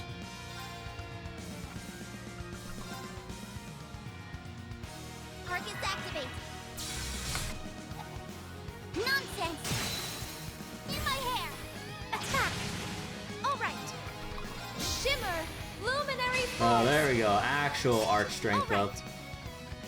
And strength, 1 turn left on... Okay. Engaging. Now, transform!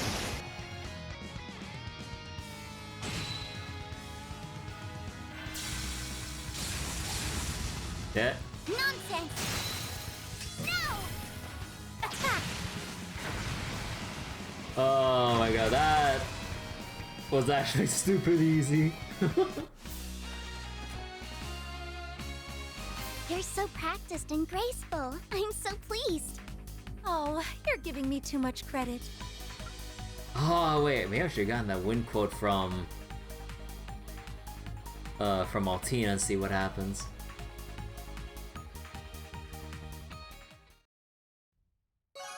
Alright, so what changes? Ether Strike to Ether Debuster? Palace of Aragian 2 to Palace of Aragian 3. Solaris Bringer to Solaris Bringer 2.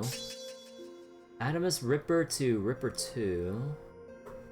Huh.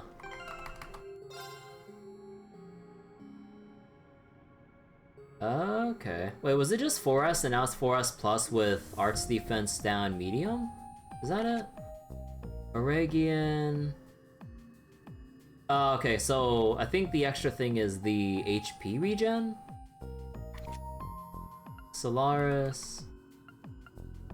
Oh, okay, now this is just straight up better then. Yeah, 4S plus, all AoE, crit rate, 25%. And Adamus Ripper is... Okay, so now it's... Was it like A plus power then A break? And now it's S and A plus? And D plus D plus on balance! Not even C? Alright then. And... Oh, it also reduces speed as well, apparently. Because before it was just strength and arch strength, right? Ew. Huh. Not a bad set of upgrades. But yeah. The tank comp. Also, I'm a fucking dumbass.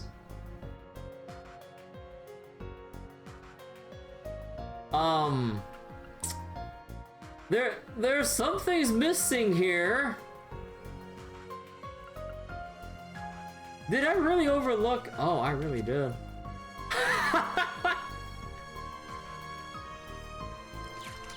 Hope I had it on the right difficulty. Yeah, I had it on the right difficulty. I can. I forgot to re-equip shit.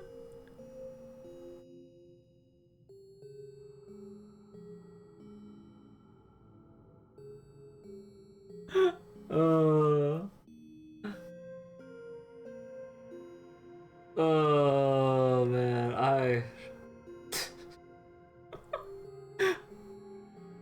was so focused on Lapis that